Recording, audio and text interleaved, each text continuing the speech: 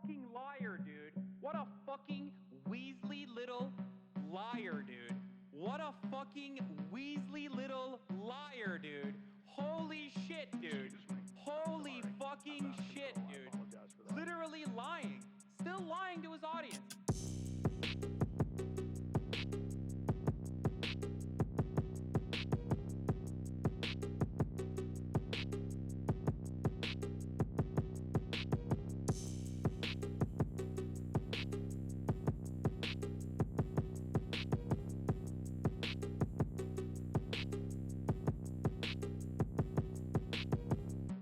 What the fuck? Okay, that's my PCOS. What the fuck?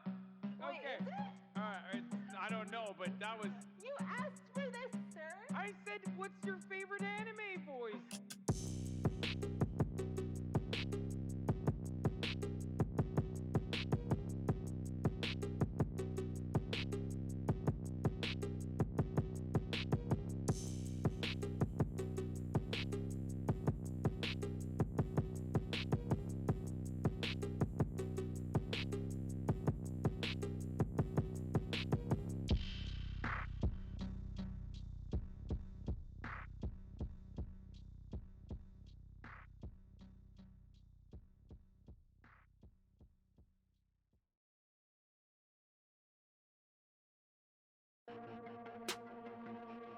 Look what? Oh, look what? Wait, are you fucking kidding me, dude? Oh my god, you are such a pathetic piece of shit. Shame on you. Shame on you, you fucking liar. You fucking filth. You fucking absolute dog shit. You fucking piece of shit. You fucking garbage motherfucker. What a fucking liar. What a fucking Weasley little liar, dude. What a fucking Weasley little... Holy shit. What a fucking Weasley little liar, dude. Holy fucking shit, dude. Fuck you. You fucking piece of shit. You fucking garbage motherfucker. I cannot believe it. You fucking piece of garbage. You know these motherfuckers are such liars, dude. Oh, I despise these people so much. God, why are you such a fucking horrible monster, dude? Shame on you, and shame on your fucking parents for literally bringing to this world such pathetic, filthy spawn. You disgusting, vile piece of garbage. What a fucking liar. What a fucking Weasley little liar, dude. What a fucking Weasley little... Holy shit. What a fucking Weasley little liar, dude. Holy fucking shit, dude. Fuck you. Oh my god. Oh, this is disgusting. So fucking disgusting. What a pathetic worm, dude. Shit, dude. I just, fuck you, dude. Fuck you. Disgusting. You disgust me, dude. Hashtag my dick, dude. Lying for clout ass motherfucker, dude. What a fucking liar. What a fucking Weasley little liar, dude. What a fucking Weasley little... Holy shit. What a fucking Weasley little liar, dude. Holy fucking shit, dude. Fuck you.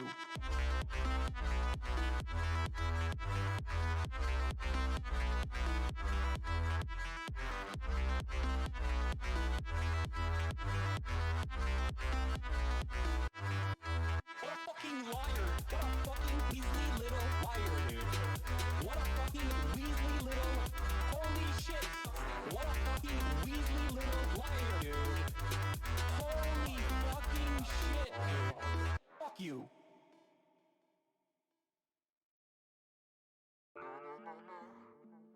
Yeah.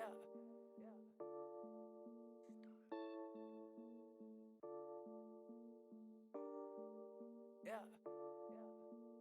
The super producers. I need a smoke where the matches. I'm a king, fuck your status. Getting dough, I pay no taxes. I'm a star in all fashions of the word, bro. I'ma flip the bird, bro. Coming through in foreigns. horns and all you hear is skirt, huh? All polo and some white shoes. Funny thing now is I'm a nice dude, but when you cross that line, it ain't the right move. And my tender bitch is what I like news.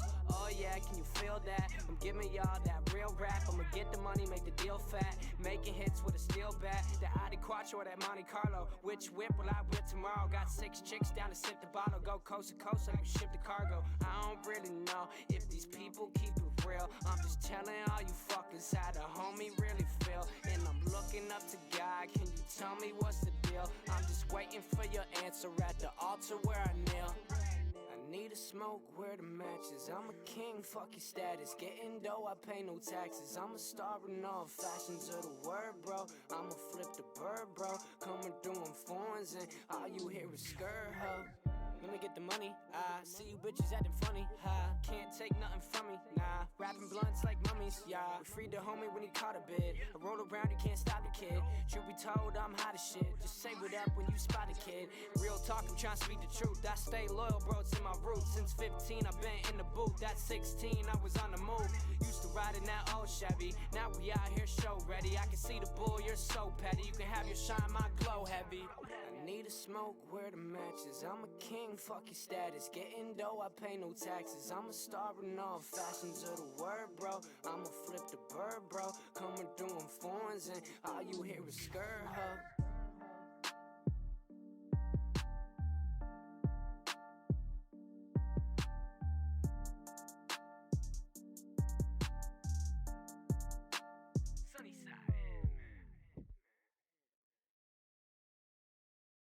We aren't better because we want to be. Because the road to hell is paved with good intentions. All the do-gooders in the world, whether they're doing good for others or doing it for themselves, are troublemakers.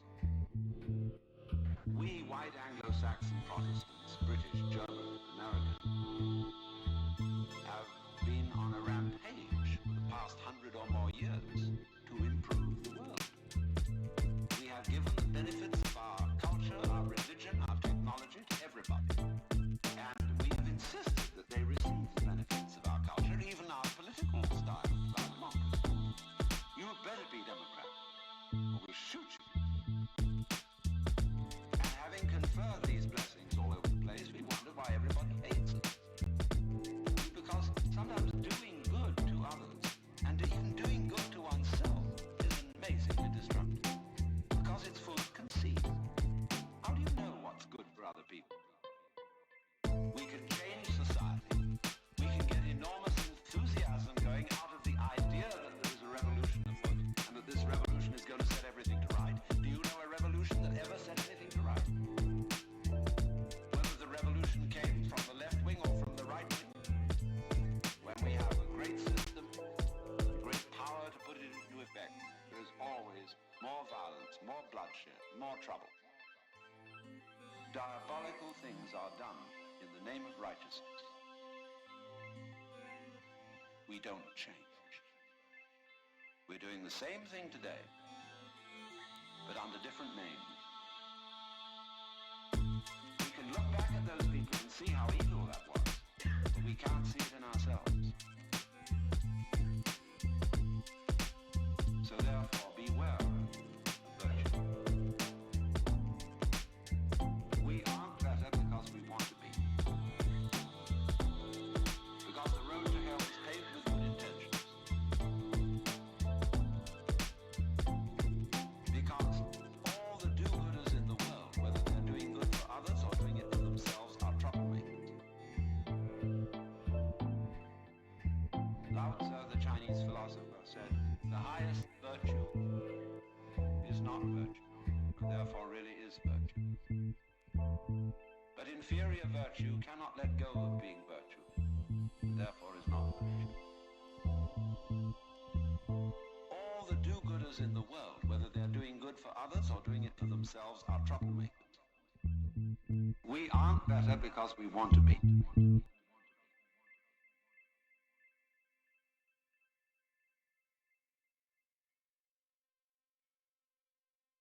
You said some things you didn't mean. I'm sure I did that too.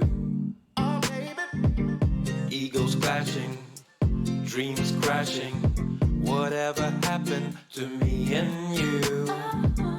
From lovers to strangers, when everything changes, when we tear out the pages and only one word is left.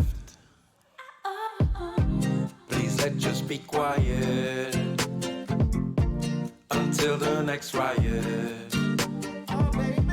Just give us some time for the wounds to heal. What is broken is broken.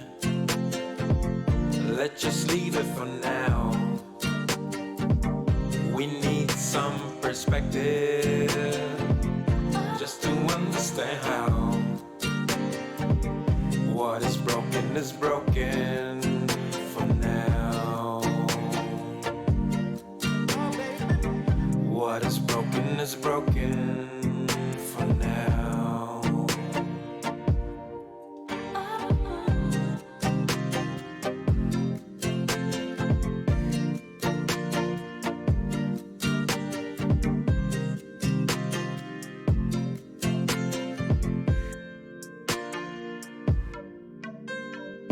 I think we both need to grow so that we need not to know. Maybe doubt, maybe ask, maybe understand at last. From knowing to asking, from tearing to building, from thinking to feeling, from hurting to healing. Please let's just be quiet and let the silence speak. Just give us some time for the wounds to heal. What is broken is broken. Let's just leave it for now. We need some perspective just to understand how. What is broken for now. But maybe tomorrow we will know how. Yes, maybe tomorrow we will know how. Oh, maybe tomorrow we will know how.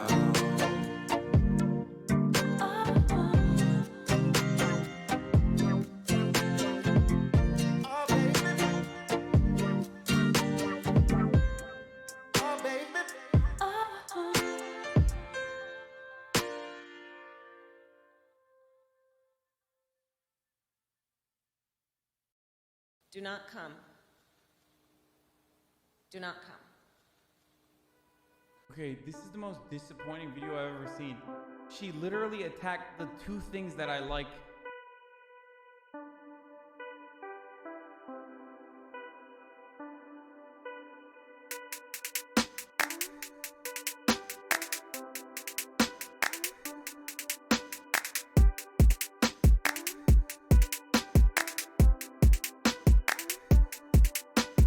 I'm a coomer.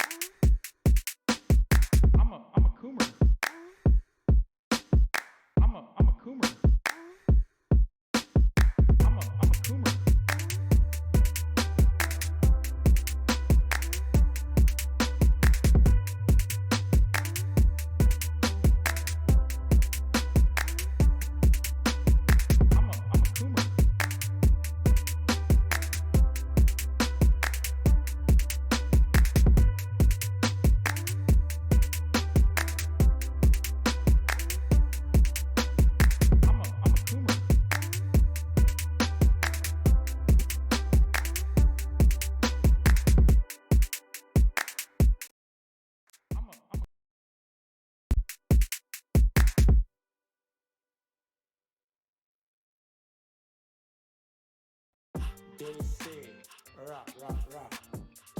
You say, blah, blah, blah. Talk is cheap, homie. Talk is cheap, homie. Blah, blah, blah, blah. Can't be no one else but yourself. You the best at being yourself. Remember that and never doubt it. Stand up, hello world, shout it. Leave your mark, build your legacy. Make them words count, live your fantasy. It's your life, time to live it right. Show the world what you're all about. Let them haters hate, let them doubters doubt. They don't really know what you all about. Let the talkers talk while you walk the walk. They don't really know what you all about. You only need yourself and the one and only. Even when you stand alone, you're never lonely. Take the path, less travel. One day you reach your true level. Allow yourself to take your place on your space. It's your birthright. Let your work outshine the talk. Let your smile light up the dark. Let them haters hate. Let them down. Hi. Hello. What's up, Internet? Hope everyone's doing well.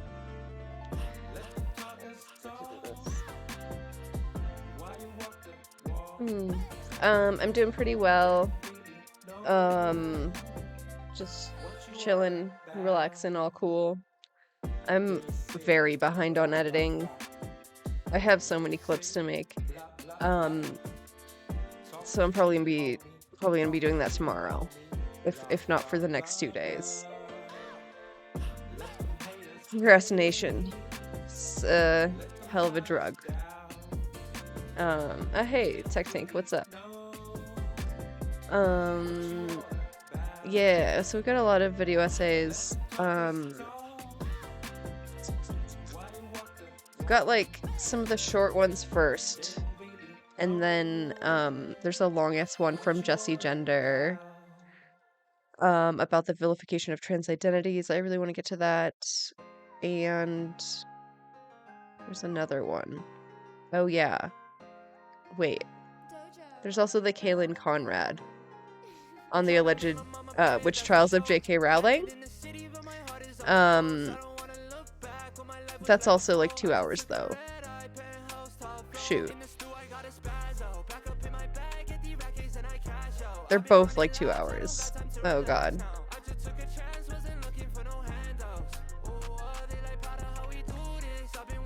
Well, oh shit, there's a Ro Ramden also on Hogwarts Legacy, J.K. Rowling, and trans advocacy.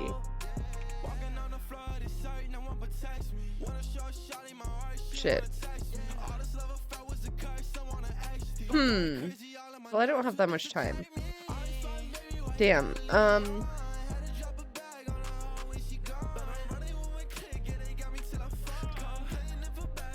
Alright.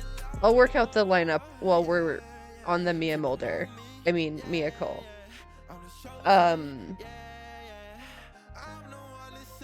This is gonna be really good.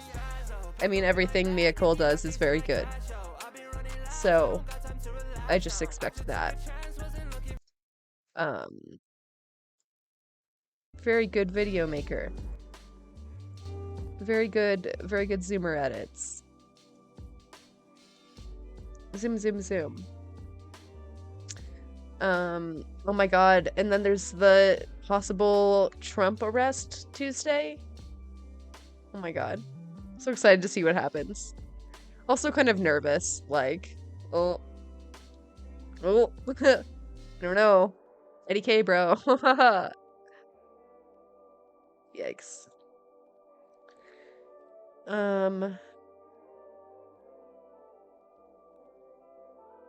My cat was very cute this morning. He came and cuddled me in bed. I was like having a hard time waking up, and he's like, "It's okay. We cuddle. It's very sweet.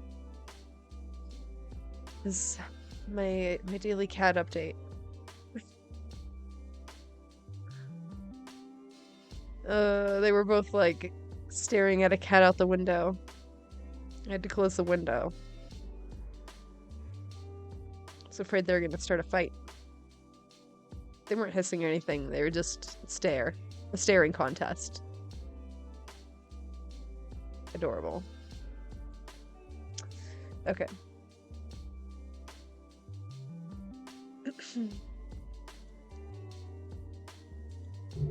He's doing it again. He does it on purpose. I told him not to. No! He's doing it to taunt me. He wants me to suffer. What the to fuck? feel his pain. And his name? Joseph Robinette. What the fuck, Biden? What the fuck? Biden. No. Joe Biden is out of control. Guys, have you been seeing what Joe has been up to recently? It's been crazy. Quite frankly, the guy's lost it. Okay, let me start from the beginning. I wake up from a deep slumber one fateful afternoon. Naturally, I instantly start scrolling through Twitter in a brave act of defiance against my own mental health. Once I fulfill my daily dose of poison, governmentally mandated by Mr. Musk, I creep my way over to Instagram because I do woman shit too. I don't know. I start scrolling through my feed when suddenly I see it. You know, it's just hard being president when you're an empath. Joe, you cannot tell what? We defaulted on our debt. What do you mean we defaulted on our debt? Plankton has stolen the Krabby Patty secret formula. Draw my pistol on the second man. Ben and Jerry's shit was actually fire. No pun intended. Okay, what is going on? What the hell did you just She was actually fired. say? Joe, you can't say that. Joe, come on, stop it. Stop it, Joe. Bad. What are you doing, man? As I'm sure you know by now, dear viewers, this is in fact a deepfake. A video produced with the Get it together, Joe. assistance of AI in order to make a subject do or say something they did not in fact do nor What? say. Two roads diverge, bitch. Be careful. Which side No, I thought it was real. I thought it was real. Oh my god, that meme. Oh my or god. say something they did not in fact do nor say. Two roads diverge.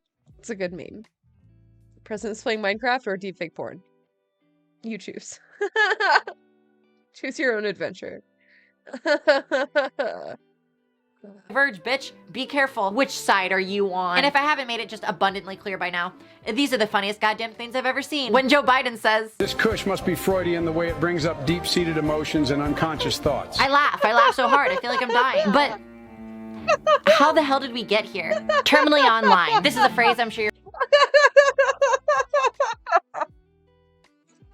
Oh, it's so good. It's so good. I need the whole clip. I need the whole biting clip. I haven't saved it yet.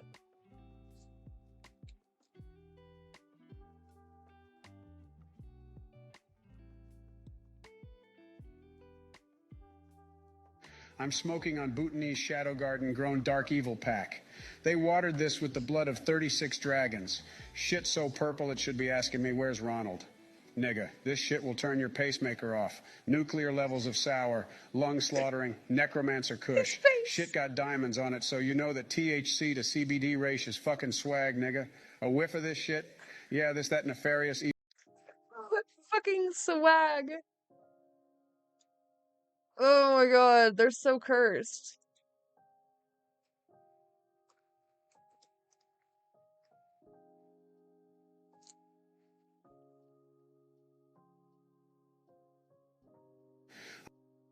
I'm smoking on Bhutanese Shadow Garden grown dark evil.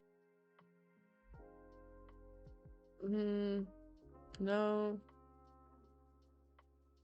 No. Looks like YouTube is like curating this out of the algorithm. Oh my god, what? I didn't see this one. Time for truth or fake. Catalina's ready by the big board. Catalina looking at a viral video big board featuring Elon Musk allegedly off his face on drugs. Truth or fake? This is the viral video of Elon Musk on the web. Give it to me. Where he's give it to take me. a look at that's gone viral on the web, which we can so let's take a look at this video right here of Elon Musk. This deepfake video that's gone viral on the web, which we can confirm is a fake, and it's a deep fake video. You might have heard of a deepfake before, technology that. Let me fucking play the clip. Play the clip. What's this? No. Why you do this to me?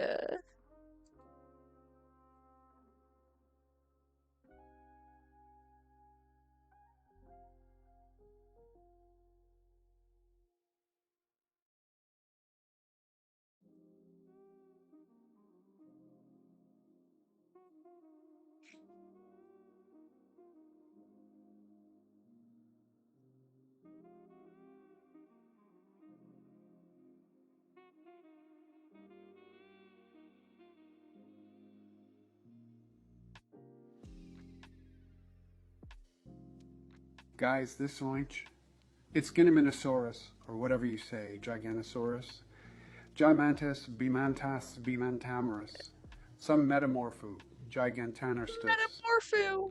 Nemem Gimornus.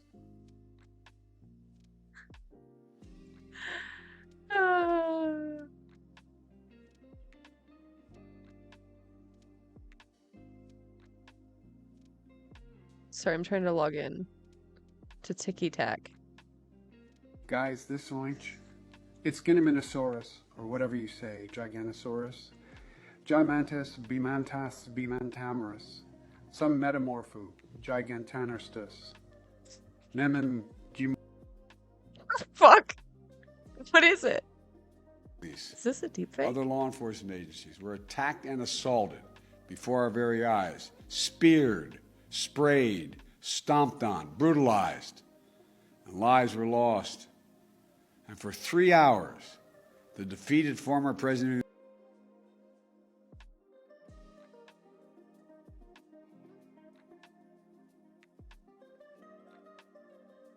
Now, I would like to talk about something, and I want someone to admit to it. I left the server last night with 28 diamonds in my chest, and when I logged on this morning, some fucker took 5 of them. Now, if you ask me, I probably wouldn't mind, but since you just stole them, I am not happy. You are fucked, buddy. I've already built a wither inside the suspected person's house, so the moment the dick logs on, they will be fucked. Oh my god. Why are they getting so good?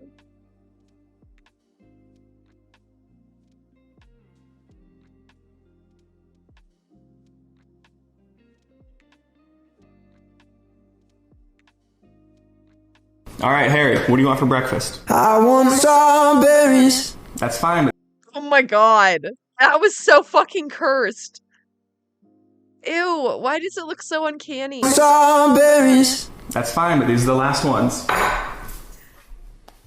Tastes like strawberries. That's because they are strawberries. I want more berries. Okay, like I said, that's the last of them.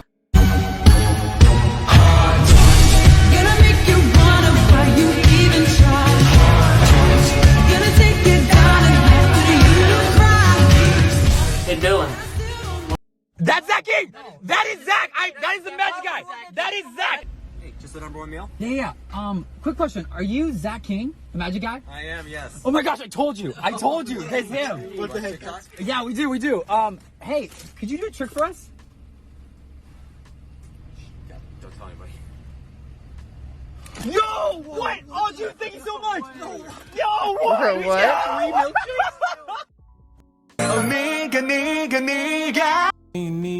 Call me in the morning. Fuck TikTok. They're so good. I hate it. But how the hell did we get here? Terminally online. This is a phrase I'm sure you're intimately familiar with given the fact that you're watching a Mia Cole production. However, if you're not in the know, allow me to destroy your spirit with facts and logic. Terminally online is a state of being. It's something you can generally see within somebody that describes their intimate familiarity with the internet. Let me illustrate this for you. As we as a society increase our what the Okay. Oh yeah. Oh Jesus Christ. So as you can see, these things positively correlate. $60 on this whiteboard. Trash. Reliance on the internet also comes in various different forms. Everyone relies on it to some degree. On the far lower side, we have things like GPS, scheduling appointments, sending emails. These are what we call normal activities. I know that must be hard for some of you to understand, but I assure you it's a real thing. The further we go on this graph, the more online you get. Oh God. And eventually you become more and more entrenched in internet culture, relying on online communities and in-groups, neglecting in-person relationships, until finally you cross over the terminally online barrier. But when does that happen? Okay, back to Joe Biden. In this video, Joe plays a nice game of Minecraft with Donald Trump and Barack Obama. Shenanigans ensues when Trump finds a cave spider spawner in the back of an abandoned mine shaft. Do not fucking laugh at me, I'm being so for real right now. Joe and Barack naturally clown on him and refuses cries for help. Not right now, Trump. Not right now, bro. I literally don't even know where the fuck you at. Donald then goes so far as to offer them a cut of the diamonds he may find in return for their support. However, Joe refuses this proposal as he already has a diamond chestplate and a diamond sword. Trump, I don't give a single fuck about your diamonds. I already have a full chest plate and a diamond sword. God. Shut the fuck up. The fucking cat ears. The cat ear headphones, bro. I don't give a single fuck about your diamonds. I already have a full chest plate and a diamond sword. Shut the fuck up, Sleepy Joe. Donald, no need to be rude. I'm trading with some villagers I found using the emeralds we mined earlier. And Barack, in stark contrast to his foreign policy in the Middle East, is actually peacefully trading with villagers. So he's too busy to accept the proposal. Holy fuck, I'm gonna fucking die. Oh shit. Fuck! Trump ultimately dies, and the clip ends with him rage quitting and getting off the server. Okay, So what does this all mean? We must look at the Sure. text in the broader cultural landscape it was meant to represent. A critical analysis, if you will. Is this a lighthearted canonization of a bunch of past presidents bonding over the shared love of a children's game? Or a deviant fan fiction about the power of gaming and overcoming the odds of an incomprehensible friendship? A story of a simpler world with no political division, and only one game away from moral compromise and understanding. Or do you just really think it's funny when Joe Biden says fuck? So in order to figure out when someone does ultimately become terminally online, I did the only thing I know how. I asked Twitter. Which, admittedly, now that I think about it, there's probably some sampling bias there. But nevertheless, what did the people have to say? What is terminally online? Watching Mia Cole. Subscribing to Mia Cole. Average Mia Cole viewer. Subscribing to the Mia Cole YouTube channel. It's just a picture of my face. God damn it, guys. I am normal. I am normal. I am normal. Great, now I have to plug my Patreon. Thanks a lot, guys. No, but for real, over 2 hours of exclusive Mia Cole content over there. Seamless. Just check it out. Check it out. It's cool. Check it out. Okay, so maybe instead of one singular unifying definition, let's try to find a bunch of traits that are characteristic of a person who is terminally online. Like you, understanding things the general public will find incomprehensible due to not being online. Good, yes, that's good. I like it, good. Excluding Very IRL good. healthy relationships for online posting. Yes, okay, more. Someone who desperately needs to touch grass. Having a constant connection to the internet. Using online speak in real life. No, silly, that's internet corruption. Try to keep up. Do you not know the lore? You gotta know the lore. Ultimately, I landed here. If internet corruption is when the online bleeds into reality, then terminally online is when the online becomes reality. And thus we must go deeper.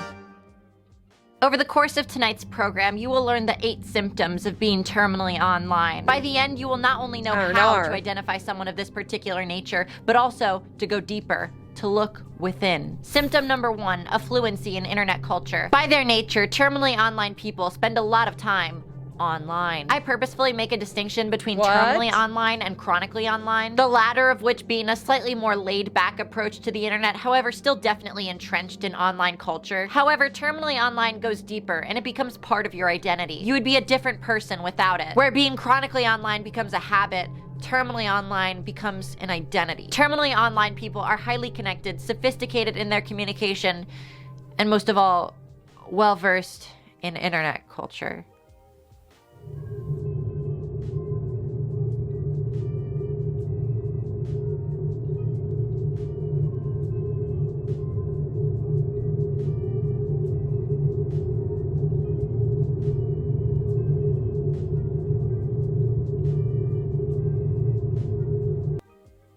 So Joe Biden. In contrast to the previous video, in this one, Joe and Donald both get into an Overwatch lobby. Dorado. I love this map. Takes me back. Is that you again, Joe, on my fucking team? Oh, great. It's this guy. Oh, GG, we lost. A game I admittedly know nothing about because at the age you typically get into gaming, I was too busy grinding out YouTube videos like the top G I truly am. They call me Packer Sanitation Service the way I violate these child labor laws. Call me a slaughterhouse the way I, as a child, worked 40 hours a week. Call me Old Navy the way I built my career off the skilled labor of a 9-year-old. Allegedly. Oh my god. Anyway, so they're playing Overwatch, right? But get this.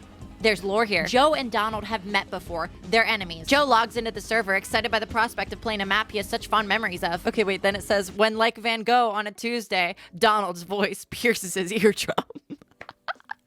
This is so stupid. Who Who wrote that? I didn't write that. Is that you again, Joe? He says with the apparent angst of someone familiar with the shenanigans of such a player, the boys meet again, and even worse, they're on the same team. This is my rank up game, too. And it was his rank up game, too. The lore here is abundant. These two have been in this situation before. But then, a glimmer of hope. You know, I was having a really good day today. Donald opens up about his day, a rare moment of vulnerability for the two. However, Biden instinctively rejects it. Don't care. Went golfing, hit a few holes in one. Don't Wanted care. to solo queue some Overwatch to end the Don't day, care. and I see fucking Bidenator. Periodically interrupting Don in order to remind him of his ambivalence, ultimately culminating in Joe saying this. Can't wait until Blizzard fixed matchmaking, Jesus fucking Christ. And I'm left feeling empty.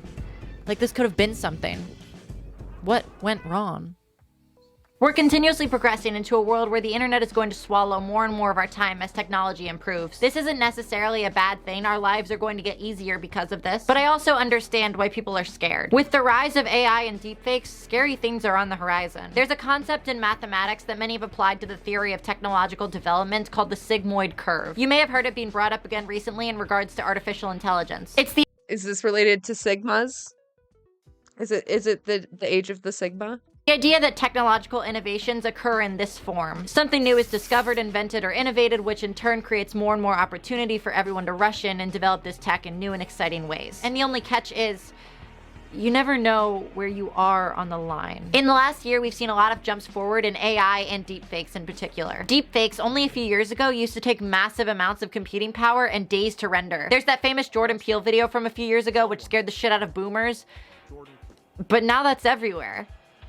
And he was right. This leads us to symptom number 2, irony entrenched. In order to cope with an increasingly scary world, Gen Z has turned to using the internet as a coping mechanism. And it's going great, actually. This is all very normal stuff. Coping in this way is nothing new. I've talked about it before in the past, but it's important context to have when you try to characterize someone of this nature. Satire and irony are easy. It's escapism that feels good. And in moderation, it can be. But when things get so bad that the irony starts to become constant and envelop everything you consume, nothing feels real anymore. At what point are you too far gone? This looks and sounds like a low-quality screen recording of an actual Joe Biden speech. Even if you're young and technologically savvy and you think you can spot these, there still might have been a few seconds where you went, oh, that's a low-quality Joe Biden speech, and everything feels normal. Until he starts saying this. I had to cool myself off with a chocolate chip ice cream cone from Ben & Jerry's. Shit was actually fire. And you're like, oh, right, it's a deepfake. But what if this wasn't what the creator wanted him to say? What if this was more high quality? What if this was presented more professionally? And what if they made him announce he was launching a weapon at a foreign adversary? Or declaring war? I can't help but think we're only a few years, if not months, out from the first major panic AI creates. It might not be there yet, but are we not close? Okay, but also they got Joe Rogan ones, and they're really funny. I mean, there was already one that everyone thought was fake. It was like from the White House.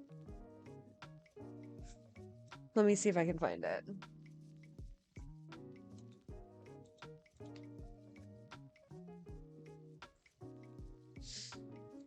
It was like in the beginning, I think, We got of you his guys. presidency.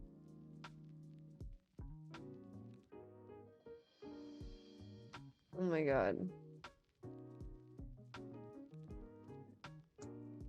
Wow, they post a lot. The White House is posting.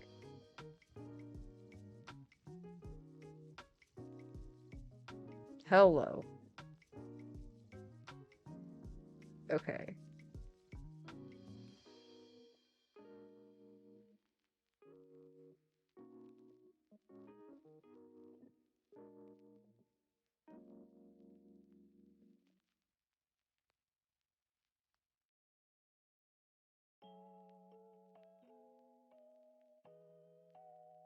Dude, where is this? My god, they post so fucking much. It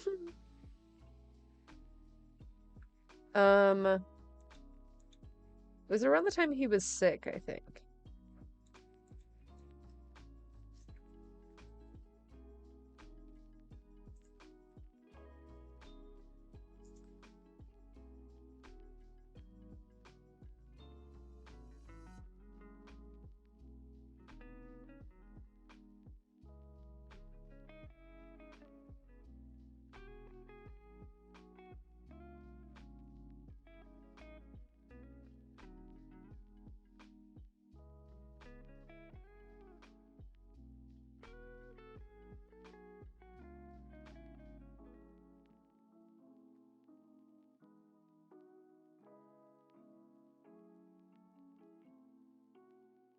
I can't find it.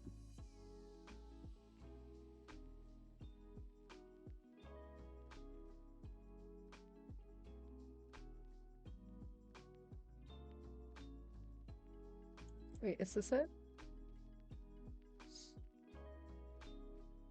Hey, I believe that we should protect you.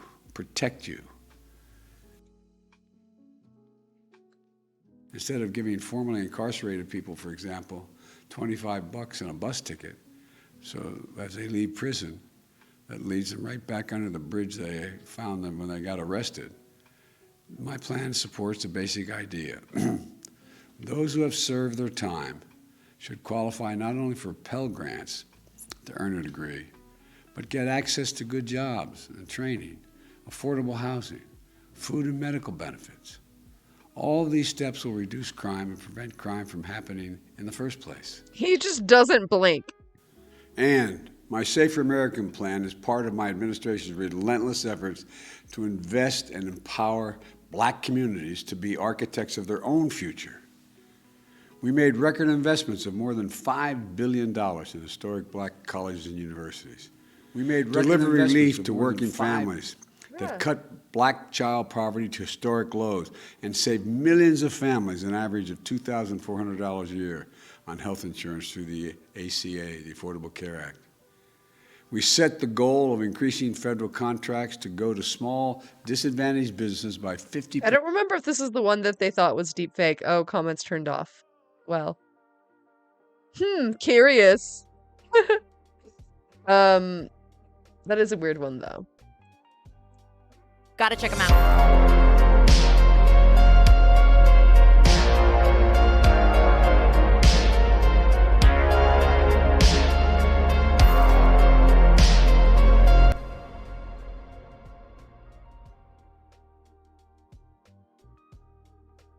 White woman in parkour.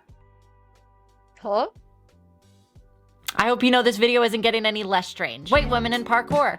I'm one of those. So as we mentioned, being terminally online is part of somebody's broader identity, whether you like it or not. In other words, it's a vibe. You know when you're like 10 minutes into a conversation with someone and then suddenly they bring up Jordan Peterson and you're like, oh shit, I bet this guy has pronouns. This is a really unique kind of pseudo-sociology we're engaging in right now because it's so centric to the medium that this discussion is being had on. This is a much easier conversation to have through the medium of the internet because it's more likely that you'll just kind of implicitly understand what I mean because your brain is broken. Some of my favorite interactions to have with people are when inherently terminally online topics become so popular that they break into the bubbles of How did you know? How did you know that my brain is broken? To fuck me up. People who are ostensibly normal. The average person likes a unique group of public figures, whether they're terminally online or not. However, public figures, due to the nature of their notoriety in an increasingly online world, are more likely to be subjected to being online discourse and thus are more likely to be terminally online.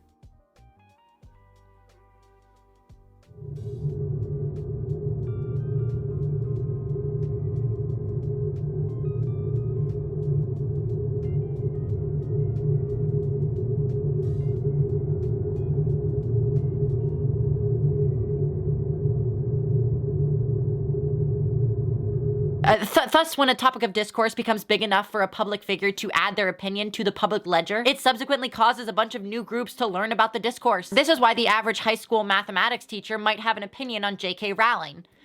Look what you did. This is your fault. These people were never supposed to know about this. Which brings us to symptom number 3. Engaging in discourse. Discourse is a terrible thing and it's something you should never do. Twitter. It's true. It's cursed and you should never do it. Definitely not. Is a bad place that you should never go, except when I'm there. In which case it's a really good place that you should go. If you're ever fighting with someone on Twitter, I'd strongly urge you to take your phone and throw it into the nearest river. I promise you it'll be a more productive use of your time. To sacrifice yourself to the culture war is not a hard task. It's actually really easy. It gets clicks and engagement and it all around fuels your political agenda. Don't fall for it. If you see it anywhere near you, stay 10 feet away at all times and do not poke it with a stick. I swear to God, I open up Twitter. Do not interact.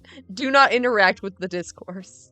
And the very first thing I see is a quote retweet of some guy being like, Jewish people, and I go, nope, nope, no, back in your box. No, you stop that. You stop that right now. You know, J.K. Rowling also incidentally exemplifies a really interesting pattern that I've noticed anytime I go to the bad place, twitter.com. And it's that queer people are so disproportionately represented online than they are in the real world. In contrast to the population, like there aren't that many gay people, but you go online and you're like, oh my God, that's a lot of them. How'd they get there? But that's neither here nor there. Where was I? White women. Instagram Reels is a place I visit frequently, however, never consciously nor purposefully. And in contrast to my general demeanor, appearance, or philosophy in general, I am not in fact talking about intoxication, surprising though it may be. I'm actually very normal. I'm fine. I'm good. Doing great. I'm fine. Unlike TikTok, where the entire user experience is tethered to and derived from a longing for short-form content, Instagram Reels gains its viewers from an already centralized user experience. So people come for that and then are thrust into a content farm they didn't ask for. This leads to an overall empty feeling experience for me, in my opinion, and up until the rise of Joe Biden deepfakes, it's just not something I've ever really been a fan of. Now I'm all for it though. Jamie, can we get another Joe clip? What would Jesus seriously do? He's probably really busy. Let's rob the Pope. I feel like I'm dying. As the internet's leading niche micro-influencer cultural analyst who is simultaneously destroying Western society as we speak, apparently. Tough headline, man. Desperately need some positive mea culpa publicity. Journalists, DM me. My PR team is working overtime. I'm pretty good at spotting niche online trends. And one of the most interesting patterns I've noticed recently in content in general, but especially in short form, is just the love for accidental virality. The people who post videos online seemingly unconsciously and then accidentally create a masterpiece. Unfortunately, the internet being the internet, they can very easily go from satirical enjoyment to full-fledged hate mob. Like really fast. I'd honestly go as far as to say that this is like the modern day lol cow. Incidentally, if you know what a lol cow is, you're too far gone. Congratulations, you just passed the world's most depressing Turing test. For everyone else, a lol cow is basically, how do I explain this to like normal, healthy people? Okay. A lol cow is a derogatory internet word for those whose natural behavior is so entertaining that it can be exploited for the sake of enjoyment of an audience. It's not a good rabbit hole to go down, so I won't. I didn't know it was just that simple. However, this particular reincarnation is much more palatable for mass audiences. For example, Cindy. See, I told you we'd get there. Watch this video. Oh.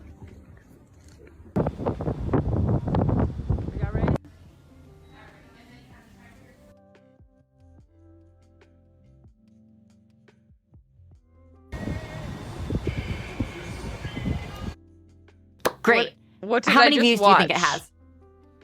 Millions. You're wrong. It's 1.4 million. On the surface, this video tells a story, right? There's lore here. It looks like an older woman, unfamiliar with the technology she was using, was just watching a funny dog video and accidentally created an amalgamation of all the recent photos in her phone, and then with the click of a button, accidentally sent it to 1.4 million people. I love this video, and I'm deeply fascinated by it. We open with an accidental video taken in an attempt to take a photo. Already a great start. The video appears to show what is most likely some relatives of hers. But who are these relatives? How are the characters related to the protagonist? And for the love of God, what happens next? Well, don't you worry, the narrative continues. We cut to a video of Cindy herself, our first look at our heroic main character. A classic mirror selfie in which she appears to This is art, honestly. be potentially trying on clothes or just showing off an outfit. We just can't be sure. If you were looking for hard answers, you came to the wrong place. The queen only gives decrees. She does not bother with the monotony of truth. Next, we are treated to a static selfie followed by what appears to be another accidental video selfie because she just won't quit. This is iconic behavior for sure, but then it just ends, and I'm left with more questions than when I started. Cindy, you've infiltrated my mind. So I go searching for more clues, but only then am I met with even more reels. Guys, you gotta check this out. There's so many up there. Most of these reels are also paired with the same videos. Just one banner after another. This wasn't even the first time. I will never be this good. This is quite frankly the peak of social media. No wonder this video has more views than my entire channel combined. She deserves it. And the comments seem to agree with me.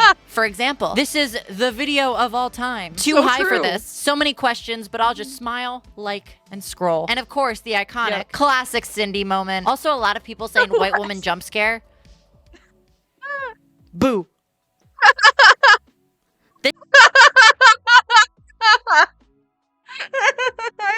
fucking love me.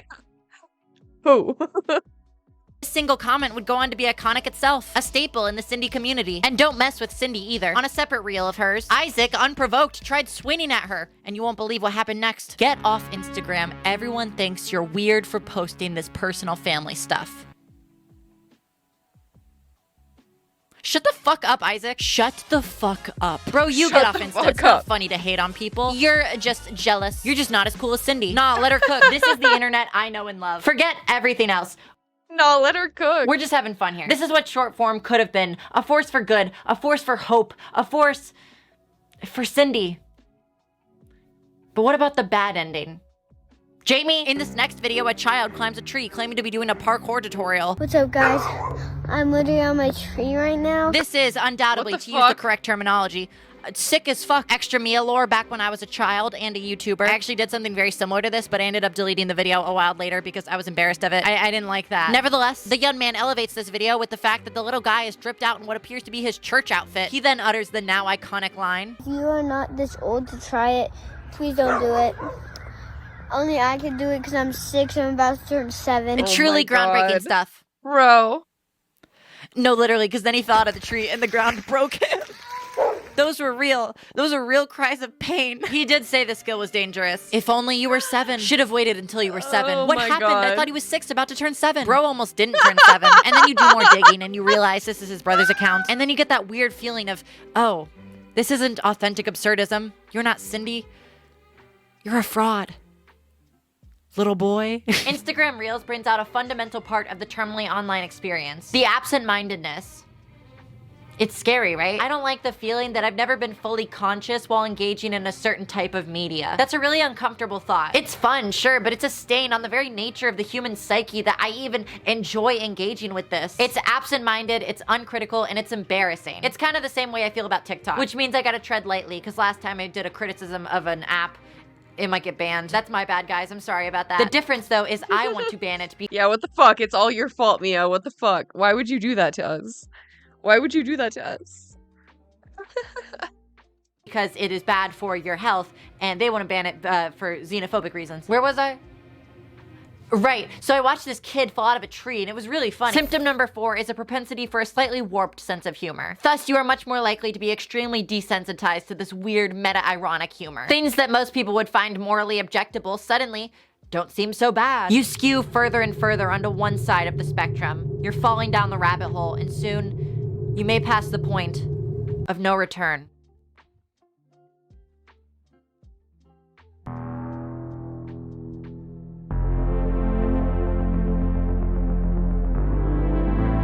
Damn. The drone shot? Okay. Production value. I see you.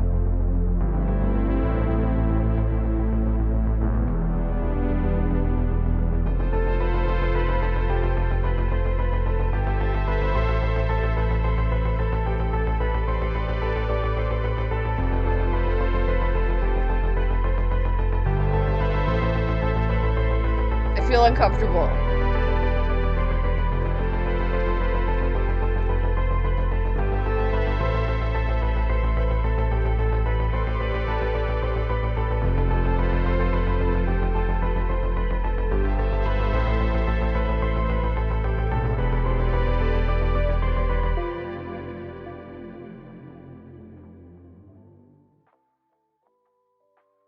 It's that social media machine taking the worst parts of you and turning it into a monetizable commodity. It's gross. It's gross. This is not what media should be about. Media should be about when Joe Biden says fuck.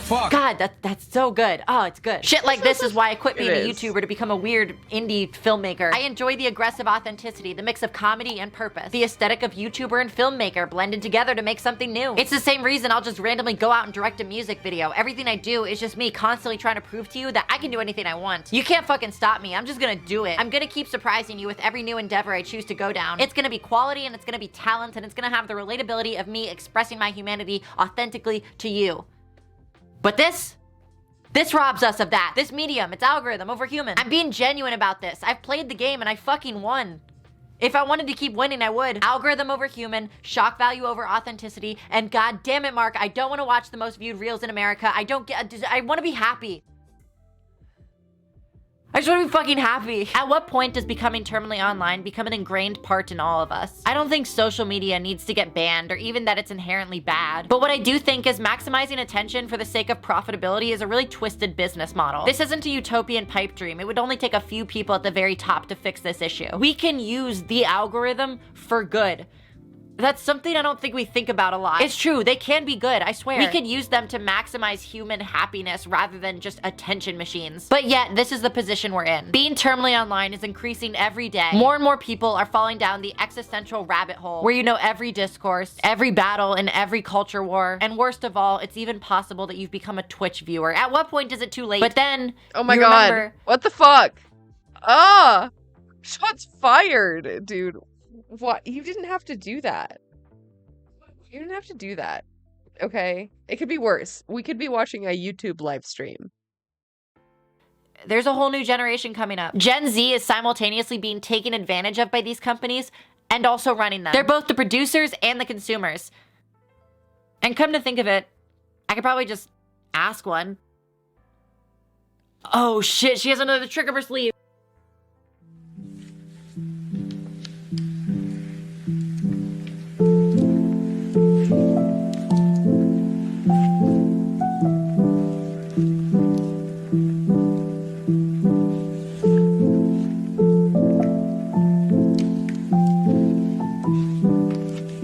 Amogus.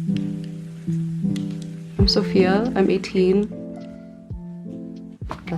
That's my name, yeah. Would you consider yourself terminally online? You know, other people have said that. Do I agree? No, I would like to think I'm not terminally online. What does being terminally online mean to you? Spend a lot of time on the internet. Maybe use Twitter a lot. Like a lot. You know, just scrolling on there all the time. I don't know. Maybe you have a lot of social media accounts. Really into some sort of like fandom or space. You just get really involved, maybe fighting with people. I feel like that's a really weighted question. What online communities were you involved in?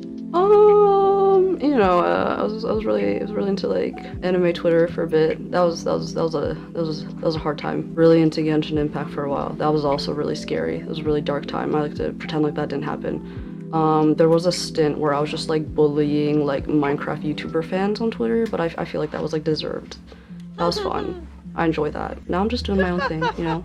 Talk to my oomfies, talk to my mutuals. You were the first person to tell me what a moot and an oomfie was. Do you mind defining those?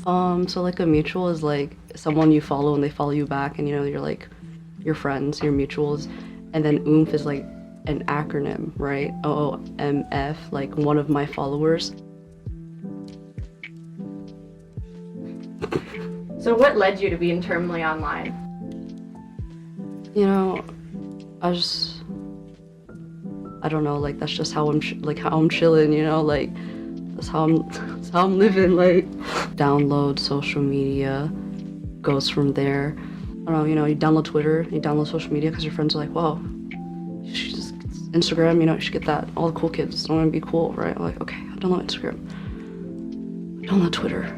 And then, you know, you just want to seek out content from other things that you enjoy. So you're like looking up, I don't freaking know, you're like really into BTS. So I guess you're looking up BTS on Twitter and you're like, whoa, other people also really like BTS. And then you're like down that rabbit hole. Getting online, was that like a social pressure almost? Maybe a little bit. Like I think a part of it, because you know, it's like you're in middle school and you want to feel connected. Everyone else has like Instagram, so you're like, well, what am I missing out on? Like that FOMO, you're not missing out on anything. No one's posting anything interesting, but you get it. And then it just kind of goes from there.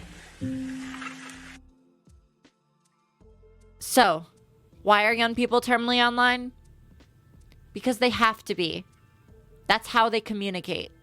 This was admittedly fascinating to me, a normative view of social media from someone just following the crowd. I honestly couldn't fathom the idea that somebody would get on social media not for the sake of sharing some deep part of them through content or art, but just for the basic need of communication. Because all your friends are doing it, so you want to do it too. It's human nature. I've talked ad nauseum about how Gen Z has been thrust down the rabbit hole and how companies profit from that and what the effects of that could be on future generations and all that other commie bullshit. So I'll spare you my speech.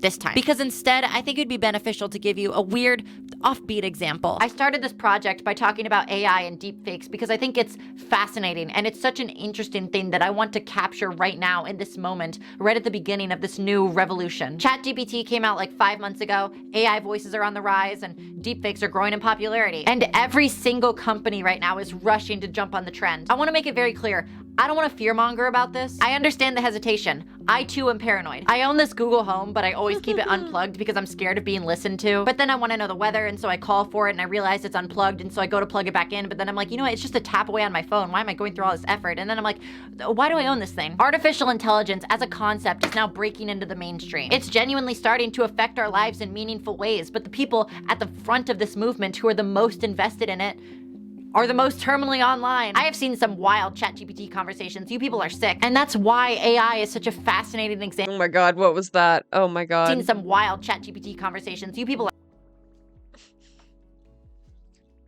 What the fuck? Bro, what the fuck is this? Let's go about the urinal situation and choose your target. You don't want to accidentally cross streams. That's a major bro no-no. Bro no-no. Wait, let it cook.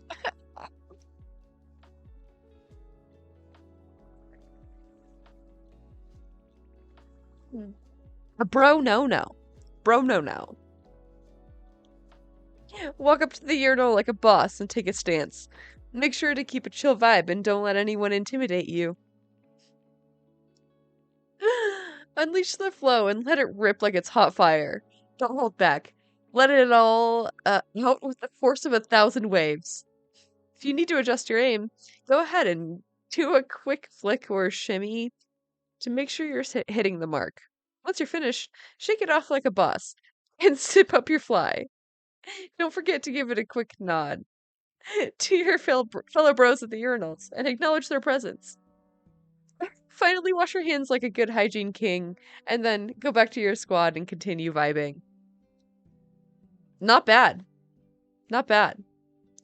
Your pee has to be louder than everyone else. It's a competition. Oh my god.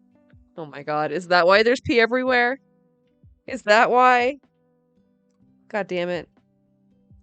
are sick. And that's why AI is such a fascinating example of being terminally online. It all intersects. Every part of this is connected. Meta-ironic humor intersects with deepfakes, intersects with internet culture, intersects with silly little guides. In my effort to view as many Joe Biden videos as possible, I inadvertently stumbled onto a very fascinating account. It's nothing particularly remarkable. It's just a bunch of video game memes, most of which I don't even understand because if you recall, I was too busy grinding. They call me Apple, the way I got caught utilizing child labor. Call me offshore manufacturing, the way I got away with exploiting the work of a 9-year-old. Call me the GOP, the best way I can describe the content I saw is like video game nostalgia bait, if that makes sense. And it's infinitely fascinating to me. It's a look into the minds of a new generation and the things they'll reminisce on in the future. People often joke that kids these days are gonna look back on Cocomelon the same way Gen Z looks at SpongeBob, the same way millennials looks at Rugrats, and so on and so forth. Every generation thinks their media is the best. It's nothing new. This is hyper-specific niche nostalgia core, and I'm mesmerized by it. Much like how you could be mesmerized by patreon.com/Mia Cole,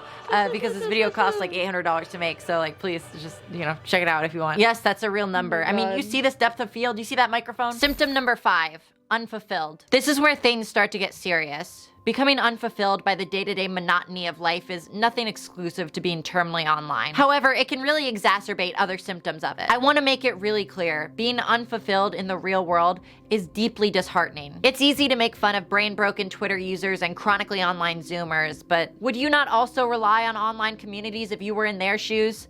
If you woke up every day feeling alone, if the only place you could authentically express yourself was in the safety of anonymity, if you felt disconnected from everyone and everything around you, maybe you feel that way right now. Okay, but also sometimes the shit is just hilarious. Like, it's not. This is like so deep. Wasn't expecting it to get this like, existential dread. Not that deep.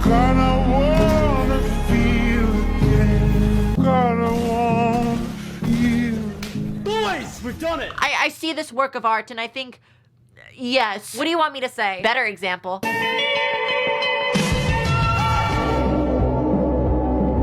Ooh, oh, ooh, it burns, doesn't it? Ooh. Now this is authentic Zoomer expression. I don't get it. Unfortunately. I'm supposed to be the Gen Z expert, and I'm not gonna lie, I don't even know what this means. But what I do know is this is a Zoomer post clearly trying to describe the feelings and the pain behind your friends growing up and maturing without you. This is a relatable feeling. It's probably a universal human emotion, but it's being expressed to us through the fascinating medium of slowed and reverb Harry Styles music. I know what you're thinking, but I think this is the only way a lot of this generation can express these feelings on a widespread medium like this. It's aggressive relatability told through aggressive shareability. Memes, because that's the only fucking thing we know how to communicate through anymore. Because, you know, everything we do has to please the algorithm, which is weirdly relatable.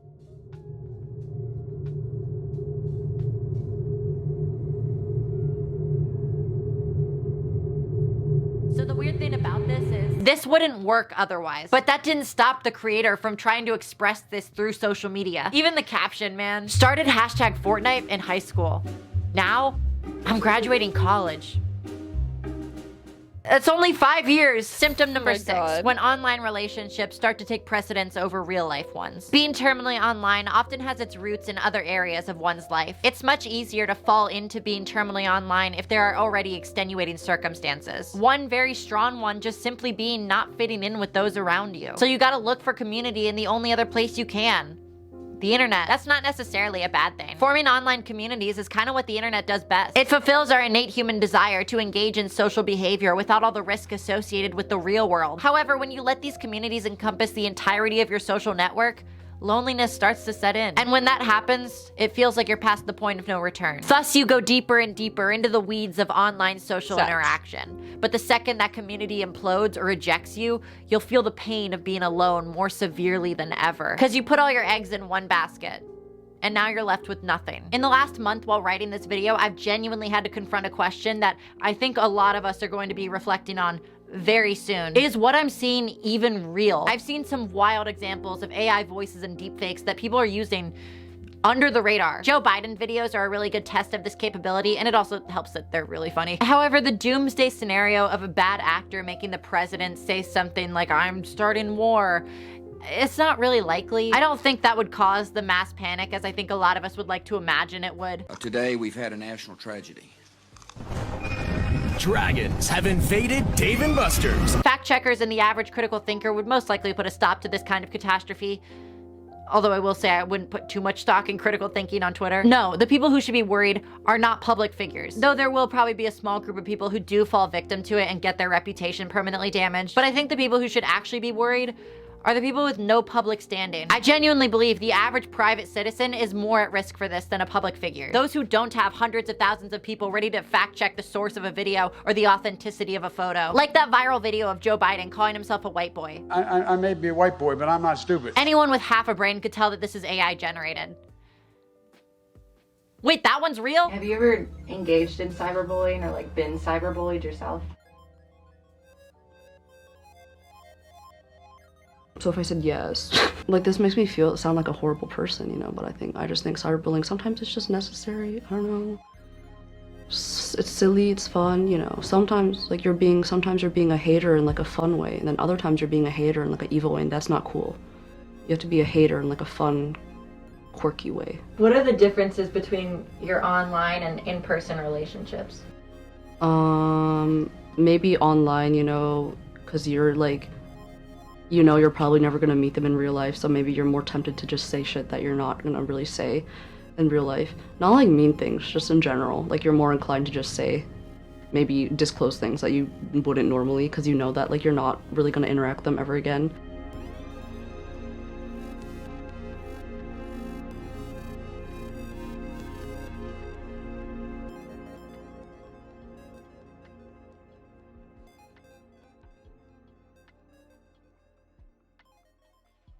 So what's the deal with Gen Z then? Are the youths gonna be okay? I think so. At least as okay as the rest of us can be. I do think it's important to advocate for not falling down the rabbit hole though. It's easy and it's fun to do, but who does it benefit? Certainly not you.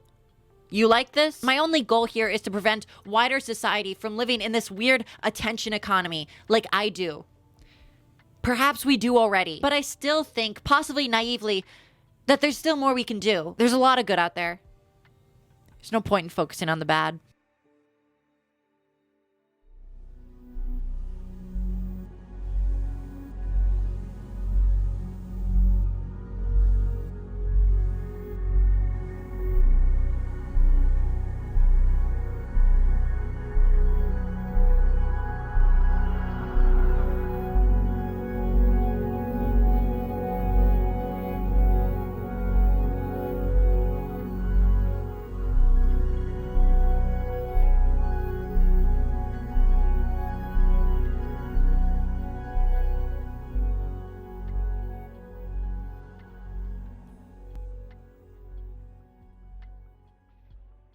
The final pieces of this puzzle are by far the most sinister. Symptom number 7 is political radicalization. And I'm not talking about the fun kind. A lot of people call me a bread tuber, perhaps because we have a similar vibe, or because I'm friends with all of them. We just can't be sure. But one thing I do know is the kind of radicalization I'm referring to goes much farther beyond the popular sentiments echoed in this side of the internet. And it goes in all directions. Radicalization exists in many forms online. Seedy chat rooms and disgraced— Uh-oh. Oh no. Oh no. Yeah. Oh god. She saved the worst for last. forums can bring out the darkest sides of humanity. Although I will say my favorite type of radicalization has to be e-girl military recruiting. I'd say it's safe to say if you're considering joining the military because an e-girl on TikTok told you to, you're too far gone. You might be terminally online. However, radicalization to this extent can lead people on a dark path, becoming totally and utterly disconnected from their friends and family.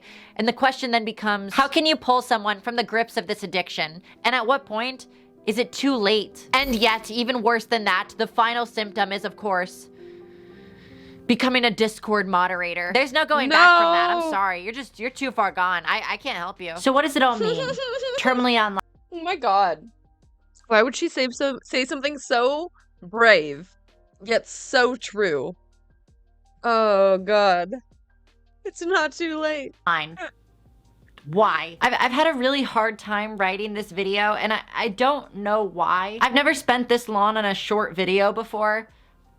I guess this is a short video to me now. I think it's because of how inescapable this all feels. There's new technology coming out constantly, just tempting you to consume more, be more aware, take the poison, and like it. Be a part of it 24/7, be both the creator and the consumer. And that's kind of been my problem. If this is inescapable, how do you analyze it from a critical perspective? I feel almost hypocritical talking about this because being terminally online benefits me. If you're constantly consuming content and you choose to allow me to be part of your media diet, that benefits me. And that's not a bad thing. That's great. I love money and I love attention. So it's all good. But what's good for business for me is what's good for business for them. These tech companies that want to continue to addict and reel in viewers. My interests are aligned with theirs. These companies who I have such a deep disdain for, the commodification of attention and everything else that comes from it, that's good for me. And sure, it's all a bit dramatic, but it's a weird guilt I have to harbor. And also, what the fuck did you expect? Do you know who you're watching? It's all dramatic. This is so dramatic. That's why you like it. You're dramatic. I'm not responsible for your actions. I don't claim to understand you people, but I do gain from it.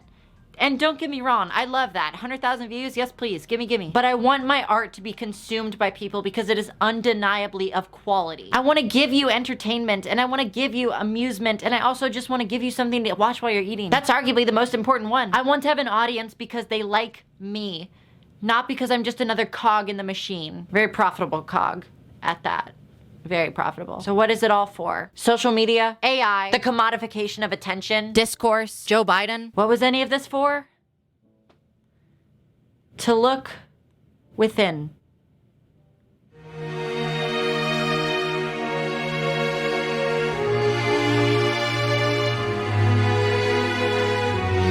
I don't want to. It's scary in there.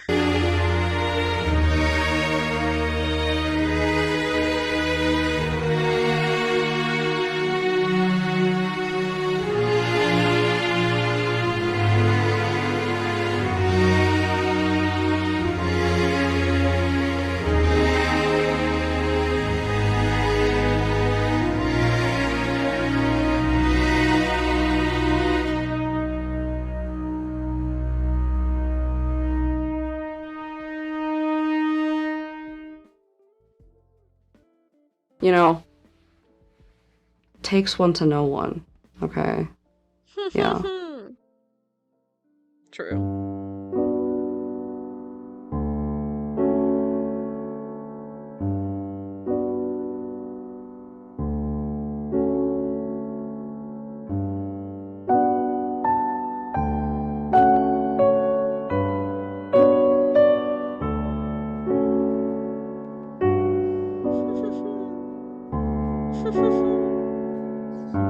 That was very good.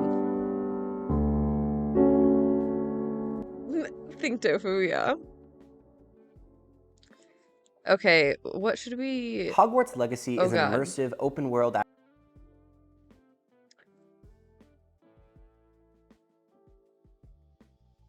What should we do? What should we do?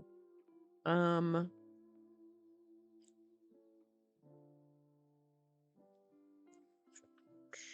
gonna save all of these longer ones for one day where I can just set aside 6 hours or so to go through all of them.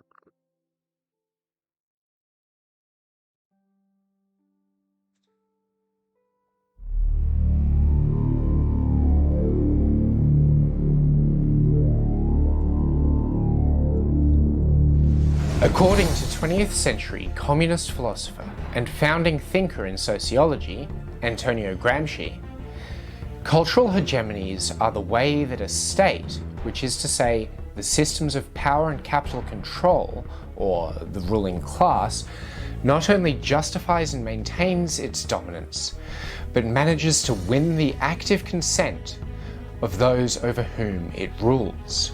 This stems from the ruling class maintaining control over different modes of social reproduction, education, media, legal and political means, healthcare provision, and more. In particular, through what we could call civil society, non-state entities. This kind of hegemony is the establishment of what can and cannot be included in an ideology, and thus what the dominant ideology is, and how it will fit the immediate interests of the ruling class. In short, it's the gaps and normals, as put in place by those people with power in a society. A method of control Gonna get some snacks? Yeah. Do it. made manifest through making normal happen, with the assumed, coerced consent of the people. And as we all know, assumed and coercive consent is no consent at all. We should also explore who this Antonio kid was. Antonio Gramsci started his professional life in 1916, working for the Partito Socialista Italiano, the Italian Socialist Party, writing for the paper Avanti, a paper which had just 2 years prior kicked Mussolini out of its editorial lead for his fascism.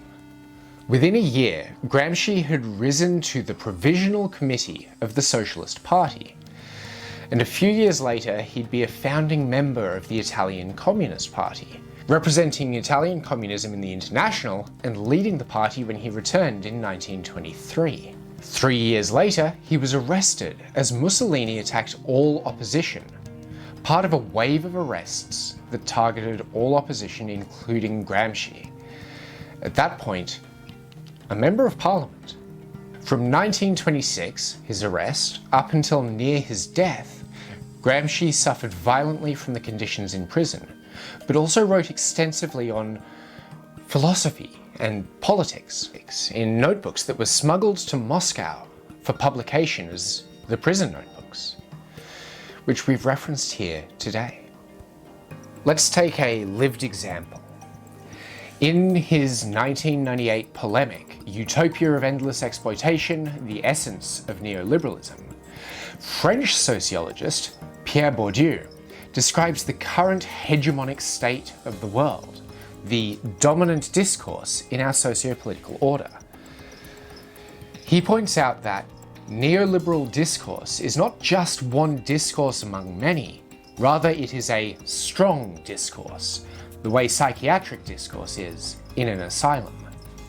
He goes on to explore the way that it is, through a program of symbolic domination, a normalizing ideology.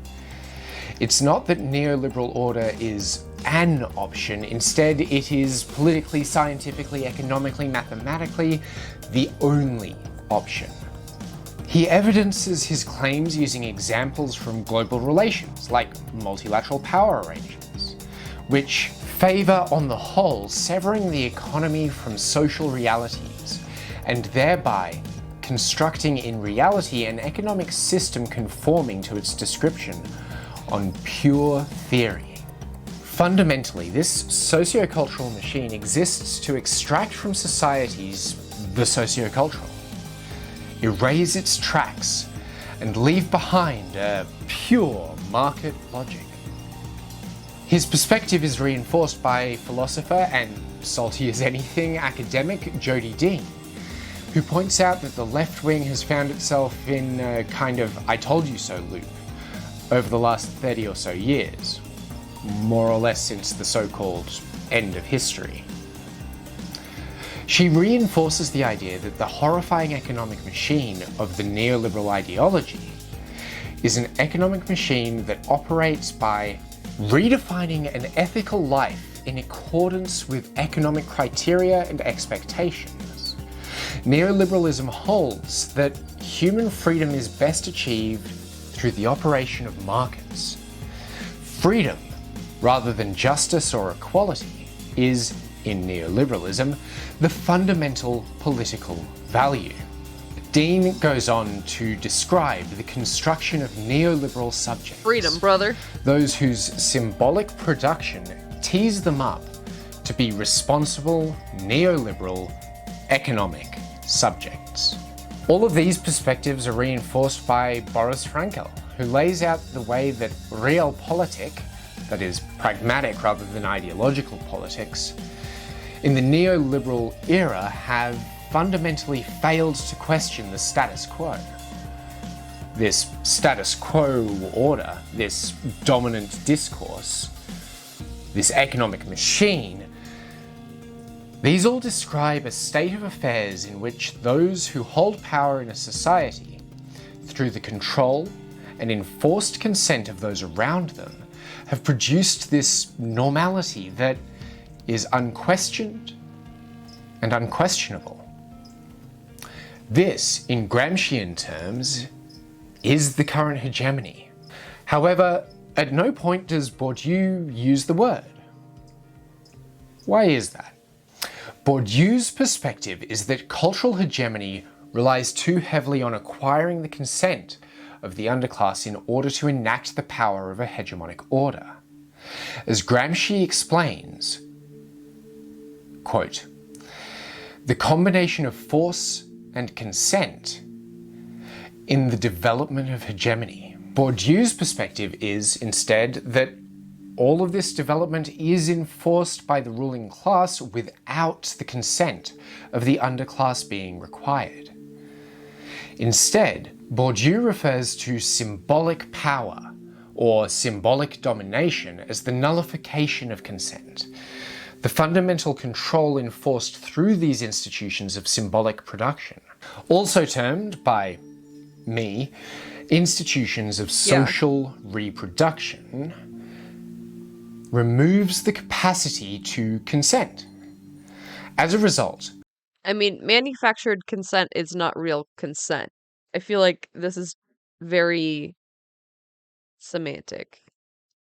a clear set of perspectives do emerge. Firstly, symbolic domination is the thing a hegemony does in a society. That's the process of building and maintaining a hegemony.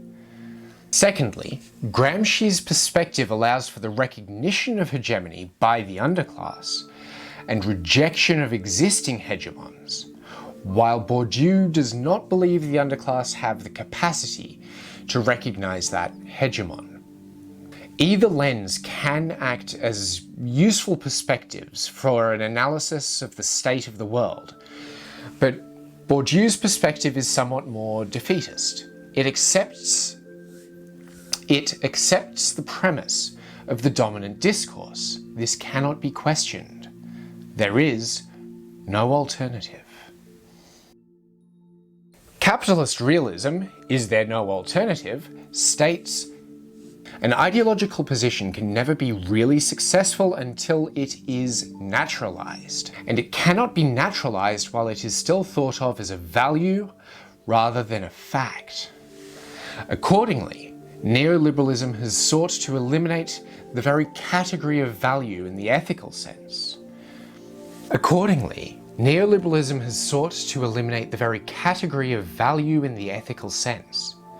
Over the past 30 years, capitalist realism has successfully installed a business ontology in which it is obvious that simply everything in society, including healthcare and education, should be run as a business.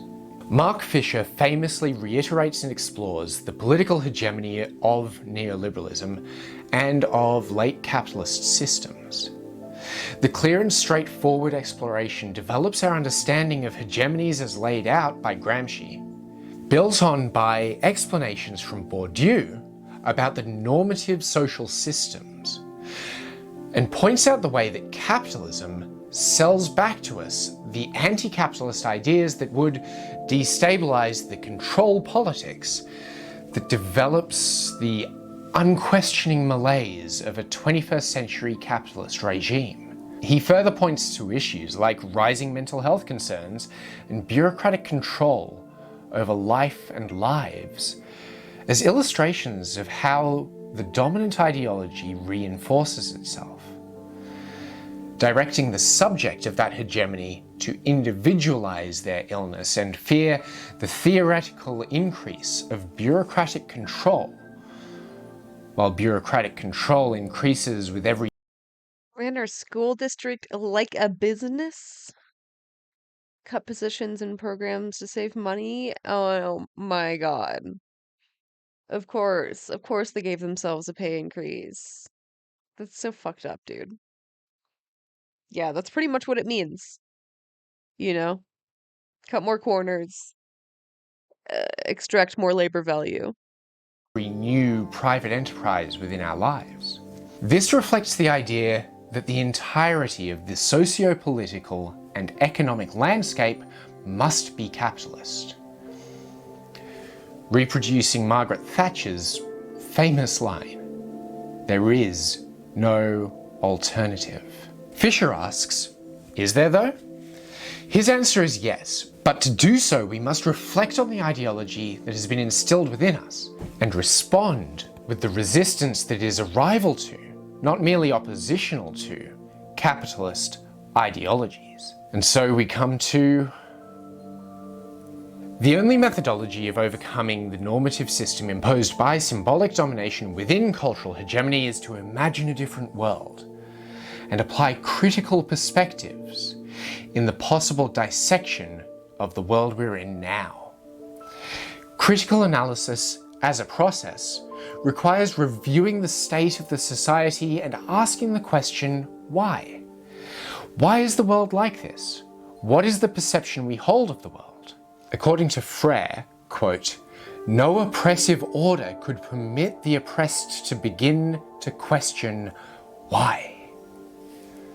Stating that, quote, "It is as transforming and creative beings that humans, in their permanent relations with reality, produce not only material goods, but also social institutions, ideas, and concepts.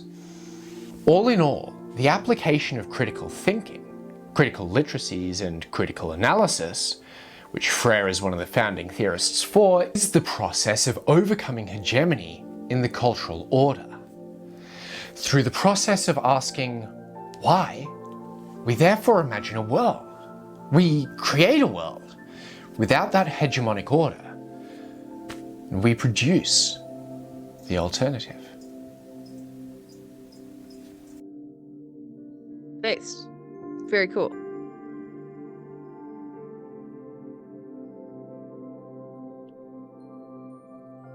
Critical analysis. Can't go wrong.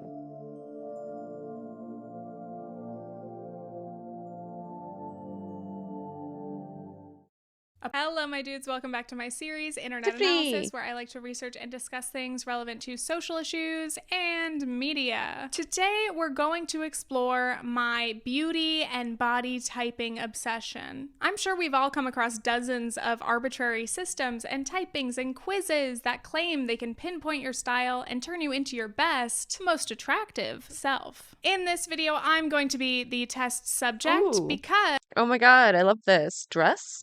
Blouse? I don't know. I just really don't know what to wear. So first, let's do a little get ready with me. Okay, I immediately just realized there is nothing I would rather do less. There's obviously a lot here, but every time I go to get dressed, I have that classic feeling of I have nothing to wear. I think a big part of this is the fact that the last few years have been such a whirlwind. Like pre-COVID, I was 24, still in college. Now I'm 27, and I still don't know what a going out top is. Especially working from home, I feel disconnected from any sense of style, whatever semblance I used to have. You can't see, but I'm wearing Christmas pajamas. It's March. I'm sure all of us find ourselves in bodies and ages and life circumstances that we don't quite recognize, and that is super overwhelming. So, out of curiosity and desperation, I have found myself falling down this rabbit hole of typing tests, reading blogs and articles. Have you seen the TikTok color analysis filter thing? That too. I have convinced myself that there must be some degree of truth in this. Maybe there is a magical, perfect equation that can create the ideal wardrobe for me. Then I can finally feel hot and confident. If there's one thing I love, it's putting myself in a box in a fun way. I don't know if it's like a big millennial inclination, but I love quizzes, personality tests, INFP, Enneagram Type 4, Libra Sun, Pisces Moon, Capricorn Rising. In addition to that, the internet has, dare I say, too many tests, articles, and blog posts recommending what I should look like. What's the ideal haircut for my face shape? Find your signature makeup style. And of course, body types. What shape and or fruit are you? If internet tests can't tell me what I am. You're also wearing Christmas jammies? Hey, no shame. They're comfy. They're the comfiest ones, objectively. I have some fuzzy jammies I wear that literally have Eeyore on them. You know? It'd be like that. How am I supposed to know? But really, I do think there is something comforting in finding things like the zodiac or these personality tests that seem to validate who, what, and why we are. However, as much as I would like to believe it's that simple, do these results confirm things about us, or do we conform to the results? So let's take some tests. By the way, if you struggle with body image, I would not recommend measuring or trying to type yourself in these kind of ways. You can judge if you're in the right headspace to handle this, but I totally understand if this is not the episode for you. I can't even overstate how confusing these tests are. The questions are actually very difficult. Like, how is your body shape? Dry, lean, long. Like, that's an option. How can your body be dry? I don't look slightly shorter than I am, but I do look slightly short. Very moderate jaw. I have a totally D nose. My hands, though, are A. To me, this is moderate because it's the only... I don't know what the fuck is going on here. I don't do these. I don't know what's going on. What are we doing here? Dry. I don't look slightly shorter than I am, but I do look slightly short. Very moderate jaw. I have a totally D nose. My hands, though, are A. To me, this is moderate because it's the only hand I know, but there's also delicate and small. If you need more help, there are explainers and videos and subreddits, but I'm still lost. So starting with the Kibbe body types, which I think is the most confusing system. I actually did a whole collab series about this years ago, if you want to hear more. And you'd think, like, it's been years since I learned about this, I should understand it. Apparently not. But anyway, for that series, I paid for a Kibbe consultation with a blogger who specializes in body typing. I'm not going to try to explain everything again in detail because it's a lot, but essentially there are 13 Kibbe types, and these types are based on your facial features, your flesh. I remember watching this video, but I don't remember, like, anything about it. Gamine. What the fuck is that? Romantic. The fuck? Dramatic? What is what? I don't understand.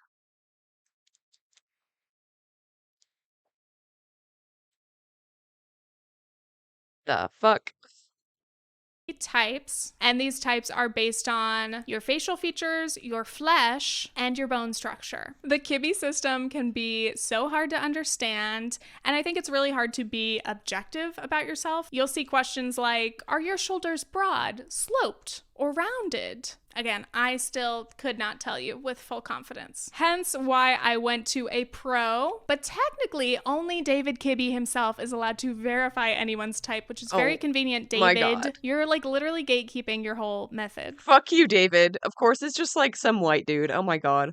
Come on. But really, don't get me started on the Kibbe universe. It's fascinating. When I say rabbit hole, that's a rabbit hole. But let's rewind. What is the point of these sorts of tests? Whether it's body types or your colors or your style. Yeah, that explains everything. Yep. All of these systems kind of share a broader general philosophy. Basically, you're using fashion design principles like balance, proportion, and contrast. As we all know, one size does not fit all. So instead of trying to adhere to all the trends or the ideal body shape that is in style, we learn more about our body, face, and features. We try to find things that fit us rather than trying to fit into things. The goals are make shopping and getting dressed easier, find your signature styles, figure out what makes you comfortable and confident. This can Dude, I've always stressed about this, like how to dress your body type. Like I don't know what it means necessarily. A lot of it feels just like very fat phobic. Unironically. Like there was some sort of like I think it was like a Tumblr blog. It was so long ago. I forget where I saw it, but it was like a series of photos being like, is it fashion or is she just skinny? And I think about that a lot. Like you can be skinny and wear damn near anything. signature styles, figure out what makes you comfortable One type and everyone has to adapt. Yep. and confident. This can potentially even save you money and be less wasteful long term if you can buy less items and get more wear out of them. I think the most useful part of this for me is figuring out exactly what to search when I want to find people with similar bodies. Of course, you can get fashion inspo from people of all sizes and styles, but there is something particularly helpful in seeing representation and real life examples of bodies like yours. Instead of just searching my size, jeans, I can search my size, my height, short legs, rectangle, or apple. That might be too much, but it's probably my best chance at finding fashion creators who have really similar proportions, and maybe, just maybe, I can finally find the perfect jeans that fit me the way I want. These systems tend to say it's less about telling you what not to wear. It's not about hiding or covering different parts of yourself. It's about showing off your features and finding things that harmonize. But aren't those kind of two sides of the same coin? Genuine question. Ultimately, it is about dressing in a way that flatters your features, and I do think the concept of what is flattering is very fascinating. I questioned that a little bit in my original Kibbe series, and I think that's always relevant to re-examine. Of course, I care about wearing things that flatter me, but I still want to question, like, what ideals and what standards am I adhering to? Whose gaze are we trying to appeal to? So all of that is basically how these systems and methods are pitched, the ideal of getting these kind of results. But I do have my criticisms and my questions, of course. I think it's always important to mention many of these systems were not inclusive or diverse, especially when they were created in terms of race, body size, aesthetics. Like Right. David Kibbe's book in the 80s had pretty much only thin God. white women as the examples. Oh my God. It's so wild to say there are 13 body types. Look at how different they are. It is possible to find more representation, though I've found that you do have to search harder to find it. You have to type more From the 80s, yeah, that makes sense. That adds up. specific terms. So finally, let's get into my style. I want to show what I currently wear, how I would like to dress, and then I'll reveal how I'm supposed to dress according to these tests. So currently, I am a very jeans and a t-shirt kind of gal, more accurately jeans and a mock neck or a turtleneck. I've been wearing bootcut jeans, straight leg, wide leg. Colors I typically reach for are black, white, orange, yellow, and a lot of greens. I love chunky shoes, and if I had to call one thing my cartoon character outfit, it would be this. Turtleneck, bootcut jeans, dock boots, and my very practical little Columbia jacket. So what's my problem with how I currently dress? I don't think it's horrible. I don't think it's the worst. I found this on one of the quizzes I took, ironically, and it's pretty accurate. Like, I feel like it's all just a little bit bland. I haven't been putting any effort into making outfits. I'm really just pairing basics together and wearing clothes because I have to. So my goal is to get to a point where I get dressed and actually get excited about what I'm wearing. Part 2, how I would like to dress or the sort of aesthetics I like. I'm definitely big into earth tones, autumnal color palettes. I found that I really like this account on Instagram, Noelle and Fox. Her style for years has just been like so many things I love. And if I could change like my natural hair, I would love if I had like brown kind of wavy hair that I could cut really short, like in a nice bob, maybe with some bangs. And part 3, this is how I'm supposed to dress according to my types. Let's start with seasonal color analysis. This theory basically looks at your skin tone, your natural hair color. Are you warm, cool, or neutral? And how much contrast is in your features. Based on that, you're assigned a season and usually a subtype. There's a lot of different language used, but it can be anything like light, bright, true, soft, warm, cool, deep, clear. And then finally, you're given a recommended palette for clothing, makeup, and even sometimes hair colors. Your colors are supposed to make you look fresh, vibrant, and maybe a little younger. And bad colors apparently make you look dull, gray, not great. While I've been writing this, Sophia Nygaard recently posted a video getting her color analysis done, which was very interesting. But I've seen this color analysis thing be very popular, especially probably because of the TikTok filter, which is definitely not an accurate way to figure out your season, but I think it's piqued people's interest. I think typing yourself can be hard unless you're really using those swatches or you have someone to help you. I honestly can't even tell the difference often between warm or cool tones. Yeah, this is most people wouldn't be able to tell.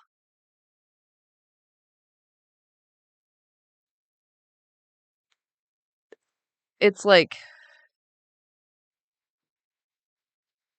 so close. I really do not have the eye for it. Therefore, once again, I felt compelled to consult a professional. I actually paid for my color analysis on Etsy like a year ago. It's finally coming in handy. According to that consultant, I am a soft summer. I'm cool toned, low contrast, and these are my colors. Lots of dusty, muted, kind of grayish tones. So when I got this right off the bat, I was a little bit bummed because, like, again, the styles I like or I like on other people are a lot of the autumny kind of palettes. Even for makeup, as you know, I tend to wear very warm, like orangey eyeshadows. So my first struggle was like, I don't even own a cool makeup palette. I don't own a lot of cool clothing, especially in these specific colors, the pinks, the purples. And this is where color seasons gets tricky to me. Like sometimes you will have conflict between the colors you like in general, what you're drawn to, and apparently what would suit you best. And to add to that, back to my Kibby body type, I am a soft classic. I'm just a big softie, I guess. Yeah, I don't know. Like, there is something to making a color palette for yourself. Like, I don't know if this is necessarily like the way. And I know like a lot of different color analysts have different criteria as well. Um there is something to like color context. Um like colors look really different next to other colors.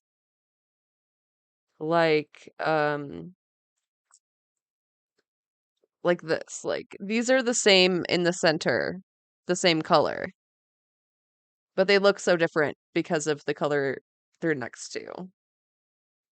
So it does make sense. Like when you're wearing a shirt, like that color reflects back up onto your skin, and if it's like clashing with your skin tone, like that makes sense that it would look bad. I think it like depends on the color. I don't think it's like, oh, like you're like it's autumnal colors. Like I think it varies a lot. Classics are moderate and balanced with a bit of softness or curve, meaning I'm not very angular. I'm supposed to wear things that are soft, smooth, symmetrical. Fabric should be light to moderate weight that will drape softly and flow easily without being clingy. Basically, I'm supposed to avoid anything overly tailored, sharp, ornate, wide, boxy, baggy, chunky, heavy. Classic is very, neutral. Again, balance, nothing too much one way or the other. So here are some, Pinterest pictures and things that I should apparently be going for. And apparently Kirsten Dunst is a good celeb comparison for me. I think she might be a soft summer or similar, and she's apparently a soft classic. Finally, we get into the experiment, aka I went shopping to try to find some things that suit what I'm supposed to wear. I was looking for a blazer. I actually don't own a blazer. Trousers, would love to get a good pair of trousers. And then I just wanted kind of more elevated basic tops, even if they have one little touch that's nice. And then obviously things within my palette. Sheridan came shopping with me, which was very nice, so she could help me confirm that things were in fact aligning to my new rules. Because usually I would reach for kind of funky things, little weird things, or go for my usual favorites like a turtleneck. Now I will say, it is kind of nice walking into a store and only focusing on the exact color. I don't understand the turtleneck thing. I hate turtlenecks so much. And shapes that you're looking for, the things that are quote unquote suitable. So I could just tune out everything else. So as I'm shopping, I'm pretty much just looking for business casual kind of stuff. Actually, this shirt is one of the pieces I bought. Spoiler, I don't like it and I'm going to return it, but I thought I would wear it for this section. I'm trying on blouses, I'm trying on trousers. Unfortunately, I never found any trousers even close to what I wanted. I went to an unnamed store that you may know of that does not have mirrors in the dressing room, which I find atrocious. They have more of a community little fashion try-on space because everyone wants to try on clothing and look at themselves and judge the pieces with an audience, as if shopping and dressing rooms weren't bad enough. My internal dialogue while trying on for art galleries and slam poetry, true. On all of these clothes was first of all, why is getting dressed such a struggle? Am I having a style crisis or am I just bored? Am I just doing all of this to justify buying some new things? Which, maybe. And most of all, why am I gonna force myself to buy business casual stuff when I'm a YouTuber who works from home? What am I doing? But I think the biggest issue, as I tried on piece after piece, was I just didn't feel like myself. These soft classic items didn't feel right to me in terms of vibes. And this is where another typing system comes in. You thought we were done? This is essence. If your body type is your outside. Essence? It's what? Your essence is your inside, Your energy. More of your personality, your energy, your vibe. So I have a soft classic body type, but do I have the matching classic essence? Individuals with this style essence create an overall visual impression of formality, elegance, and conservatism. None of that matches how I feel, and I don't really want to be giving off those vibes. Well, I got bad news, Tiffany. I would had to watch a lot of her content before I was sure that she was not a conservative. Because she does, look...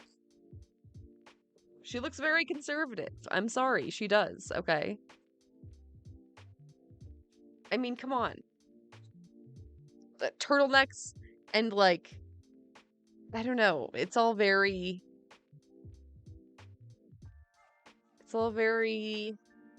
conservative soccer mom. Well, then what am I? So I fall down this rabbit hole, and the essences are similar to the Kibbe body types, but slightly different. So you have dramatic, gamine, natural, classic, romantic, ingenue, and angelic/ethereal. And at this point in the research process, my brain was so tired. I could not process information anymore. All of this just sounded like nonsense to me, but I pushed through and I took some more quizzes. And apparently my main essence, you can have multiple, my main essence is natural. Quote, a lot of your fashion sense revolves around comfort, mobility, agility, and natural beauty. Another blog says, laid back, relaxed, simple, and practical. Now that is pretty accurate. I just like casual, comfortable, functional clothing. So, can I reconcile my essence and my type? I'm learning all these things, but what if they don't go well together? What if they completely contradict? Like my natural essence, doesn't that kind of go against everything that classic is supposed to be? Okay, so I'm finally going to show you the few things I bought, and I'm not fully convinced about all of them yet, so let me know if they're worth keeping, but I'm trying to style them into outfits that actually work with some things I already own.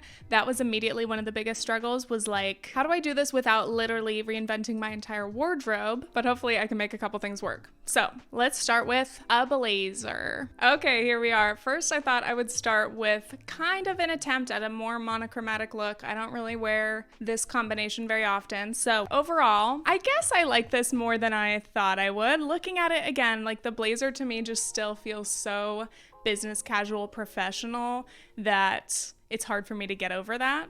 The rest of the outfit I obviously would wear in general, so that's not crazy. I do really like the shade of the blazer. I think it goes very well with my eyes. I feel like it's kind of washing her out. Just like, what occasion would I wear this to? What sort of outfit is this? If I kept this, when would I actually wear it? Or would I actually wear it? Like, would I throw this on? I think it would look really good with like just a white top, or yeah, one of these like lighter grays over another casual outfit, and it would be able to work as just like a jacket. Okay, I think I definitely like it more with the sleeves rolled up. It just feels a little more cash. And the jeans, these jeans are very tight. I actually haven't worn them in a while, so maybe that's part of it. But overall, I think this outfit is decent. I think it looks good. I just don't know if I would voluntarily wear it. Okay, next up we have this sweater that I already own. I think this is in my palette. You can do a teeny little French tuck, I like but honestly that. the length is kind of perfect for what I would want a sweater to be. But I wanted to test how this looks with the blazer. It might ruin it. I just want to know, like, how versatile would the blazer be? If I did indeed keep it, what could I pair it with? Again, okay. I don't know. I don't know if the mules are cute. working with this. These jeans are just feeling like skinny jeans to me. And lately I've been, wanting to wear more wide leg kind of jeans, so that's throwing me off. But I think if I wore wide leg jeans, it would look too wide, too loose, too unstructured. Yeah, I think the color combination of the pink and the blue is cute, but I feel like I'm going to the office. If you would like to book me to come speak at your university or school, let me know and I will show up in this exact outfit, I promise. Okay, next up we have this dress, minty green dress, paired with some of my favorite little clogs. I will say this might be my favorite. I love a summer dress. If you have seen my clothing rental reviews. See, this is also washing her out.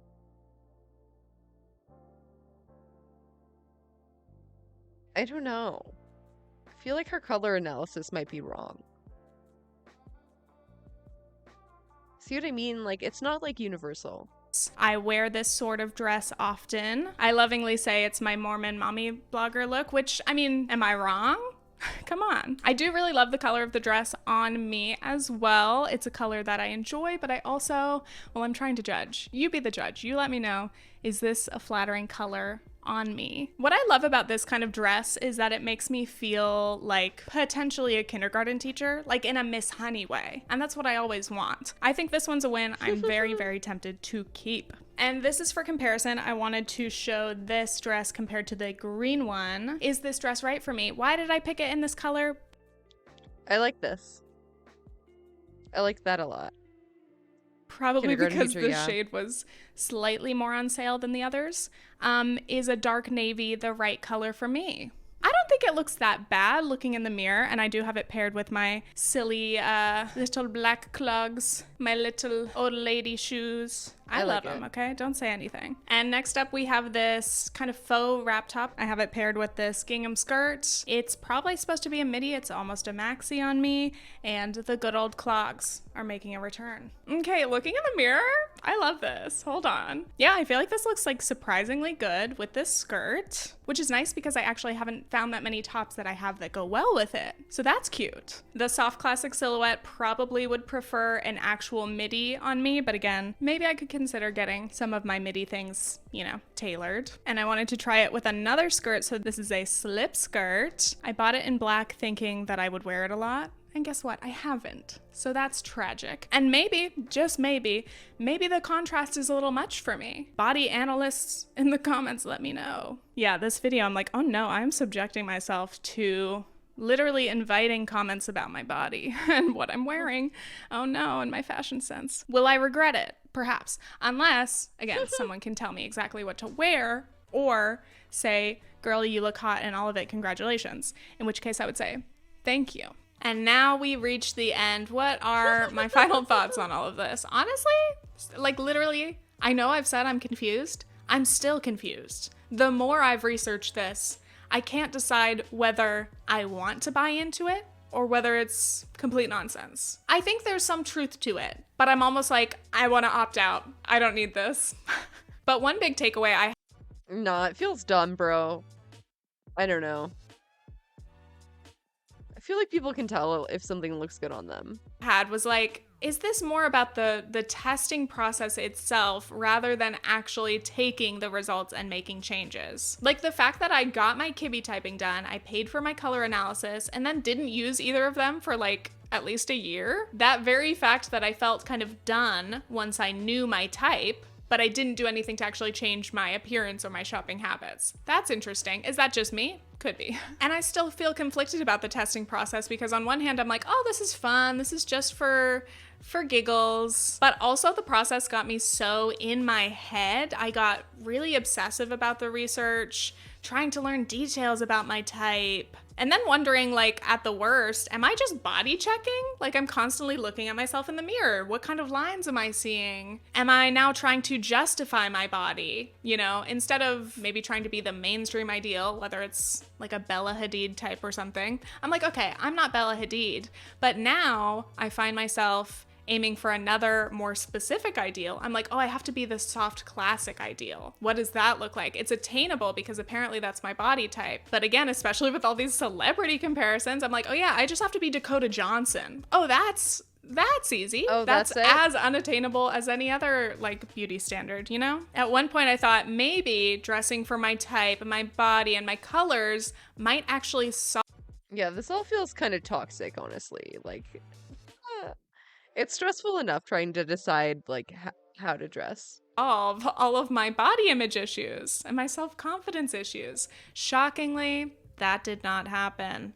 I stay disappointed that there is no easy fix to my problems. My next takeaway was kind of about like the shopping process in general, like being in a mall, being reminded what clothing is, shopping fast fashion, ready to wear clothing that is mass produced. I was like, honestly, okay, maybe some tailoring could help these things fit me better. But by the end of it, I was like, I don't want to even shop in stores anymore. This is stupid. If I want to fit my exact body and my colors, I'm going to have to sew my own wardrobe, which I have wanted to learn or work on my sewing more. But realistically, I should probably start with like one item and see, you know, I believe in myself. But yeah, I definitely had those moments trying things on, being upset that they didn't fit right, where I had to remind myself, again, it's not me, it's that these are mass-produced clothing. They can't possibly fit everyone right, even if you're looking at the right silhouettes. And the last takeaway was getting dressed, looking at my closet, and wondering, is my regular clothing that I've been wearing so offensive that people would stop me in the street and be like, oh my God, that's so unharmonious? Is my current wardrobe so bad?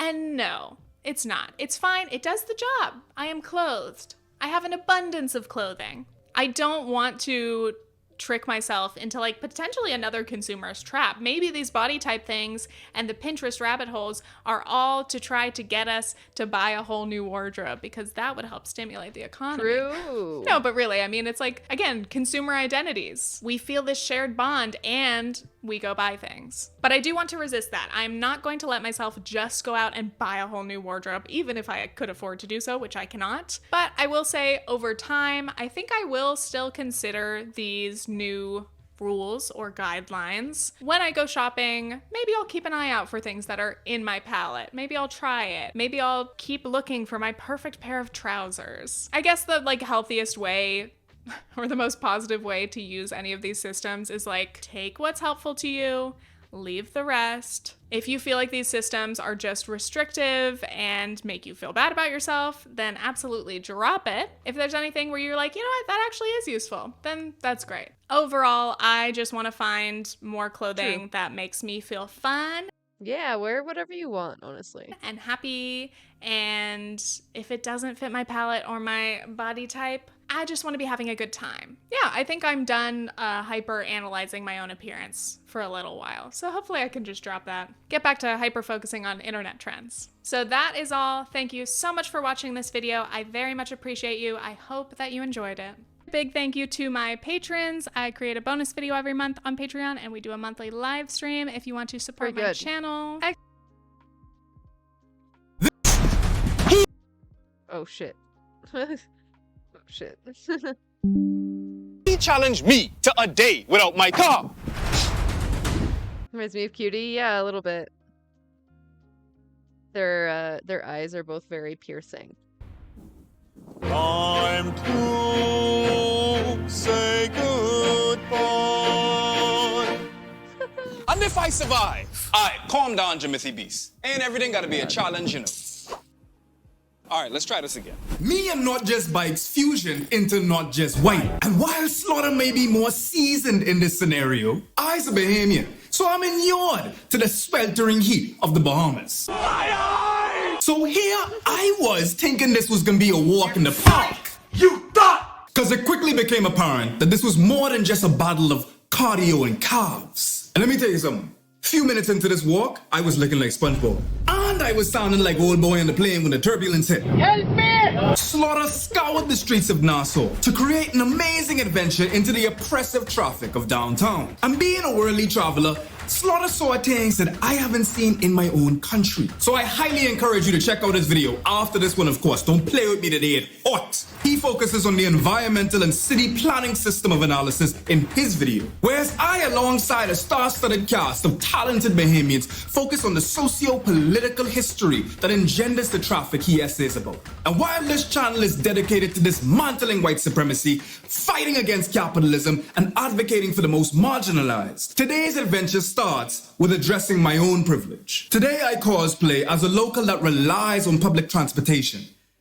And I bore witness to the immense classism that runs deep in my country. There's a huge social stigma associated with both jitney riding and walking or riding a bike. And that has to do with xenophobia. It has to do with how we think about the Haitian as the other. It has to do with how we think, because for whatever reason we are Bahamian, we have some sense of entitlement. And so riding a bike to work, walking to work, going on a jitney to get to work is beneath us. And it's true that those who catch the jitney, it's survival. They're just trying to get to work. So it's almost like they're forced into it as a survival mode. So we definitely don't see it as, you know, privileged transportation or luxury transportation or public transportation that's safe and accommodating and on time. And so all of these issues. Yeah, it's the same as the US, like a lot of classism and xenophobia surrounding public transport. Like, people don't want to take the bus because, oh, it smells bad. Like,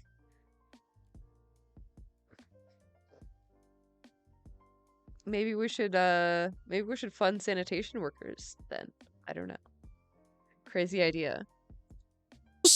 I think speak to a bigger issue at hand, which is social stigmatization and an issue of class. Despite my education and my scholarship on the plight of people of color, what I had in theory, I lacked in experience. Because there's a canyon-esque class difference between me and your average jitney passenger. Don't fall for the trap of divorcing class from race. Because while I share solidarity more with an impoverished white trans woman than I do Jay-Z, I'd be remiss to dismiss that class is inextricably tethered to race. And this is crucial to your apprehension of understanding the main division of people in this predominantly black nation. Because even though I'm in my native land, I still felt like a foreign man on this bus in my country. And that country is the Bahamas, a breathtaking archipelago of over 3,100 islands and keys, but also a place of perverse inequality. And our main export, or import in this case, being tourism, which may fuel the economy, but it only exacerbates the racial and class segregation that has plagued the capital city of Nassau for decades, which you can clearly see on Bay Street.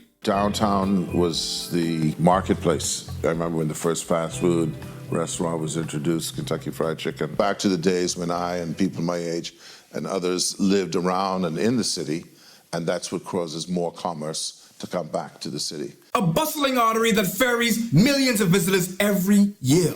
But this artery obviously got diabetes, cause I be sitting behind a Honda Fit with a missing bumper playing hot with rattles reserved for the Richter scale. But I digress. In order to adequately understand why traffic is just this abysmal in this current state of affairs, we need to examine the history of Bahamian tourism, specifically the idea of crafting the Bahamas as this wonderful paradise for the white and wealthy to enjoy, with black people and their servitude being the crux of it. Like, it's literally the cornerstone of tourism. Without the black Bahamian being in a servile position, we would not have the tourism product that we do today. Absolutely. During the transatlantic slave trade, these magnanimous slave owners would allow one day off of soul-crushing capitalism for their slaves. How kind. Enslaved black Bahamians would create costumes and dance, or as we would call rush, down Bay Street with music made from everyday items. This cultural vestige was viewed by the white population and the previous colonial slave masters as an extension of obeah. And despite that dismay, even to today, their descendants rush down Bay Street in elaborate costumes and choreography. And while this was the setting for many a celebration, events such as Black Tuesday reveal black Bahamians' continuous fight for power over their own destiny and autonomy. On Tuesday, April 27, 1965, the tipping point was reached for the black community, who were extremely tired of the white wealthy oligarchy who owned the majority of businesses on Bay Street and controlled the government. They were furious with the gerrymandering that marginalized their communities and subsequently minimized their voice. So supporters of the Progressive Liberal Party marched on Bay Street in opposition of the constituency boundaries that prevented an equitable majority black Bahamian parliament mirroring the demographics of the country itself. These protests ushered in a new era known as majority rule. This allowed the party to win the 1967 election, and 6 years later, the archipelago was finally independent from Turf Island. I mean United Kingdom. That wasn't a mistake. Majority rule is the day in 1967 the general election was held between the PLP and the UBP. After the election, PLP and UBP was tie with 18 votes. The only person left to break the tie was Sir Alvin Brayan, who was an independent.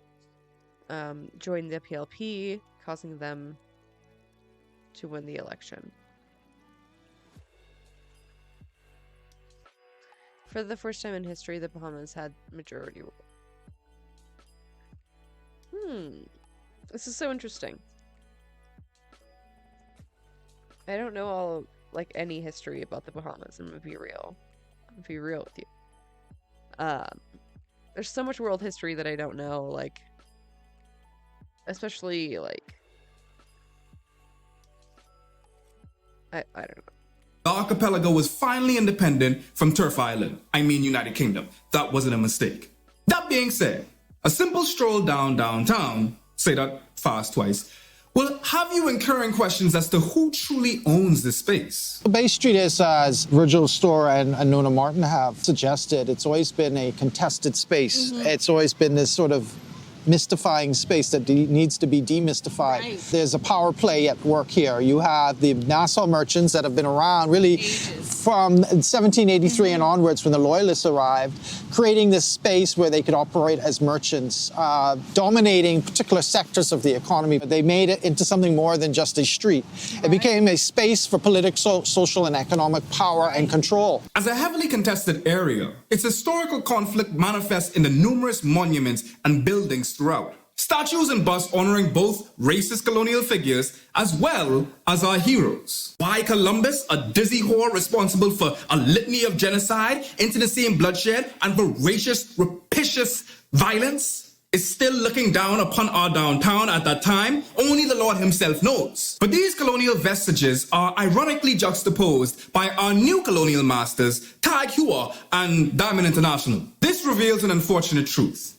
Our administrators still take into consideration the plantation tourism-based model into our urban planning.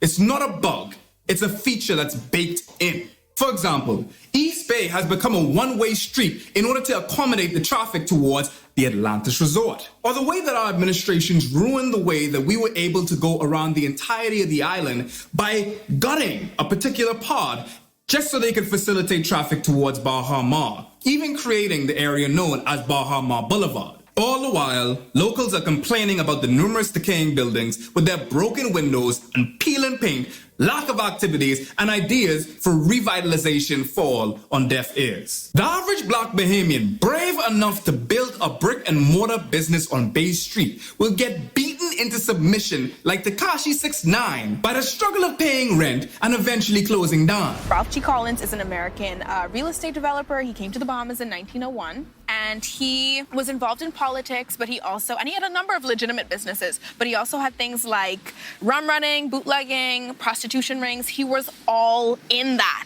He moved to the Bahamas, and he built this sprawling 3-story mansion, and then had a huge, I think it's 10 feet tall and 6 miles long for the wall.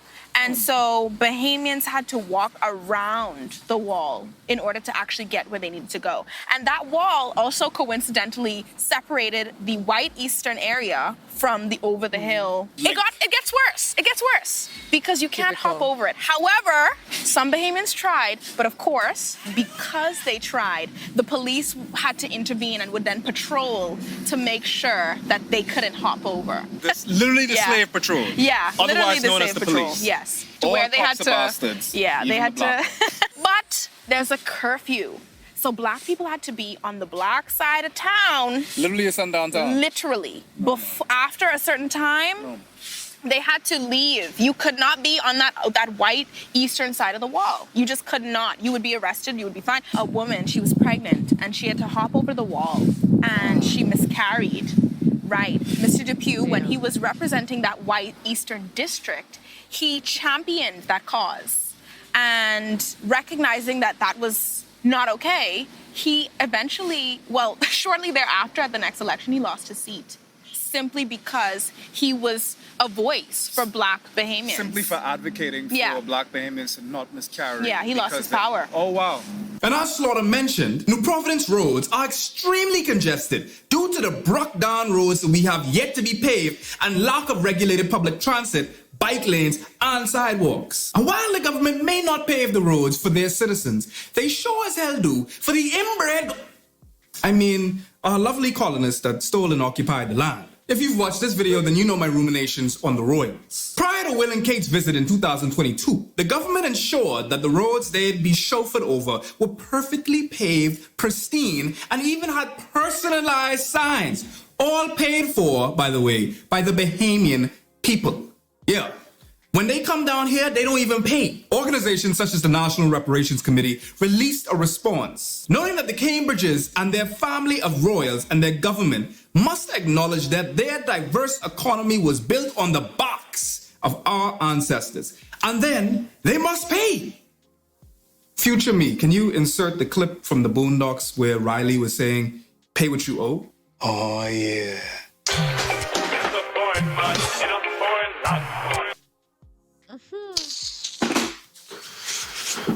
This dude don't pay me enough. I feel like I work at Twitter. I'm coming for that ass again until you pay what you owe. When we did the planning for downtown Nassau, the vision that we had was a garden city in a historical district. If you look at downtown, you have to say, what do you have? You can't create stuff. You can't create history. You have to exploit it, right? There are chains that are hanging by Mortimer's Candy Kitchen, which we don't know for sure. People think that was a sales place for slaves. I'd like to see downtown become, lush with landscaping, highlighting these historical sites and differences. And I'll say it, I don't mind saying it. I'll say it on camera. The bottom line is a lot of work has been put into doing the right things. but we don't have political will to do it. Long-standing issue of metamorphizing Nassau into a modern, eco-friendly city was also raised in 2021, when the Institute of Bahamian Architects opined the country is in dire need of proper urban planning. To take the bus, in many cases, is to also be Haitian. It's interconnected. If you fix transportation, you get people, it's more accessible, people are more satisfied getting to their jobs. However, they have more time and energy to look at the system in place. So all of these things are designed intentionally to keep Black Bahamians down. Sir Stafford Sands did not call Halmarstadt, who was one of Hitler's favorite people, to the Bahamas, and it was in the newspaper. That's even crazier. They put a picture of them in the newspaper surrounded by a map of Nassau saying, wow, they're gonna transform the tourism product, transform the industry in the Bahamas. And here we are today, almost like an extension of slavery. Jesus Christ. Yeah, that's a huge yikes. Holy fuck. I was not expecting the Hitler connection. Florida and I observed on our excursion was that not only was it criminally hot due to the lack of trees, but pedestrian infrastructure just isn't there. Not that it's safe for drivers in the rest of the region either, by the way. One of my friends, when I was about 14, I was doing a film with a couple of girls that I just met. We were cast, and she and I were both very small. I was like, hey, what happened? And she was like, girl, I took the bus today. My mom didn't take me to the set. I walked and took the bus. There was this guy there, this older guy, just masturbating in the bus. Yes. My goodness. And like the bus driver, it really ain't much we could do because the bus driver, it ain't like the security, it ain't like the police. And a previous report by the WHO estimated that in 2000, there were 26.1 road deaths per 100,000 people in Latin America and the Caribbean, which they then predicted to rise to 31 per 100,000 by 2020. The worst rate in the world and more than triple the predictions for the world's richer nations. Now these statistics don't stagger the average tourist or those given those fatty contracts for roads, sidewalks, and neighborhood construction. Very difficult to have sidewalk cafes if you don't have a sidewalk. Just a simple thing like trees. So we're looking at putting some trees downtown now, but we're gonna have to put planters out onto those parking areas because you can't grow trees under an overhang. Most cities, if you look at them, they don't have overhang balconies in front of their stores. You know, you walk down the street like New York or wherever, it's just sidewalk, and then they can put trees. Well, we have, balconies.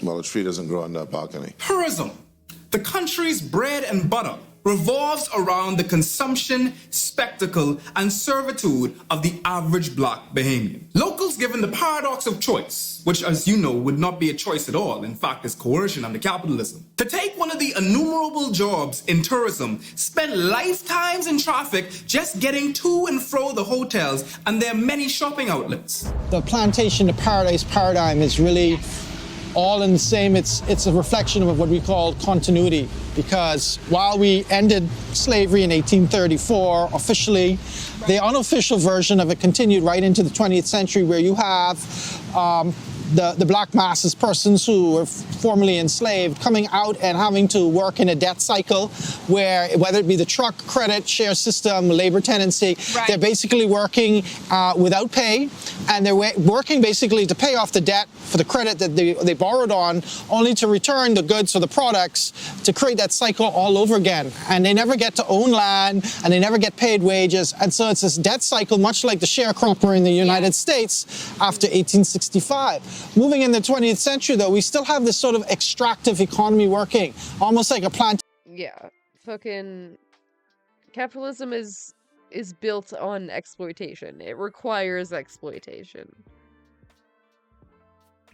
That's why it's so bad.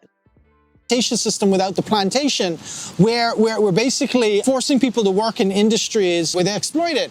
And then we see that developing with modern tourism, where you have a racial element assigned to it. Yes. Particularly when American foreign investors come in the 1920s, you have the rigid stratification along racial lines occurring, much more so towards the U.S. variant of Jim Crowism, as opposed to the West Indian tripartite model which existed beforehand. As a result of that, you have places like the Savoy, completely segregated. You have hotels where Burt Cambridge is an entertainer wanting to come in, but he's got to go through the back door to play in front of an all-white audience. You have the Dart, a mailboat that is split between white and black passengers. The white passengers get the cabin space, the blacks are upstairs on the deck with the livestock, right? So all of this speaks to racial divisions, and it speaks to divided society. Here comes Stafford Sands along, and he's going to develop this idea of tourism. He's going to invest. First, it's called the Development Board, creating an environment where you can bring in multi-foreign direct investors. I'm still like thinking about the distinction he made a few moments ago between apartheid and segregation. They're very similar. I don't know.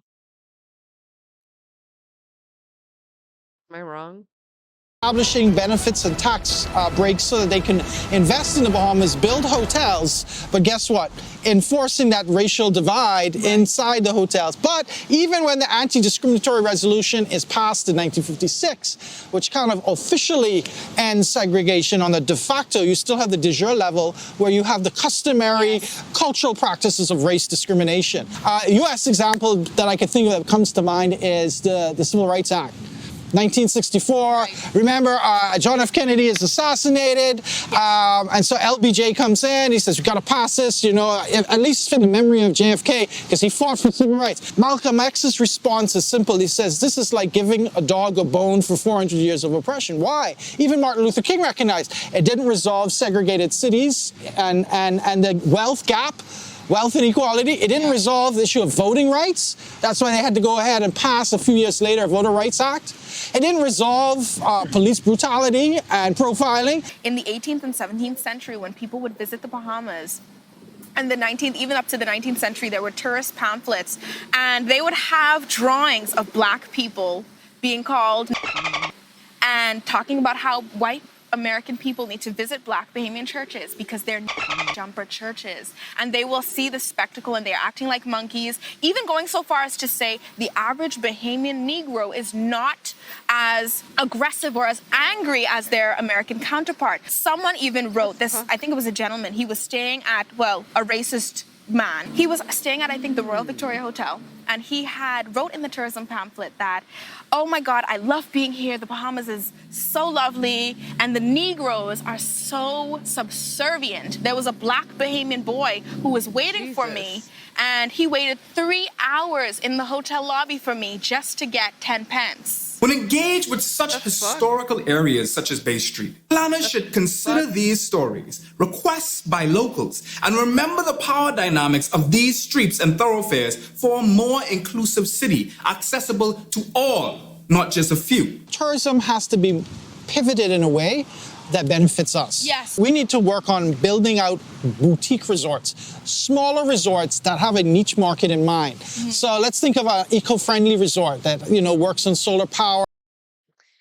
How American tourists treat people in Mexico when they're tourists? Yeah, 100%. I mean, that's how American tourists treat everybody, pretty much. That's why nobody likes American tourists. Has features of glass, a natural environment, allows people to go out into an environment, maybe a park that extends from the resort, that allows you to go kayaking, allows you to do some bird watching, allows you to do everything that's kind of connected to the ethos of BNT, right? Right. And imagine, on the other hand, if you have a boutique resort near, let's say, Steventon, Exuma, the jailhouse. And so it's a heritage site, it's a heritage boutique resort, and so you have almost like a museum inside the foyer of the resort. All right, you have artifacts, you have a curator who actually has things on display. Brilliant. So what I'm trying to suggest to us is let's build out boutique resorts that engage the orange, the blue, and the green economies. Right? And let's think a little bit more sustainability in a sustainable way, right? So that we are looking at long-term benefits for our communities. Like our ancestors, we should endeavor to reimagine the Caribbean into a sustainable tropical utopia focused on accessibility, walkability, and naturally, less of these damn gas guzzlers. But despite the bloody history, expressions of black Bahamian freedom continue, illustrated not only through our Junkanoo, but in the black-owned businesses on Bay Street. School children exploring the straw market, Bahamian women perusing our stores, and most of all, beautiful black bodies moving without fear of curfew, beatings, or harm. Unless you're queer. But for every beautiful black body, there's someone mocking. Like in J Balvin's video, Peras, where he paraded black women on a leash as he dribbled lyrics, errant lyrics, through his grills-studded teeth. I cannot make this up.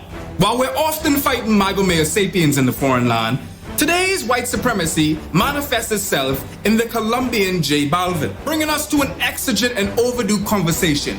The anti-blackness in the Latino community. Now stop looking on my channel for that video because it ain't there, at least not yet. But you can get it on top there to see Not Just Bike's amazing analysis on the transportation situation in Nassau, Bahamas. This video is sponsored by Squarespace. Bonjour, hi kids, welcome back to the Conquest Bonjour. of Bread, a show aired by the Daily Commune and sponsored by Work Incorporated. 2 weeks ago we went to see how wolves live in nature and realized that there is no such thing as an alpha wolf or even a lone wolf. Wolves evolve in packs, which means that they cooperate more than they compete. They are biological socialists. Last week we went to see some apes and realized that in some tribes, males have to cooperate with females in order to better integrate, which means that females do have some power over them. This week, kids, we are going to investigate the world of parasites. They are all around me at this very moment. I'm probably gonna leave, it's getting scary. So, what is a parasite? A parasite is an organism that lives at the expense of the host. Many invertebrate groups have their own parasitic members. Some well-known parasites are fleas, ticks, mites, leeches, worms, and some parasitic flies, for example, mosquitoes. Here is an absolutely disgusting video of a worm that has taken control over a dead praying mantis. Blah. Now, kids and adults, I suspect you're an adult watching kid shows, which is totally fine, no judgment, safe space here. I won't go into more details into insect parasites because I want to talk to you about something that is way more concerning. In fact, since the late 18th century, scientists have started to observe a new species of parasites. Those parasites are particularly difficult to identify because they tend to look like human beings. I say tend because some of them do have insect-like faces. What? You want to see what they look like? That's fair.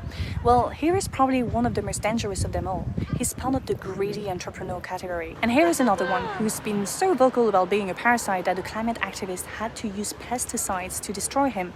True story. More recently, scientists have observed this parasite called Sebastian Giorgio. Early stages of development still, but it's better if we keep an eye on him. Generally speaking, the most A zombie fungus ant video. I think I've seen that. It like gets in the brain. It's so crazy. Yeah. Parasites are scary. popular parasite category with hundreds of new members every year remains that of the landlords. But people tend to forget that there are also a bunch of parasites in the world of art. Those who are in the spotlights are called Nepo babies. They and their parents are hooked onto their respective industries and suck every job opportunity they can. Just like insect parasites, those people are everywhere and made invisible at the same time. The specificity of these parasites is that they do everything This is fucking amazing. they can to look like you and me. It's really hard to spot them in the wild. That dude over there might be one of them. Back in the old It just takes over the mind, so the body just watches? Or the mind just watches? Oh god. Wait, so it takes over the body and your mind watches. Oh my god. That's horrific. old days, that specific class of parasites was extremely easy to identify because they looked strangely similar to one another and different from the people they chose as their hosts. In fact, scientists say that they progressively adapted to better camouflage in various ecosystems so that the infamous incident that happened in 1783 never occur again. But before we move on with the show, I need to introduce you to today's sponsor, Squarespace. Capital is dead labor, which vampire-like lives only by sucking living labor and lives the more labor it sucks. You have to guess who said this. I'll give you the answer later. That sentence is one of the first occurrences of the idea. You have to guess who said by sucking. I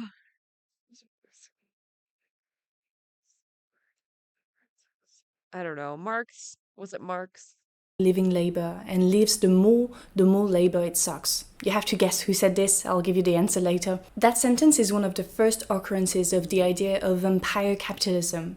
The vampires are the capitalists who have accumulated dead labor, profits, to own the means of production, and then continue to suck living labor. In a literature class I had a few years ago now, a teacher went as far as saying that we are all vampires in a way. We all live through the consumption of fossil fuels, which technically are made from the decomposition of... Should we do a Gamba? Should we? I don't think I've ever done one before. How does one do a Gamba?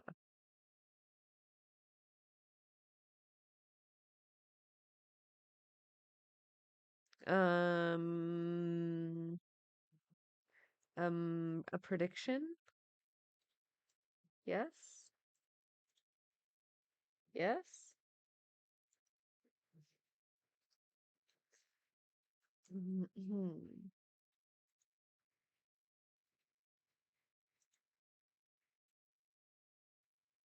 Okay, I'm gonna put a minute.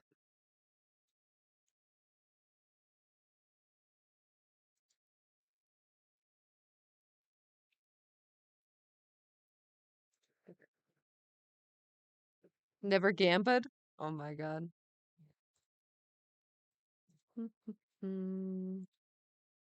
I can't gamba in my own poll. I can't gamba. What the fuck?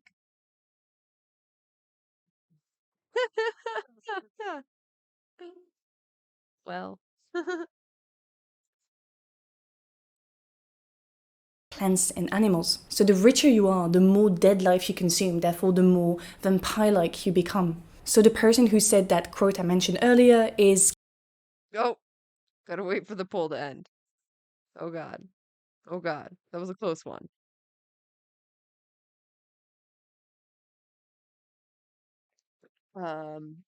That's probably all of our predictions anyway, I guess.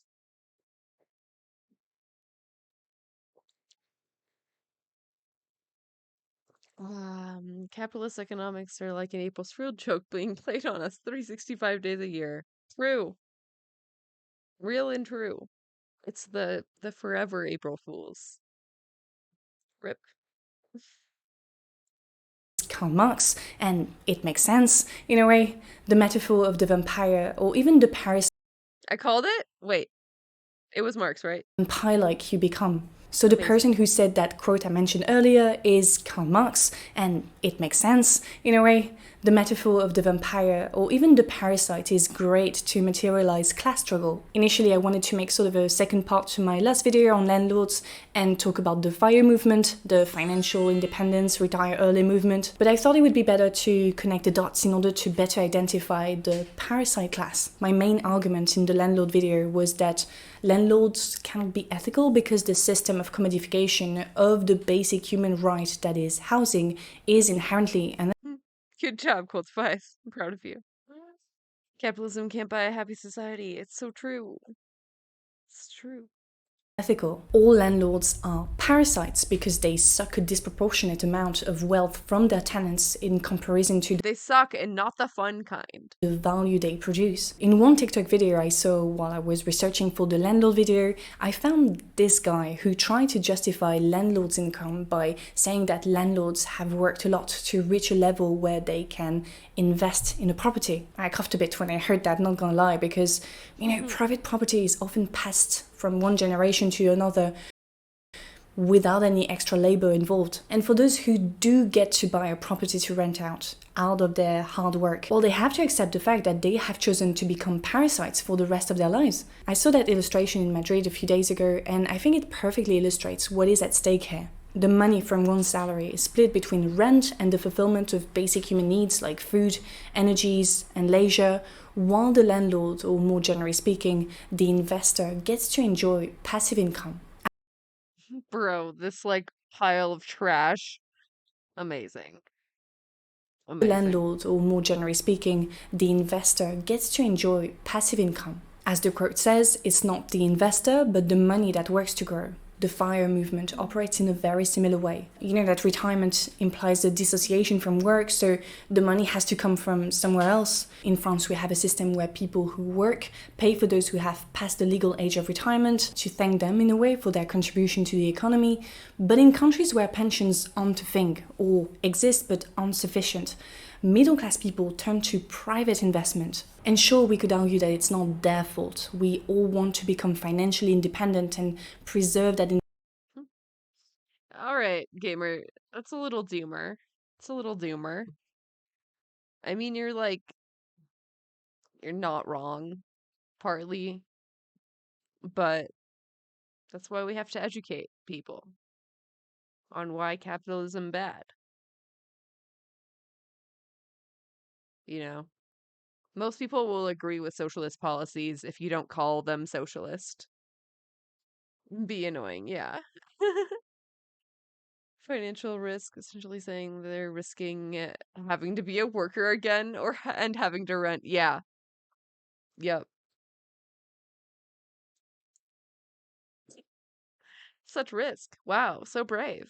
Independency for the rest of our lives. We want our future basic needs to be met, and in our present economic system, that requires money. However, the FIRE movement takes this to the extreme because it encourages its member to reach financial independence as fast as possible. 30 is an age that comes back pretty often, which means that you technically have 10 years to build enough wealth for the rest of your life. And to be fair, only a few career paths can allow for that to happen, and they are not known for being the most ethical. The goal isn't to work hard, but to work smart. And by smart, they mean making the most profit with the least amount of effort. For example, working smart means dropshipping, it means creating and monetizing content about finance and how to get rich, it means selling books and courses or creating hustler universities. Online, one of the most popular parasites is called Graham Stephan. In fact, recently he made a video titled How to Use the 2023 Recession to Get Rich. The title is so violent, but that does not surprise me in any way. These people are so much into their finance bubble that they don't even understand how out of touch a title like that really sounds. I've personally known some of those people, and I was mind blown to see how they genuinely get excited when a financial, environmental, health crisis occurs, because that's an opportunity to buy the dip. Capitalism really fuck up your brain. It's insane. We all know who gets hit by a recession the most. We all know who fears the recession the most, and it's not the parasites. In his recession video, Graham Stephan explains with a sad tone that that leads us to third, layoffs. When consumers earn less, they spend less, and when companies see less demand, they begin to scale back on their expenses, with usually employees being the first to get let go. Before he quickly moves on to how you can take advantage of the recession by investing in stocks. Remember the lesson, kids, the parasite will always find a way to suck more. Yeah, I mean, capitalists are always trying to remove rights from labor. That's kind of what they do. That's their MO. That's why we have to tax them to shit, so that they can't be billionaires. More and more life out of their host. Stocks are Disney World for the parasite class. Shareholders invest in companies that they most of the time barely know, and the companies reward their investments with dividends extracted from the profit they made out of their workers' work. In France, workers of the industries of the CAC 40, which is the French equivalent for the S&P 500, work solely to pay shareholders from the 22nd of September each year. After that date, until the end of the year, all the profits generated by workers go to shareholders. Now, when I searched for Graham Stephan's video on YouTube a few days ago, the first video that was recommended to me was this one, with the same title, by Sebastian Giorgio. Sebastian is the new millionaire hustle bro star of the internet. He wants to make as much money as possible through passive income so that he doesn't have to trade time for money. Among his activities are flipping houses and cars, selling online courses. Look, the Hoarders TV show, dude, that would be great. Wealth Hoarders. Hoarders 2.0. TLC, hit me up. I've got a script for you.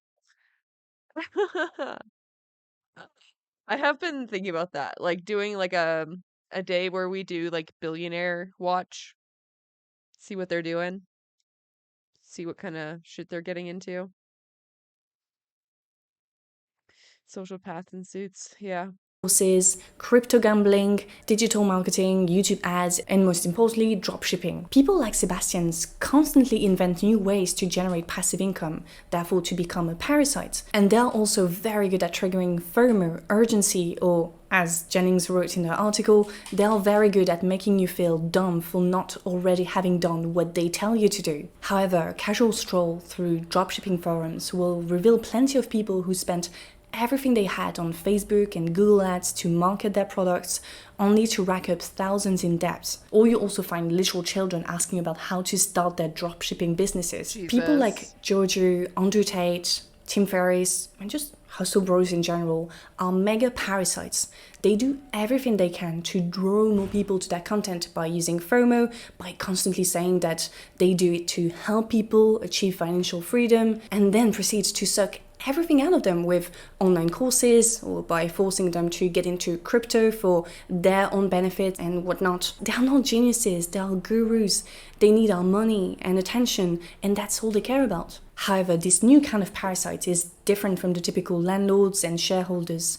Like Giorgio and Tate, they are younger and they come from more diverse backgrounds. It's important to know that the target audience of those hustle bros is often young men living in low to middle income areas. Sebastian Giorgio himself immigrated from Romania to the US with his family and experienced some degree of poverty as he grew up. He knows how to talk to his audience because he used to be like them.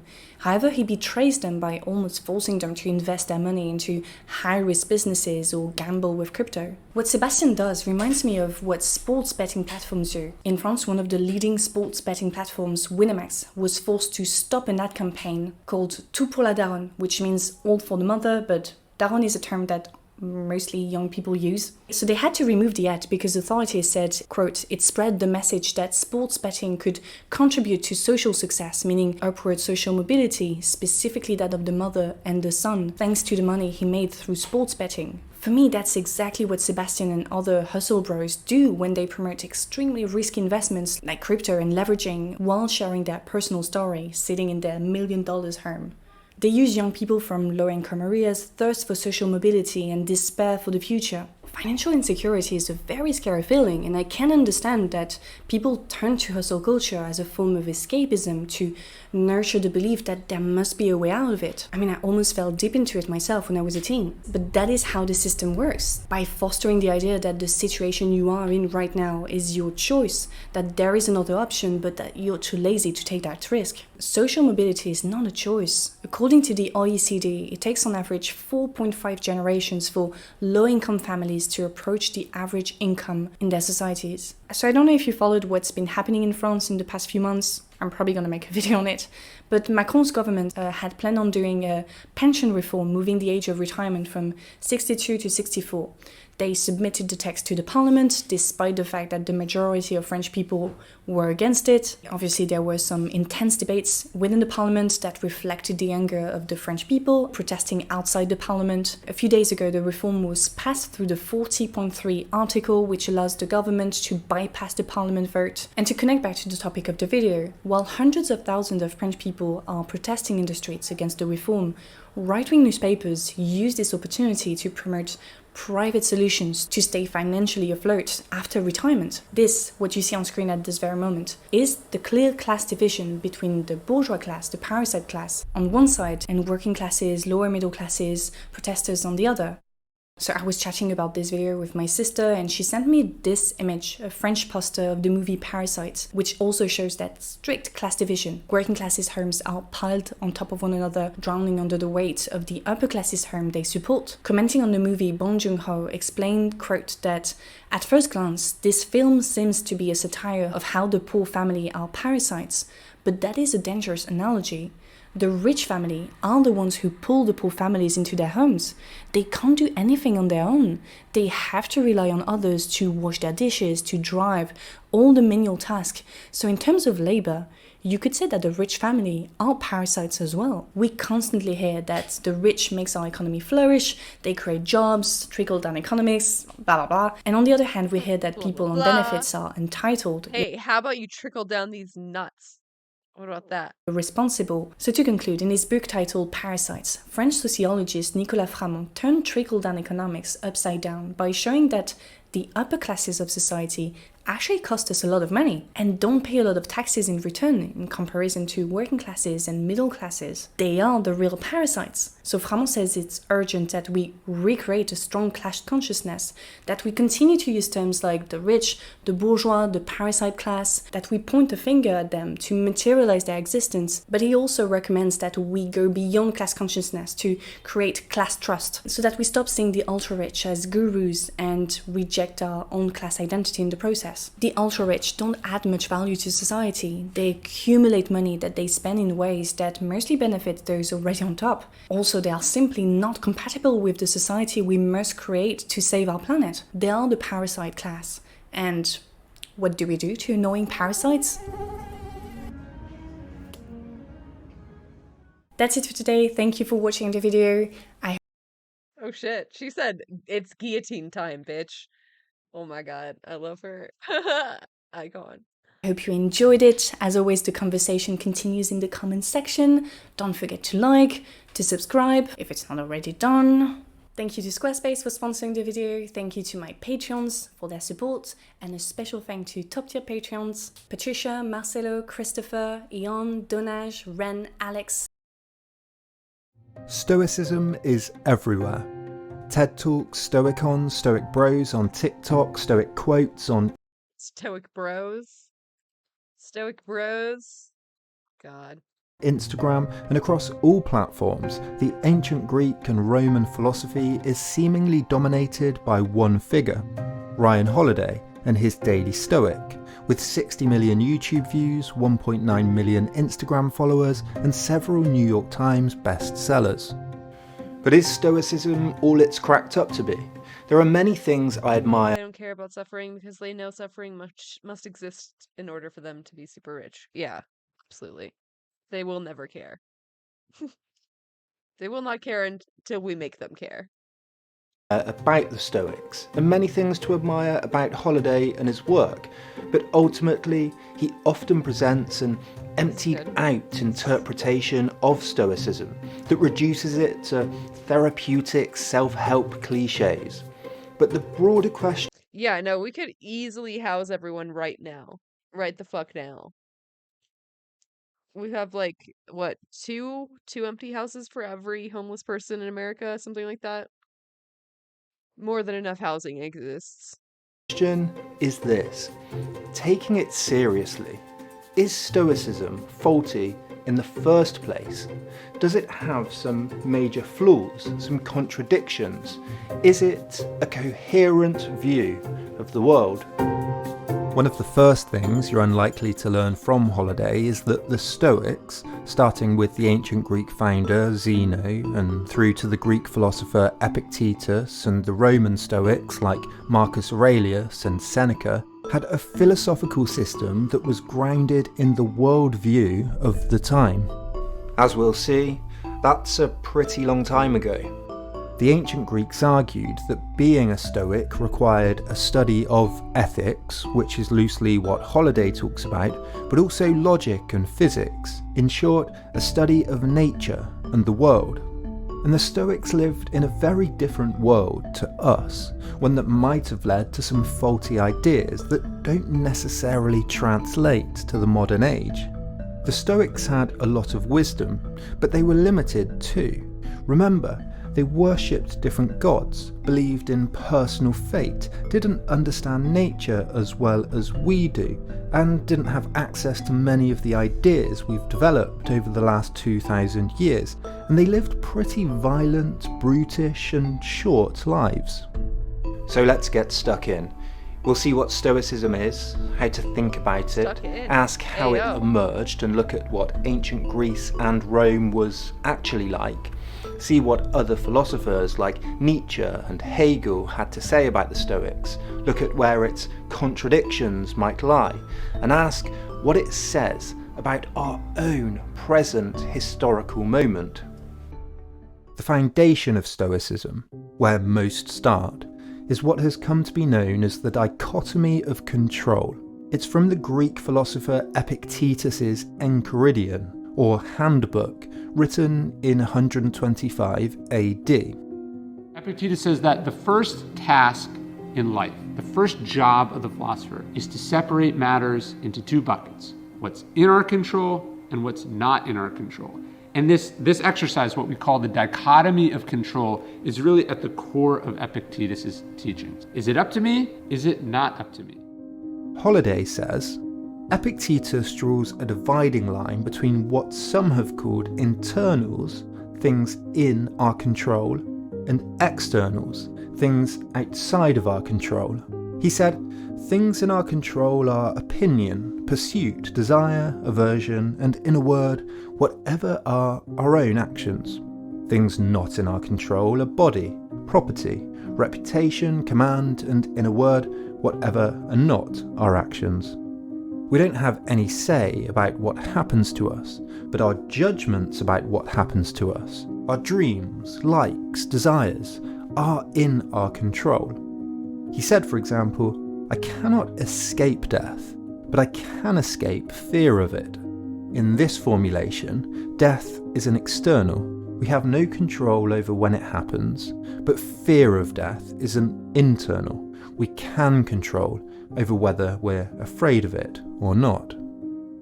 The problem with this neat line between what we can and can't control is that on closer inspection it becomes a little hazy.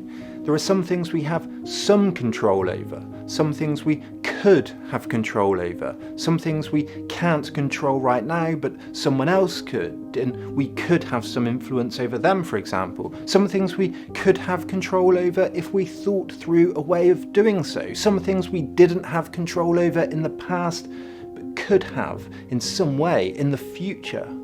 Epictetus might tell me, for example, that I have no control over how many people will like this video.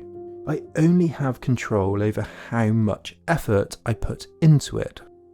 Which sounds good, sure, but actually that means I do have some control over how many people like it. If I put more effort into it in some way, if I learn in the right ways from past mistakes, if I look earnestly and deeply into the camera lens, into your eyes and say, remember to like, maybe more will, although that was a little bit creepy on second thought, at least please don't switch off. But you see the point. There are lots of things I can do to control what the Stoics call an external factor. This is true with everything. You might say you have no control over the people around you, your health, the media, political decision making, nature, but everywhere you look, in some small way, you do, by engaging in small actions, convincing, arguing, building, engaging. Everywhere you look, that line between what you can and cannot control blurs. On closer inspection, it looks like it's not a distinct or even real line at all.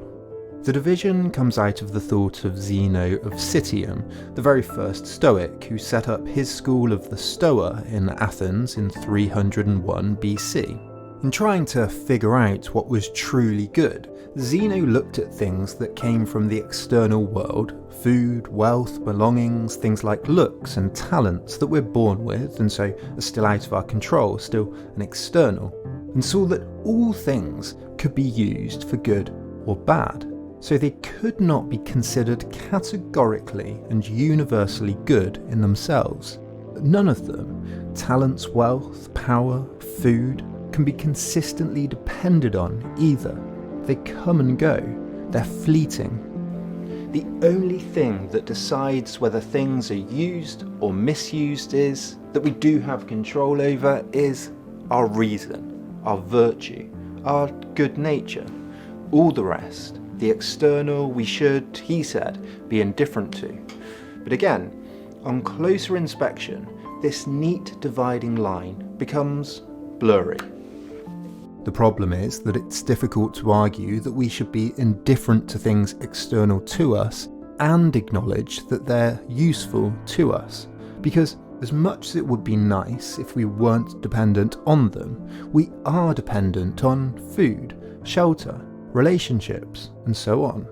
And so Zeno had to say that we had to be both indifferent to them, that they're external and out of our control, and class them as what he called preferred indifference, that we should prefer to have them if we can. As a result of this, the Stoic system comes up against a problem in trying to categorize things as Preferred indifference. What does that mean? What does it mean? What does it all mean, man? external and arguing for indifference to them. The philosophy has no way of truly valuing some things rather than others. It cuts the world off with a Stoic guillotine. If you acknowledge a connection to something as part of yourself, your identity, your way of life, you're dissolving that neat line the Stoics tried to construct. In valuing trees for building, nature for food, friendship for conversation, technology to aid us, we're acknowledging that the world isn't external to us, but that we're part of it.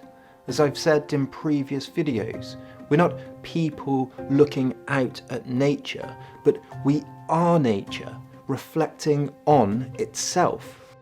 We need a way of valuing things, and thinking about that is where philosophy often comes in, because without a value system we have no basis for acting, for choosing, for thinking, and valuing, in its very definition, is attachment. In valuing food, we acknowledge that we need it, that we're connected to it, that it's actually part of us.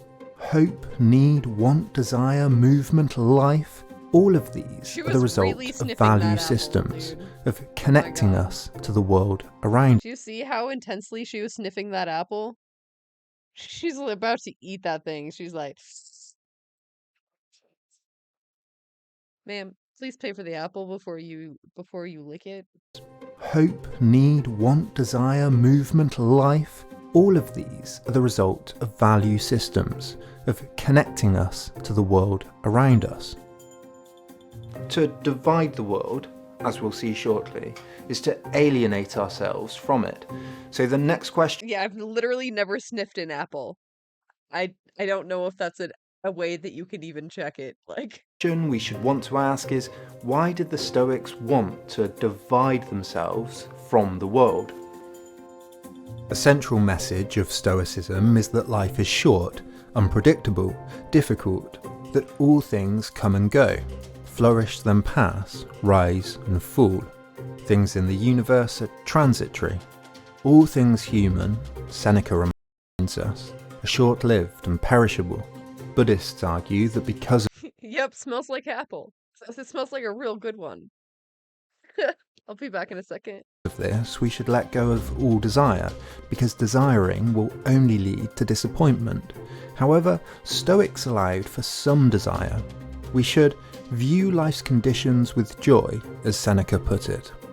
We should be very careful in what we desire, though. We should, for the most part, desire only two things. One is virtue, which for the Stoics means living according to nature, and we'll come back to that. And the other is tranquility, eudaimonia, good spirit, calmness. To find this sense of calmness, Seneca counselled that we should always reflect on the bad things that could happen to us. Misfortune, he said, is felt most by those who expect nothing but good fortune. So if we take note of or imagine the bad things that might happen to us before we start a task that might be frustrating, or go on a journey where we might get stuck in traffic, if we do this, the misfortune will have less of an impact on us. Epictetus, for example, said that as we care for our children, we should also reflect on the possibility that they could die tomorrow. So on the one hand, we should remember that life is short, painful, harsh and frustrating.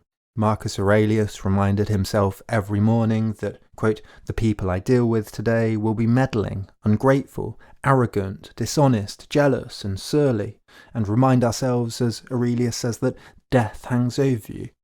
And we should remember that those things are externals. They're outside of our spheres of influence. Okay, there's a good reason Seneca and Marcus and Epictetus... Marcus Aurelius? Aurelius sounds weird. Marcus Aurelius, I feel like you should say his full name every time. Marky Mark. back when Marcus Aurelius was Marky Mark. There's a good reason Seneca, Marcus Aurelius and Epictetus would be attracted to advice like this. They were Romans. The ancient world was, of course, a pretty harsh, unpredictable, frustrating and fleeting one. Nothing was secure, life was capricious, dangerous and short. Hunger, pestilence, warfare and tragedy were commonplace. Take Seneca. Emperor Claudius had condemned him to death after he'd supposedly had an affair with his niece. He decided instead to banish Seneca and confiscated his property. 7 years later, Claudius's new wife, Agrippa, convinced the emperor to recall Seneca to tutor her son Nero. Seneca, of course, obliged and taught the young Nero some philosophical wisdom. Mercy should be the basis of his rule, that his power should be shared with senators. He taught him about justice and the Stoic tradition. But Nero was vain, jealous and insecure. He tormented, banished and executed his enemies. He murdered 2 wives, one of them was pregnant. He had his own mother murdered in a specially constructed boat that was meant to collapse at sea. She somehow survived and he had to send his guards to murder her instead. He tortured Christians in theatrical shows, some were torn apart by dogs, and Seneca for his part defended Nero after he'd murdered his own mother. Eventually, a conspiracy grew to have Nero replaced, 19 senators took part, Nero retaliated and eventually ordered Seneca to commit suicide, and of course he obliged, slitting his wrists and dying in the bath. Being a philosopher, after all, was an occupational hazard in antiquity. Socrates had been condemned to drink hemlock to kill himself, and later Emperor Domitian had banished all philosophers from the Roman Empire. Eventually, the parts of Rome revolted against Nero, and the conspiracy to have him killed grew. Nero fled and committed suicide outside of Rome's walls. Nero gets a bad name, justifiably, but his rule wasn't particularly exceptional. As Julius Caesar knew, in Rome, no one could be trusted. Wives, bodyguards, friends, colleagues, slaves, all at different times murdered their emperors, and they had good reason. Roman emperors tormented senators and aristocrats. At one dinner party, the Emperor Gaius burst into spontaneous laughter, and when asked what was funny, replied, "Just the thought that I would only have to nod and your throats would be cut on the spot." Domitian invited senators to a dinner party at which everything was painted in black, and the senators' names were engraved in tombstone slabs at the dinner table. During the dinner, the emperor taunted them by talking about nothing but death, before simply sending them home at the end of the night. Not the best Friday night, I'm sure. He, in turn, was later slaughtered himself. Ha ha ha. Domitian's successor, Claudius, executed 35 senators. Caligula terrorized the state and was eventually killed by senators and guards after numerous previous failed plots. Vespasian allegedly started the Great Fire of 64 AD to clear Rome for his own new palace. Every succession was a crisis, the powers between emperors and the Senate constantly tested.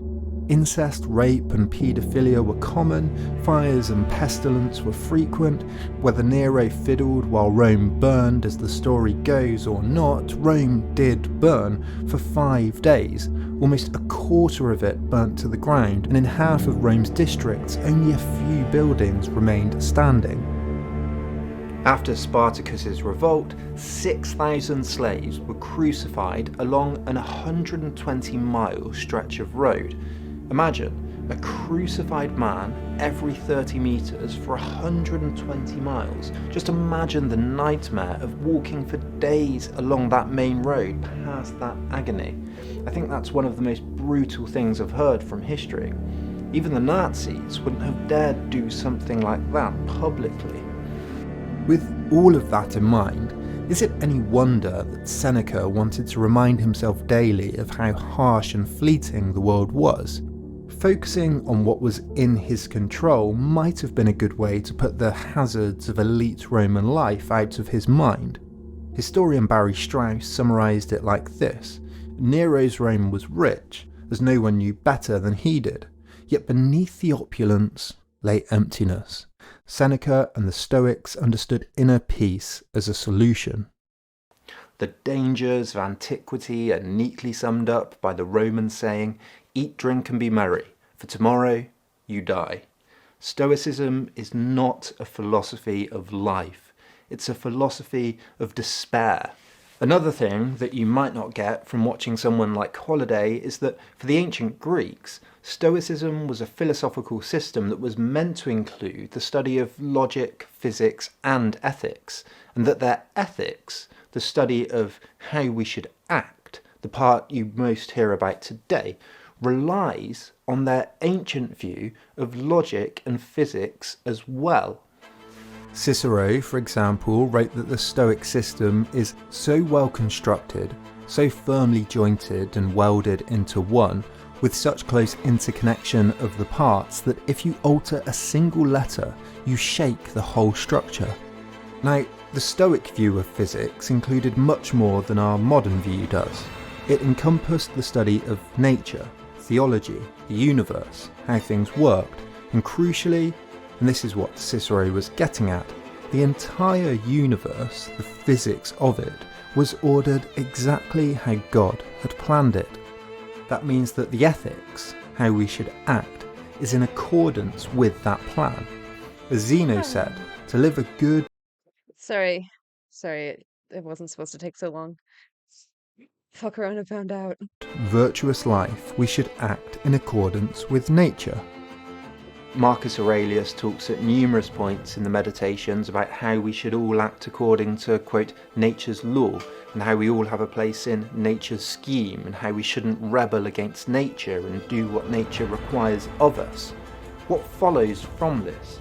To live according to what nature requires having a view of what nature in itself is like, how things are ordered, what nature's schema is, what that grand plan is.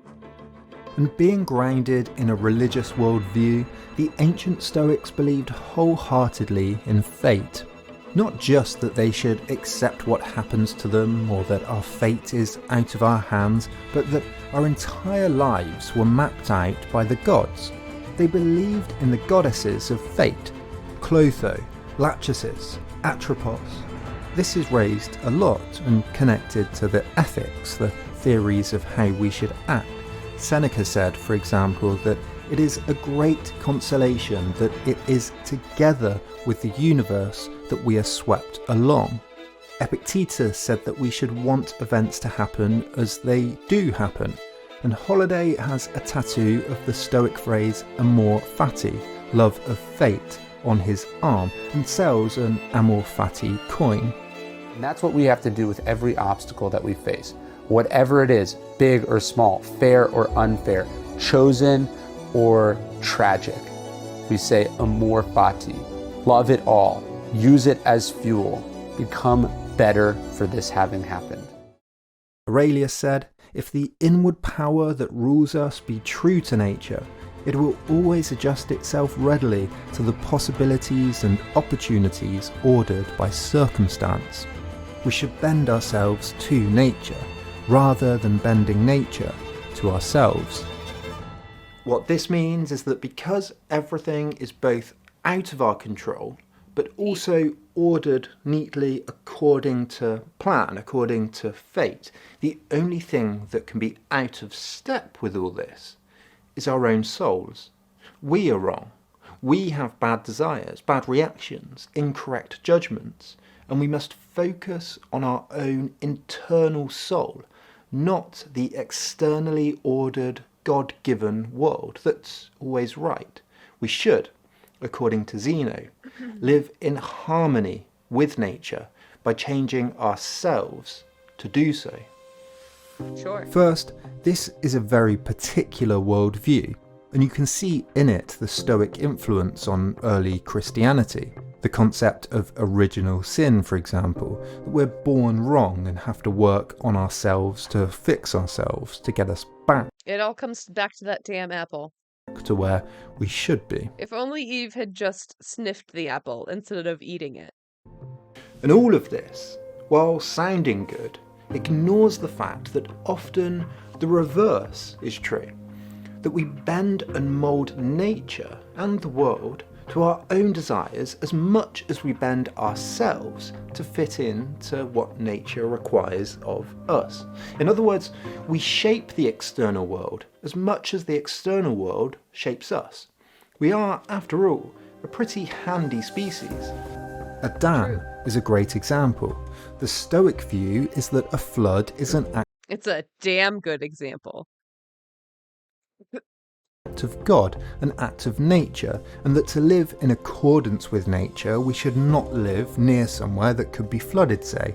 We should avoid arid land if we want to grow crops, but we should also live near water to fish in it.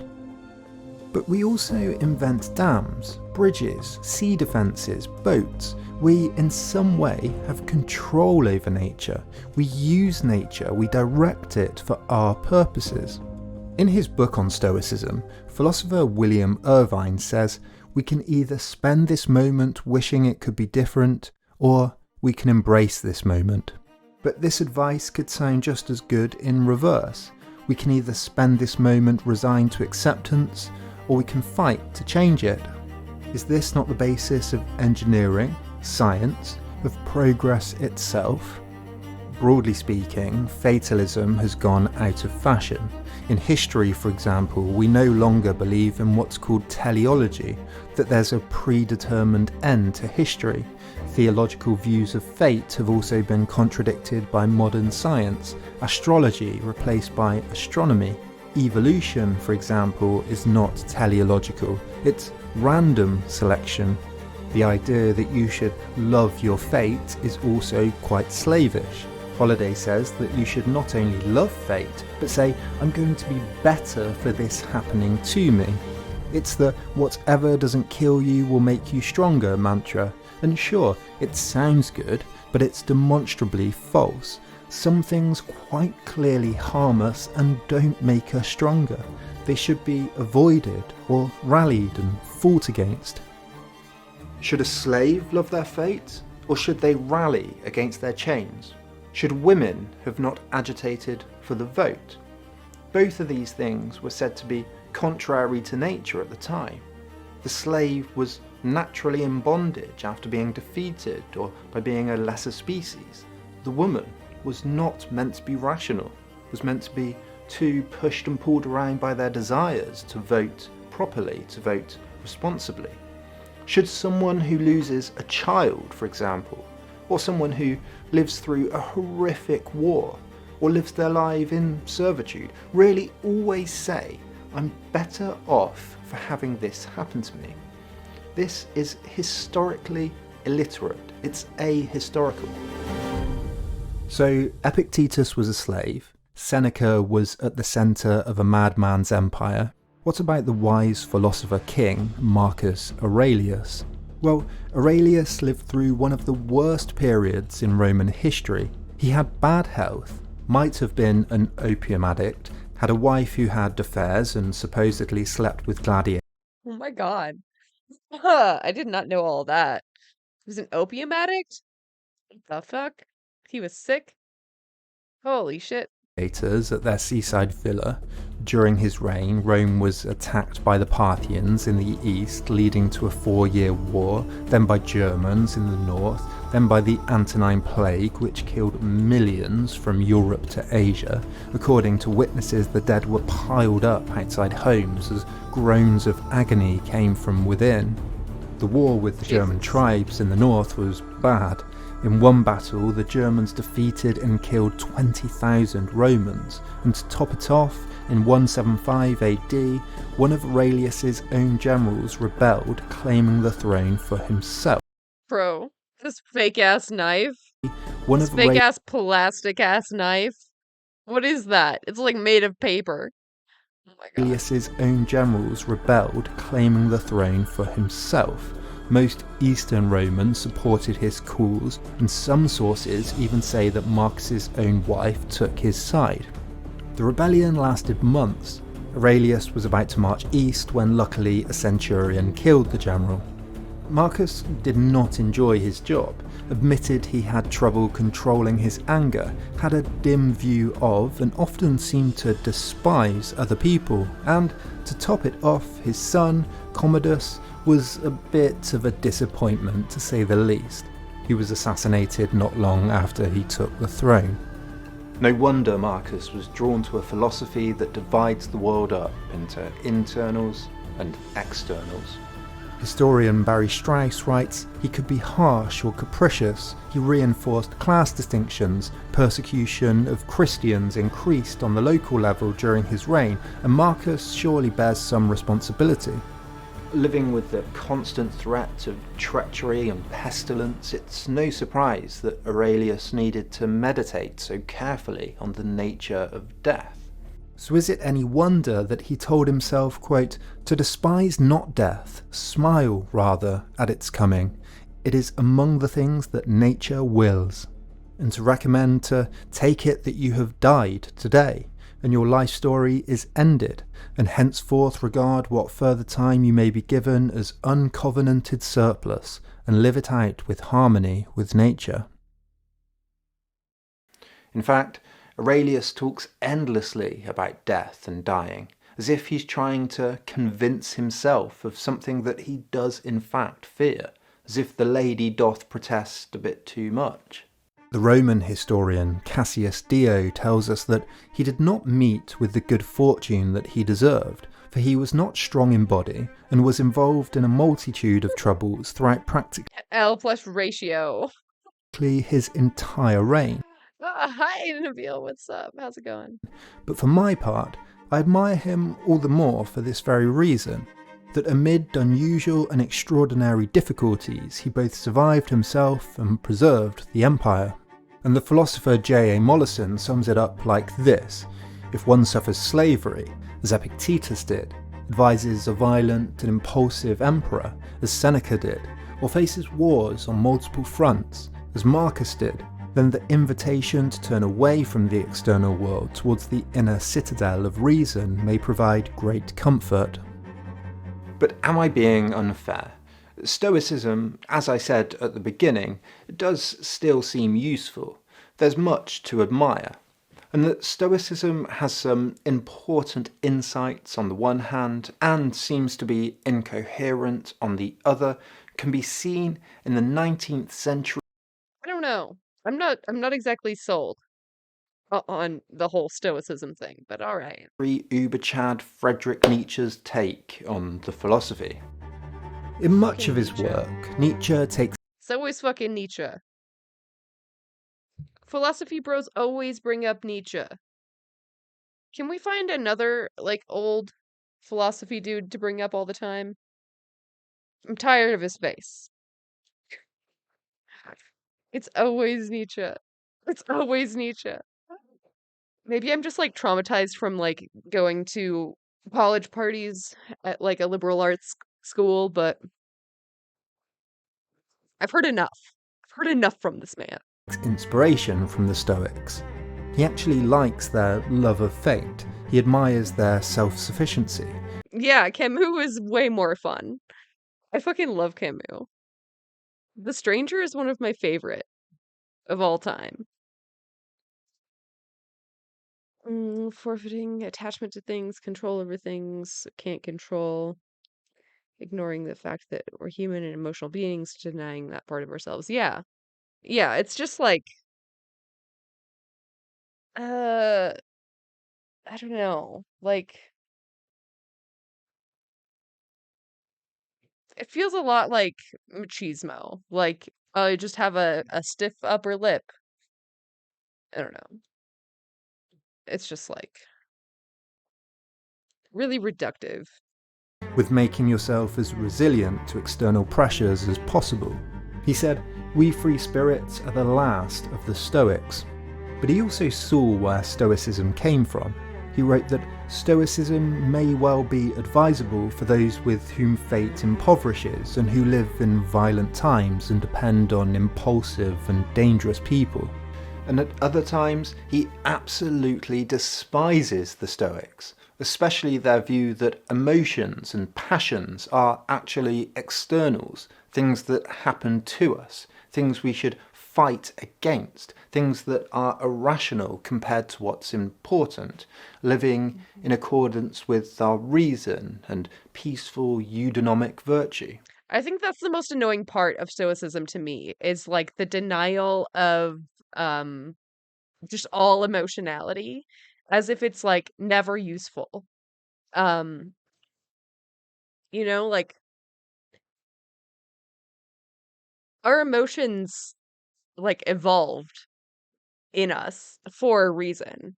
And like they're just like another way that we understand things. Especially things that we can't understand rationally. Um, and like it's not like easily like quantifiable, so it's not like valid, but like yeah, it just denies like a core part of our humanity. He wrote that the primary intention of Stoic education to annihilate easy excitability, to restrict more and more the number of objects that can affect a person at all, belief in the contemptibility and low worth of most things that arouse the passions, hatred and hostility against excitement, as if the passions themselves were a sickness or something ignoble, scrutiny for all ugly and distressing revelations of suffering, in some petrification as a remedy against suffering. He continues that this view is repugnant to him because it underestimates the worth of pain. It is as useful and beneficial as pleasure, the worth of excitation and passion. And he complains of the indifference and stone column coldness which the Stoics prescribed and applied as a cure for the feverish idiocy of the emotions. The passions, the emotions, what used to be referred to as the affects, things that affect you, that seem to come from outside your mind, come in many forms. Joy, excitability, fear, anxiety, anger, love, zeal. For the most part, the Stoics argued that they're externals, that they happen to us, or at least that they're the result of faulty judgments about what's happening to us, leading to a negative emotion like anger or fear about something. But importantly, our reason, our virtue... There is a core truth there that like you can't control everything, but you can control how you react to something. But yeah, just seeing it all as like an externality that you have to like abate somehow is like weird to me. Our judgment is separate. Our souls are separate. Instead of indulging the passions too much, we should follow our reason, follow our souls, and seek eudaimonia, seek tranquility and virtue. Holiday says, And then often by being anxious, by being worried, by taking things personally, by being afraid, we're taking our eye off the ball. And so I want you to see those emotions not just as unpleasant, but actively destructive, because they are. Stuff's gonna happen in life that makes us emotional, but we have to realize that we're only compounding that by acting on those emotions. The Stoics adopt this mind-body dualism in which the... Nah, dude, like you have to have an outlet for your emotions. We can talk about what is a healthy outlet or an unhealthy outlet, but you can't just like be like, nah, I can't act on any emotion ever. Like that's not good. That's not healthy. Mind is a spiritual soul, and the body, and that includes the emotions, is capricious, unstable, wildly passionate, like a horse that's resisting, that's outside of your control. This does not align with contemporary studies. The neuroscientist Antonio Damasio, for example, has influentially argued that emotions are part of our cognition. They're not just part of being human, which they are, they're also part of how we reason, how we engage with and appraise the world. Emotions orientate us in the world. The sudden fear of something directs our attention towards something that might be dangerous. Hunger towards food, laughter towards friendship, passions and zeal and excitement towards projects that we think are worthwhile, and so on. Emotions colour the world. This emote kills me, isn't it great? I love that shit. I didn't make it. I came across it on the internet and I had to have it. In for us. We shouldn't push them down. We should listen to them. We should use them. We should live through them, acknowledging that they're part of our very constitution. For example, Holiday says, And then you realize, oh, the anxiety has nothing to do with any of the things. It's actually, Mark Aurelius talks about this in Meditations. He says, I escaped anxiety. And then he goes, no, actually, I discarded it. And he writes this during a plague, no less. But he goes, I discarded it because it was within me. Bought or cropped images. I'm not an artist. Yeah, I am an artist, just not that kind of artist. So yeah, I'm making two. Not everyone can be an emote artist. That was a breakthrough I sort of had. I was like, oh, I thought I was stressed and anxious and worried because of all of these very reasonable things that cause those things in your life, work, family stuff. And then when all that gets pared down, you realize it's like, oh no, it was me. Now, of course, many emotions, like anything, can be harmful if they're felt too much, if they take us over, or if they negatively affect our lives. But I think saying that anxiety is about the person, rather than, for example, what they went through, or the context, or a condition, can be a pretty harmful message. sometimes anxiety is trivial, mistaken, sure. But sometimes anxiety can alert us to a very real problem, a real danger, a real issue, either in the world or within ourselves. What we feel as negative often has a positive value. It's important. Yeah, like your anxiety, however misplaced it may be, it is trying to protect you from whatever perceived danger there may or may not be.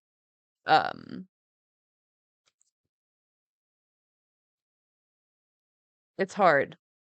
It's hard to to regulate, for sure. I don't know, dude. I've tried many things for my anxiety throughout my life, and the literal best and only thing really that has helped is just mindfulness and meditation.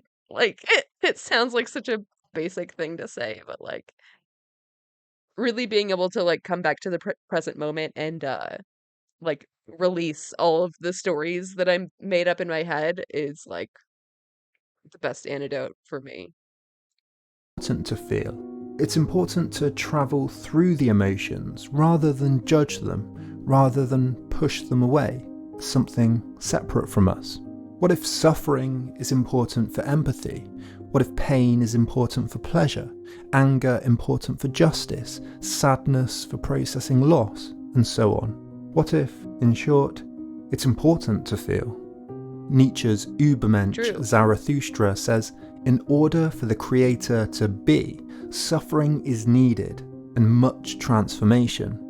And he says, the tremendous tension imparted to the intellect by its desire to oppose and counter pain makes him see everything he now beholds in a new light. With dreadful clear-sightedness as to the nature of his being, he cries to himself, raise yourself above your life, as above your suffering, look down into the deep and the unfathomable depths. Several studies have backed up this idea that we need to feel a full range of emotions to help lead a balanced life. Emotions help us to evaluate what happens to us and decide what to do about it. What this shows is Yeah, emotions also play a really important role in how you store memories. Strong emotions, you remember a lot more clearly. that emotions are a complex but important part of our lives, for better and for worse. It's not to justify being an angry or pessimistic or melancholic person. It's just to say that we often underestimate the reasons we're feeling a certain way and fail to appreciate or analyse or work through or experience them properly. Nietzsche summed it up like this: the passions have been brought into ill repute on account of those who were not sufficiently strong to employ them. What if, instead of positing death as something to resign to, life as something fleeting, emotions as something to be overcome, and nature as something that happens fatalistically to us, we instead see ourselves as something connected to the world, as something in a positive relationship to it, ourselves sometimes shaping it, changing it, moulding it, using it, protecting it? What if, rather than being indifferent and limiting what we value, we actively value? We make leaps of passionate faith. We say, yes, I want this. We acknowledge that we are moved by and move the world. What if, rather than amor fati, rather than loving fate, we rage and rally against it? Instead, what if we say pugna fati, fight fate? In Beyond Good and Evil, Pugna fatty. Oh my god. Why does it sound so mean? Nietzsche wrote sarcastically, "So you want to live according to nature? Oh, you noble Stoics, what a fraud is in this phrase. Imagine something like nature, profligate without measure, indifferent without measure, without purpose and regard, without mercy and justice, fertile and barren and uncertain at the same time. Living, isn't that wanting specifically to be something other than this nature? Isn't living assessing, preferring, being unfair, being limited, wanting to be different?" The German philosopher Georg Wilhelm Friedrich Hegel also had a dim view of the Stoics.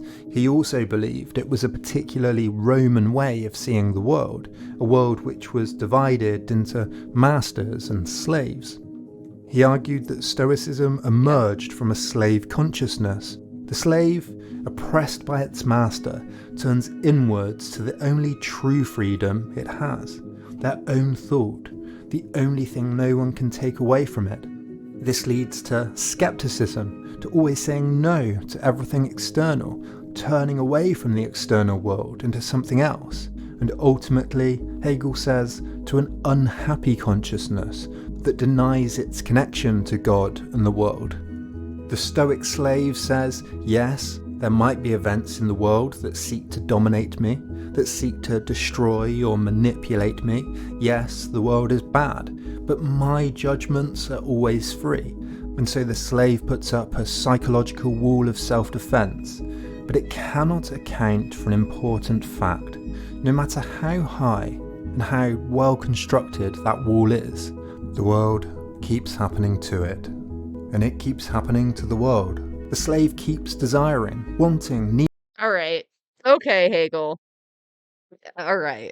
A classic racist Hegel take. Stoicism, yeah, it was a Roman thing. So it's weird to say it was like a feature of slaves to like cope with slavery. Like that smells weird to me. I don't know. I'm always suspicious of Hegel anyway. Hi Ventus, welcome in. Used to be a stoic, most depressing part of my life. Aw, I'm sorry. Well, I'm glad you made it past that. Needing, feeling, knowing, and the pressures and challenges of the world keep bumping up against it, daring it to engage with the world, to change the conditions it finds itself in, to drive history forward. Why else do we invent things? Why else do we make our cases, make arguments, start projects? As philosopher Bernard Regenster writes, The creative individual deliberately seeks to confront and break boundaries, to expand the domain of human experience, to overcome limitations hitherto unchallenged, and to vanquish resistance perhaps thought unassailable. Rather than saying, it's not that this thing that's happened to me is bad, it's only my judgment of it that's bad, we instead put our own chips on the table and say, my judgment of this thing as being bad is true. I'm going to go out on a limb and fight for it. I'm going to make the case, make the argument. I'm going to embody it passionately, this fight, this project. I'm going to say this law, this convention, this idea, this poison, this person, this argument, this video, it's bad. In making a value judgment about something, we make plans. We think through into the future about what sort of lives we want to lead, what we want to design, build, write, what sort of friendships we might want, or where we want to go and how we might want to get there. Stoicism advises to live in the moment as if each could be your last. Memento mori. Do every act of your life as though it was the very last act of your life, as Aurelius said. Again, this sounds good, but it's not a comprehensible philosophy. It doesn't all hang together. No action makes sense. Yeah, if we all lived like every moment was our last moment, then no one would ever do the dishes. You know what I mean? Who's gonna do the dishes as their last moment? Without reference to a longer plan. What if, instead, we lived every act of our lives as if we're going to live a lifetime? Is this not more life-affirming? To live as if we're making each moment part of a greater whole, thinking through our long-term plans, long-term projects, greater life goals. Living each day as if it's your last, as if life is fleeting and that you might be slaughtered by a Roman emperor or a barbarian horde at any moment is incoherent. And that's why we can't be doomerism about our politics. Absolutely. Like, literally anything could happen. There's certain probabilities that some things will happen. But like, you can change things. And like, yeah, it's all about the journey, making the process. And also there are some things that you shouldn't put value judgments on, you know, like our bodies. That's like a good thing to avoid placing value judgments on, because like it's not objectively good or bad. And that's tied up with a lot of ableism as well, but like it's not like good to be skinny, you know, like there's nothing like objectively good about it, like physically good. But that's like something we've like constructed. So like avoiding those types of value judgments I think is valuable, but like valuable, get it? Pun intended, I guess. But yeah, overall it is good to be able to be like, yeah, like fascism, it's always bad. We can only live with dreams. Historian Henry Gruber makes this point in reference to Seneca, who in the midst of war sees his estate given to plunder, his daughters outraged by the enemy, and his native city taken over by the enemy. Seneca says, amid swords flashing on every side and the uproar of soldiers bent on pillage, amid flames and blood and the havoc of a smitten city, amid the crash of temples falling upon their gods, one man alone had peace. As Gruber says, this is a horrific passage. All this has happened to Seneca, and yet still, apparently, quote, the sage stands unmoved. Amor fati? No. Pugna fati. Plan, dream, live, desire, hope, fight against fate. To think about why Stoicism is having a resurgence, we should think about our own moment, our own historical moment, and think about its relationship to philosophy. Modernity, the rise of science, democracy, industry, technology, is about one thing more than anything: control. Yeah, stoicism and austerity always go with fascism. We're getting more fascism, so we're getting more stoicism. It makes perfect sense to me. We should expect this. Science and technology in particular, since the Enlightenment, has been about what the sociologist Max Weber has called the disenchantment of nature, demystifying the world in order to understand and to increasingly have some control over it.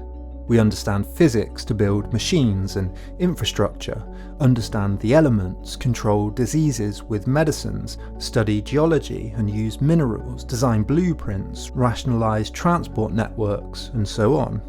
But post-modernity questions this control. How much have we really tamed the world? Neoliberalism and digital financial markets means capital moves quickly and unpredictably around the planet through stock markets. Governments have little control over global prices and investments. Banks pretend to be in control, but the 2008 crash proved otherwise. Iraq and Afghanistan proved that the US is not in control of international affairs as much as it thought. In a post-truth world, facts are constantly up for dispute. A pandemic reminded us that we're not in control as disease as we think, and everywhere we have to go through the world giving up our own individual control to experts on topics we don't know anything about. We get onto planes without knowing how they function. We use phones without knowing how they work. We listen to scientists and experts and put our trust in them. Or not. In other words, we're bombarded with even more of those stoic externals, the things outside of our control. The sociologist Zygmunt Bauman writes that the dominant sentiment is now the feeling of a new type of uncertainty, not limited to one's own luck and talent, but concerning as well the future shape of the world, the right way of living in it, and the criteria by which to judge the rights and wrongs of the way of living. Combine all of this with falling living standards, stagnant wages for decades, rising inequality, and a period of unprecedented technological and social disruption, and we have some explanation as to why neo-Stoicism is everywhere. With so much change going on, it might feel like we know as little about what to expect about what's coming up in our world as the Romans did about theirs. But at the same time, the new media landscape means that more and more people have access to philosophy and new ideas more than ever. And if Stoicism was one of the first philosophical systems and one of the simplest, maybe we're seeing the beginning of a great interest in philosophy, a new, widespread philosophical renaissance.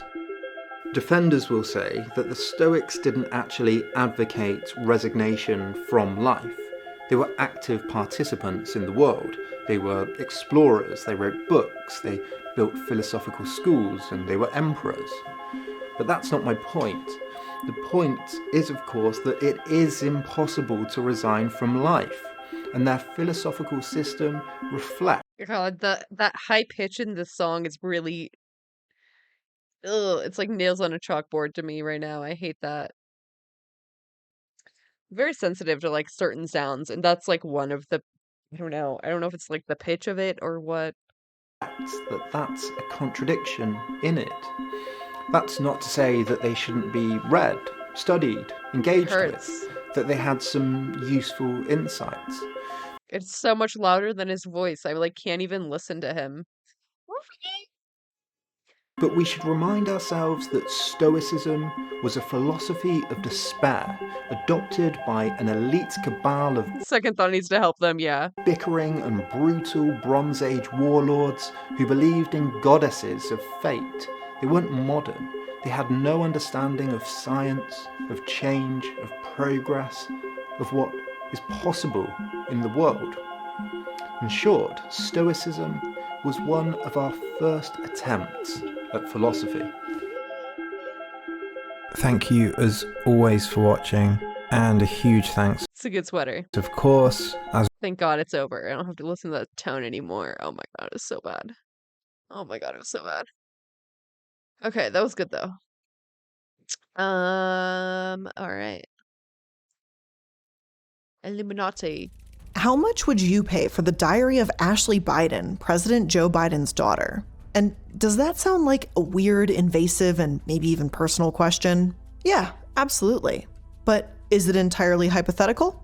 No, because we can, believe it or not, put an exact figure on that diary's worth. 2 people from Florida have pleaded guilty to stealing and selling the private diary of President Biden's daughter, Ashley. Ashley and her diary. At Ashley Biden's diary, Apparently, Amy Harris and Robert Kurlander Who the fuck is Ashley Biden? What? I've literally never heard of this bitch. Wait. I did not know that he had a daughter. Like, at all. I really didn't know.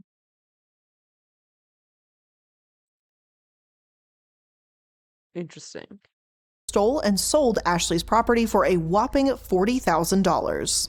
And the buyer? My favorite eyeball person. Well, it was none other than Project Veritas, a right-wing organization that allegedly intended to publish portions of the diary as they're most known for exposés on Democrats, typically those involved in politics. If you can't already tell by my general wording and tone here, Veritas is also known for seriously crossing some personal boundary lines. Trying to gather voting information on a political opponent is one thing, but going after the diary of the president's daughter feels just extra slimy.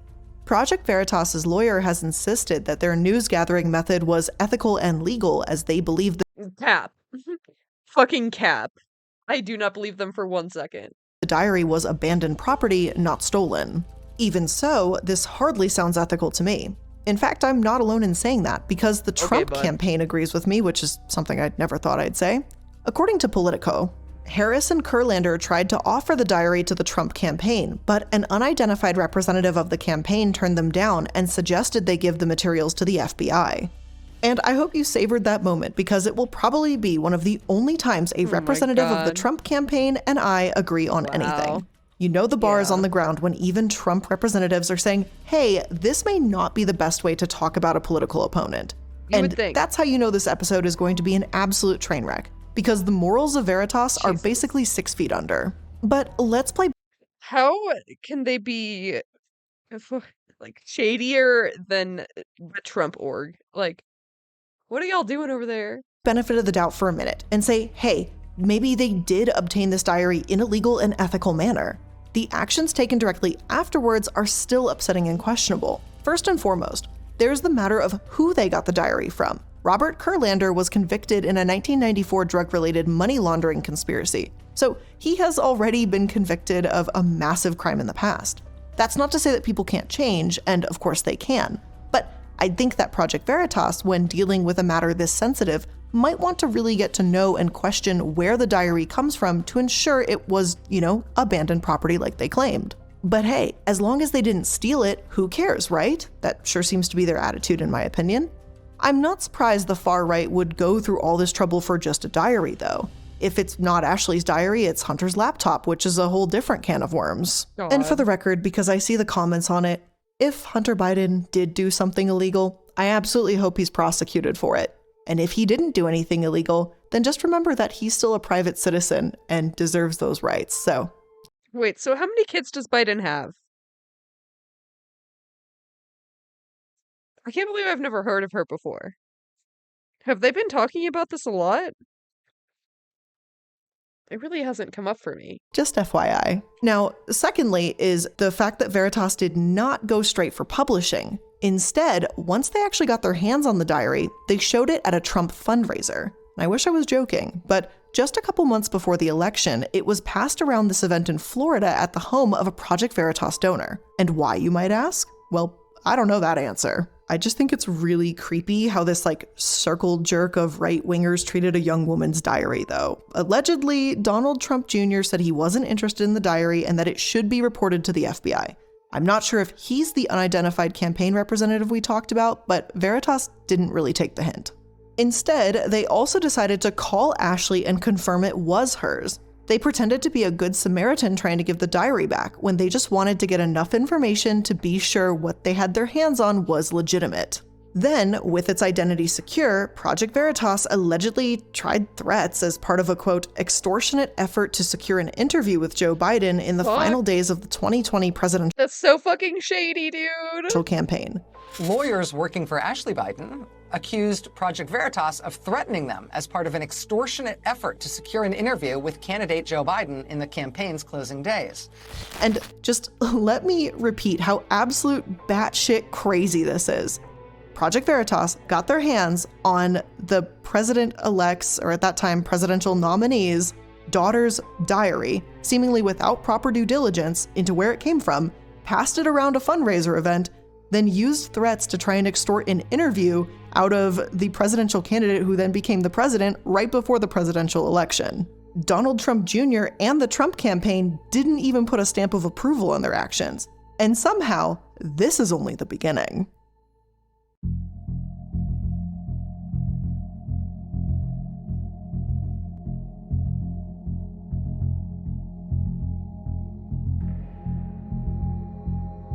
So hello and welcome to the Corporate Casket. I'm the Illuminati, and today we're going to be chatting about Project Veritas. Now, we've established a bit about what they do, but really, who are they exactly? The founder, James Keefe, made a name for himself in 2009 when he went after the Association of Community Organizations for Reform Now, also known as ACORN. They were supposed to be, as the name suggests, a group of community organizations that would advocate for low and moderate income families. Early on, though, O'Keefe exposed them for some pretty shocking behavior. September of that year, he and Hannah Giles released a video that showed them going into several ACORN offices to get advice about, quote, getting a home loan to run a brothel.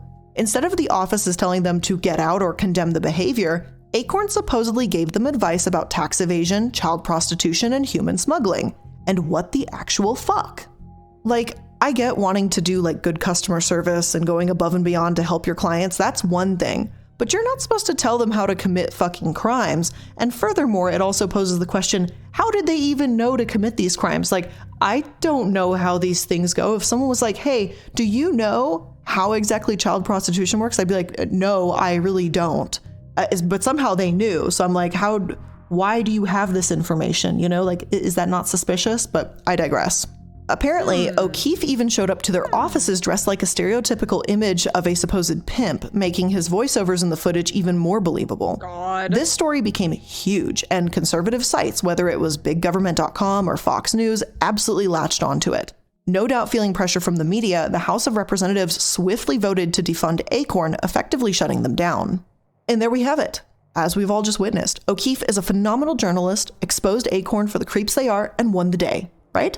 Well, if that was the full story, I'd absolutely agree with you. Unfortunately, it's not. The New York Times said there was so much bias and not enough actual evidence that ACORN had actually done anything wrong. After all, ACORN said the clips were doctored and without context, and it was surprisingly difficult to know who was actually telling the truth here. They were the subject of multiple investigations, and eventually AP News reported that there was no criminal activity going on whatsoever. That's right. ACORN was exonerated, and O'Keefe seemingly misled the public and any members of the House and watched his little home movie, which was apparently full of fiction. O'Keefe, without any remorse, took down a service to low-income and middle-class families, effectively just to kind of make himself look good and get some like internet clout. There was no coming back from this, unfortunately, and in 2010, the 40-year-old group shut its doors. ACORN had actually been one of the nation's largest grassroots community organizations with over 400,000 members before O'Keefe came along. Damn. Despite being cleared of wrongdoing and the law that had blacklisted them from being declared unconstitutional, it was too little too late. This isn't to say that ACORN was perfect. I'm not, blanketing over and going, this was some amazing organization. It was not. They literally had embezzlement issues just the year before, so this blow in 2009 was all the more crippling and believable. Even so, it's pretty fucked up what O'Keefe did all the same. Because truthfully, I think reporting on the embezzlement and mistreatment and all that would have been a really valid and useful story, but to sensationalize and make up things that weren't true, well, he got, I guess, the views and clicks he wanted, but at the cost of people who actually needed that program. But I guess I'm starting to realize that that part doesn't actually matter of helping people in your community. Even so, he gained a name for himself, and around this time, James O'Keefe seemed to realize that he could really make an impact with his white lies and unfounded accusations. And thus, Project Veritas was born. Of course, not before O'Keefe was involved in yet another scandal.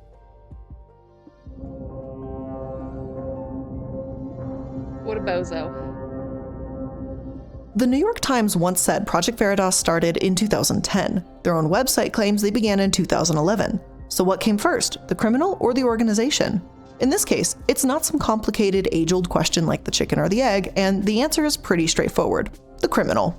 In 2010, James O'Keefe seemed to narrowly avoid jail time when he and 3 others, including the son of an acting U.S. attorney according to CBS, were arrested for allegedly attempting to manipulate the phones in Democratic Senator Mary Landrieu's office. And get this, the 4 of them basically took a page out of a reality show's book and dressed up as repairman, claiming to be there to repair the phones when they really wanted to tap them to see if she was ignoring constituents' calls. Since it doesn't seem like they were actually successful, the felony charges were dropped and reduced to a misdemeanor for entering a federal building under false pretenses. The judge in this case said that these aspiring investigative journalists needed to learn, quote, where to draw the line. And that's definitely one way to put it. A pretty mild way, if you ask me, but it is certainly one way to phrase that. Personally, I'd say it sucks that O'Keefe and his pals were so bad at their jobs that they couldn't even get convicted of the crime they were trying to commit. A small part of me wishes they'd been successful purely so that they'd get more than a $1,500 fine and probation, but maybe some actual jail time too.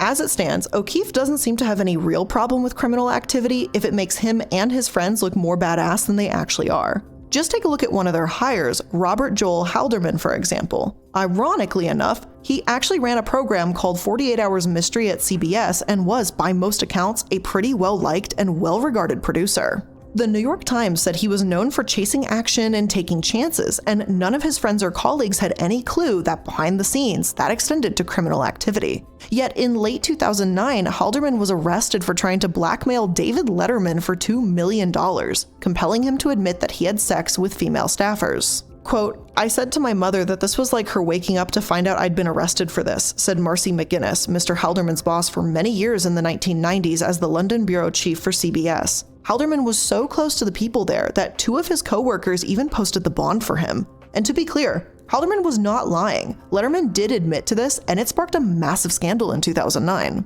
Nothing that I've found has said that he was sexually assaulting these women. However, with the massive power dynamic in play between himself and interns or other staffers, it really does leave a gross taste in my mouth. Yet, people didn't seem to take it all that seriously. Dave's true audience is cynical, said Kathy Sharp, chief executive of the New York marketing firm Sharp Partners. They may be a little disappointed, like, Dave, how can you be so dumb? But they'll still watch. In fact, by confronting the matter himself on the air, Letterman may have largely contained the damage, said John Rash, a TV programming analyst for the Minneapolis ad firm Campbell Mitham. It makes him an even more compelling character, Rash said.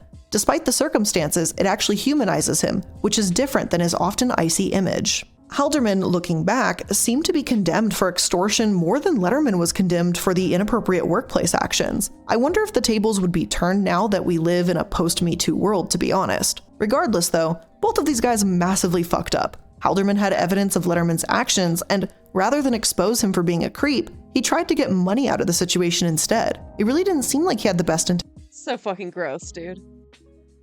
It's all so fucking gross. intentions at heart here, and he ended up spending 6 months in jail for it. But hey, extortion seems to be a-okay with his employer, James O'Keefe. A producer that uses criminal activity to get to the bottom of a story? No problem. Aspiring journalists that are willing to wiretap a senator's phone to find a story? Bring them to James. Conspiracy theorists that will make a story without a shred of evidence? Well, now I'm just getting ahead of myself. Speaking of that though, I think it's time we take a look at the Project Veritas website. What is it that they actually report? What hard-hitting, edgy journalism are they actually sharing that might enlighten us? Pepe La. So right out the gate, this place is a fucking dumpster fire, and I'm sorry, I know that's pretty brutal, just, right out the gate, but it only takes about 3 minutes on their homepage to come to that conclusion. Let me break down a bit of what I saw for you. So, right above their latest stories, they talk about these breaking, secret exclusives that you can only find through them and their secret reporting. The first one I saw is, perhaps unsurprisingly, related to COVID. And just as a general aside here, can the far right-wingers just shush with the COVID conspiracies? It's gotten so old, it's so tired and worn out. If there was any merit to these claims, we would know by now. That particular tinfoil hat is so 2020, 2021, and if you're going to go on these types of rants, like at least make it about something new and interesting, like the same shit since 2020, really? We couldn't come up with anything new? Come on now. But anyway, I guess this is what Veritas considers the latest breaking news, and they wrote about a Pfizer executive supposedly claiming that COVID has mutated through directed evolution to allow them to continue profiting. What? So, what the fuck? What, they just drop a new COVID into the population every like 6 months? Bitch. Please. Please. It's not like viruses just naturally evolve and mutate. Nah. It's not like it's very transmissible and mutates by itself. God, these people. Let me try and follow this very loose conspiracy theory here. So COVID-19 was actually manufactured in a Chinese lab in Wuhan, but at the same time as it was being used as a bioweapon by China to affect the world, it was apparently also being reinforced and re-engineered by Pfizer, which is a German company or something, so that they can make money off of it at the same time. The two stories don't really go together, and both stories seem to be valid. Yes. Claire, you're new. I see you're new to the conspiracy world theory world.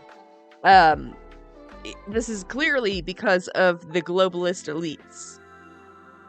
It's all connected, you see, because they're all rich and globalists. Whatever the fuck that means. Just generally with the right. So I'm which one are we going with? Which one is the hot topic right now? Because I love following a good fictional story, don't get me wrong. I love a good goss here and there, but I just don't know what the plot is anymore. But I digress. I guess that Pfizer vaccines made COVID mutate into something more difficult to beat so that they could actually make more vaccines and more money, at least according to Project Veritas. That's their version of this story. Now, setting aside how little sense and logic there is to this entire conclusion, there's also no evidence to back up those claims. This entire article is a Project Veritas journalist talking to Jordan Tristan Walker, a supposed Pfizer director of research and development. The video shows Jordan sitting there with a shit-eating grin, excitedly revealing these secrets and telling Veritas not to tell anyone before Veritas tells their entire audience, of course. Tucker Carlson tweeted about this evidence, literally citing Project Veritas as his source, proving that right-wing news organizations do use their stories as proof and as a reliable source of information. Yet, if you actually try to verify who the hell Jordan is, doesn't matter if you spell the middle name Tristan or Trishtan, you'll come up blank. As Forbes notes, someone this important to the company would probably have some sort of verifiable profile, but they just don't. Between this, the way the video is stitched together in a way that would make it easy for statements to be taken out of context, and the really vague answers from Jordan, it's hard to call this evidence of anything. And again, if you're going to be making claims this huge, you have to, actually back it up with real data, real information and real sourcing. But I guess Veritas journalists just kind of forgot about that part. And it's no wonder they did. I mean, they have an entire page dedicated to answering the question, are we journalists? Which is kind of telling. This reminds me of the many MLMs that we've looked at that often have a portion of their website called Are We a Scam? Or where they buy the domains that xxmlmisascam.com and it just redirects to their website. If you've got enough people asking that question or making that accusation, then maybe you're not as legitimate as you think, and the company should raise a bunch of red flags right then and there. Same thing with Veritas. If you need to tell the public, hey, we're real journalists, we promise, then maybe, just maybe, you're not as good at your job as you think you are. But this is only the tip of the iceberg on Veritas's website. They've also got teachers exposing curriculums as delivering a democratic message, and one assistant principal saying they won't hire Catholics anymore because of conservative beliefs. If anyone's going to teach kids that evolution doesn't exist and gay people are going to hell, then yeah, regardless of beliefs, I don't think they should be a teacher, but that's just my opinion. Hey, Now, if you actually look at what their administrator says, they're not even condemning Catholics, just the ones that refuse to change their very rigid mindset and extremely conservative curriculum. Every time any liberal news organization has to print a correction, they jump on that, and even toss the word journalism in quotes as if they're the only real reliable sources out there. I bet other news organizations don't have web pages dedicated to saying, hey, we're real journalists, by the way, but all right. I love how they have an entire wall of shame dedicated to this, saying that liberal media sources go there to die. Because, yeah, printing a retraction and updating an article with the latest information is bound to give you a bad reputation now. Like, oh my God, how dare you be dedicated to actually providing factual information and be willing to change your stance, your opinion, your views with correlating facts. Like, oh no, how terrible. They even have a retracto theme song when they point out the most minor of article revisions, and a fucking mascot for the segment too called the retracto alpaca. I wish I were kidding. It's kind of funny, honestly, though. Mascot. You're very tall, by the way. Cue the retracto. How is this real? Oh my god. Oh my god. Bizarro reality. Dude, what is happening? Theme song. What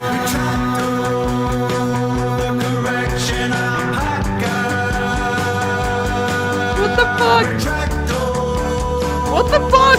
He's coming at you.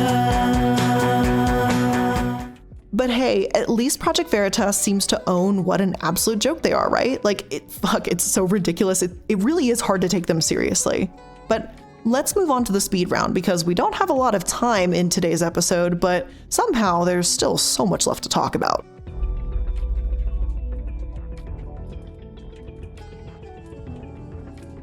There's 3 more massive controversies we're going to need to go over. One is from 2017, one from 2019, and one from 2022. While I'm not sure I'd say Veritas has a nose for news, they really are great at sticking it where it doesn't belong. But anyway, let's talk about 2017. A woman went to the Washington Post claiming she had a story about Roy Moore, a Republican Senate candidate in Alabama. She said that he impregnated her as a teenager and effectively wanted the Washington Post to publish her story. And this news would be devastating to his career. Well, that was the aim at least. And if it was true that Moore slept with her when she was just 15 and he was in her mid-40s, then he deserved to be taken down. However, while Roy Moore did have a lengthy list of accusations against him for pursuing teenagers when he was in his 30s, the Washington Post still tried to confirm the story because, you know, that's what you're supposed to try and do before reporting on anything, especially if it's something. Imagine doing a fact check? Holy. As serious as this. Since they couldn't verify the claims, they didn't publish the allegations, and it's a damn good thing they didn't. As it was later revealed, the woman seems to actually work for Project Veritas, and she made these claims so that when the story was discredited, the public would also doubt the other allegations against Moore. And this is a bit fucked because, one, Veritas is making an absolute mockery of sexual abuse claims, if this is true. It's also attempting to excuse Moore and his potentially predatory behavior, all in favor of political gain. And I mean, how low can you stoop? This was undoubtedly one of the biggest flops of O'Keefe's career, as Politico put it, and led to this ridiculous article a year later. While Politico is trying to paint this angry man in the headline, a man who just can't get no respect and is now out for blood, in the article itself, O'Keefe sounds like a tantruming child trying to explain his side of the story. That's not to say that his actions and words can't do real damage, but my God, is it impossible to not roll your eyes. Here's a little snippet of it. People trust the Post, he notes, but it was forced to print a correction after its Acorn coverage initially stated that O'Keefe had targeted the group because it helped African Americans and Latinos. Yet because I selectively edit, O'Keefe says using air quotes, I am the most despicable person on the planet. Though O'Keefe insists that all media selectively edit actors should be assessed equally for their fidelity to truth, he's also appeared on Alex Jones's show and refused to speak a negative word about him, even after the hateful, horrible Sandy Hook shooting in which Jones said the children were all crisis actors. O'Keefe explained away this double standard by saying a bunch of word salad and claiming, quote, the rules of engagement are different when you're an insurgent, he says. We are insurgents who have an existential threat against us by the government, the system, which seeks to shut us down, and a complacent and corrupt media. In that world, we retain the right as Veritas to hold the side accountable that won't hold itself accountable, and we consider Alex Jones an ally in that fight. All I got from that was, we want everyone to be held accountable, but we also don't want the rules to apply to our friends. That's what I got out of it, at least. And it seemed like O'Keefe was sure willing to prove that shortly afterwards too, when Project Veritas broke Facebook's authentic behavior rule, all in the name of whatever their warped form of justice is. The rules they broke were designed to curb troll farms from spreading misinformation, and as The Intercept put it, Veritas continually makes themselves stand out for shamelessly and nakedly pursuing partisan ends, making them seem far less journalistic truth seekers and more like, in my opinion, right-wing conspiracy theorist people with a fancy title and platform. As opposed to working with— Yeah, they're basically just like InfoWars. It's basically the same thing. Real journalists, by the way. Within boundaries to pursue stories, they've continually tried to find loopholes, cross lines, and downright demand laws be broken for them. Like, O'Keefe actually sued the Suffolk County District Attorney over a Massachusetts law banning the covert recording of government officials, presumably to expose them for all their lies, all while Veritas has infringed on others to the point of having restraining orders placed against them and deceptively edited videos to suit their own narrative. Is it really any wonder why you can't get no respect, O'Keefe? Like, is it not obvious? Now, as for that third controversy that we're going to discuss, this one is a wiretapping lawsuit. It was only a matter of time until it happened, right? Honestly, the most surprising part of it is that it hasn't happened sooner. Once again, for violating wiretapping laws and fraudulently misrepresenting themselves, this time to a Democratic consulting firm, Veritas had to pay $120,000. Now, what they did in this scenario is they posed as a wealthy donor in the case, and they incentivized employees with case bonuses if they could obtain incriminating statements, and effectively took place in a political spying operation. And look, Veritas, I also have watched James Bond, and spy movies, pretty cool, okay? Do you guys remember the one with, like, what is his name? Frankie? Pretty cool, but yeah, you are not that guy. You are not him.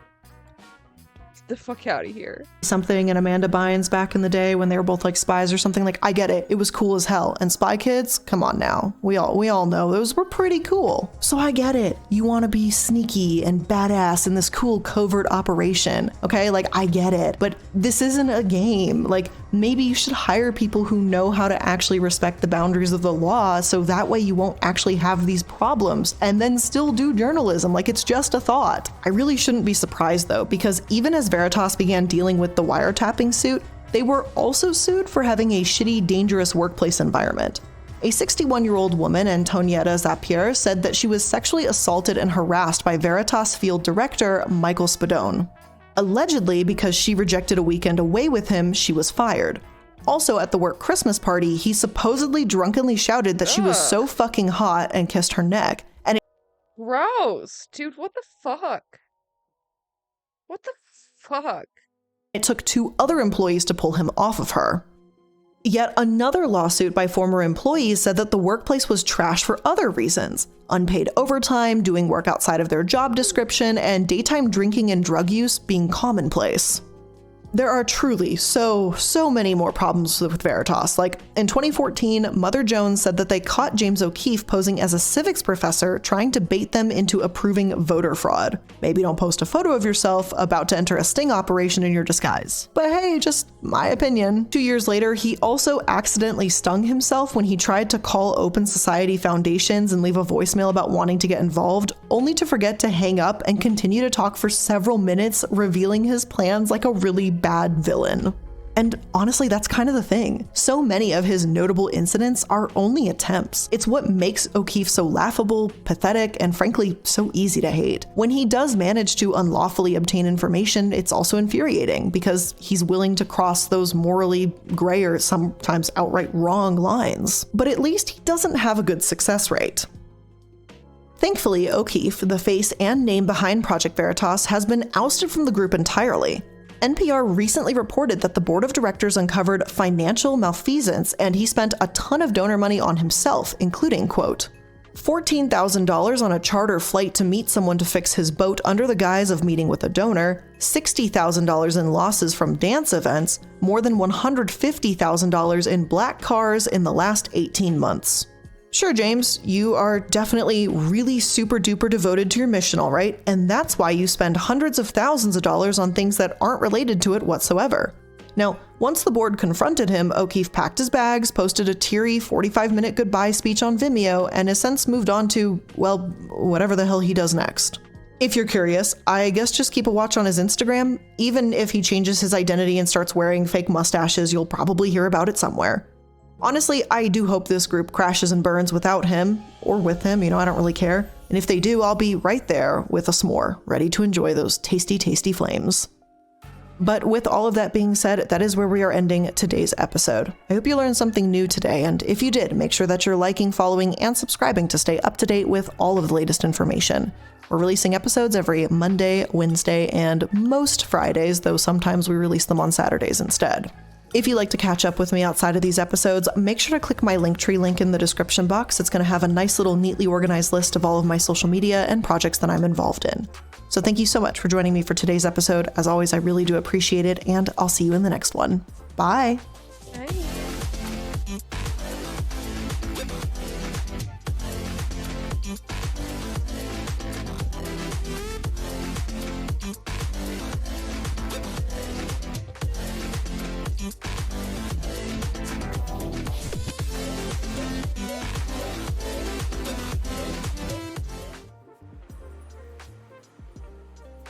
Why are queer men hyper-focused on body image? It may involve a social philosophy called objectification, which is the act of treating persons as objects, or things, dehumanizing them, and making them sexual objects instead of real people. Gay men, more so than heterosexual men, tend to self-objectify, and place higher importance on physical attractiveness. Body image issues aren't unique to queer men, but toxic thoughts pertaining to self-worth and physical care are dangerously prevalent within the community. Open an app like Grindr, and you'll be greeted with body-shaming phrases so familiar and cliché that straight people even know about them too. No fats, no femmes, gym fit only, I work out, so should you.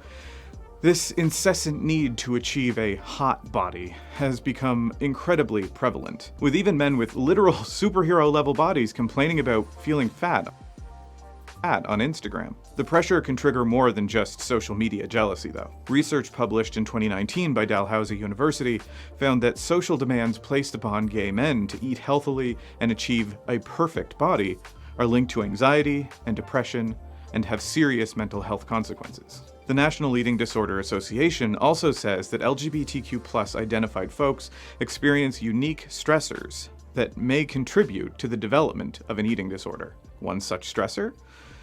The inability to meet body ideals within some LGBTQ+ cultural contexts. Approximately 84% of gay men say they feel under intense pressure to have a body culturally defined as hot. Damn. That's really high. Holy.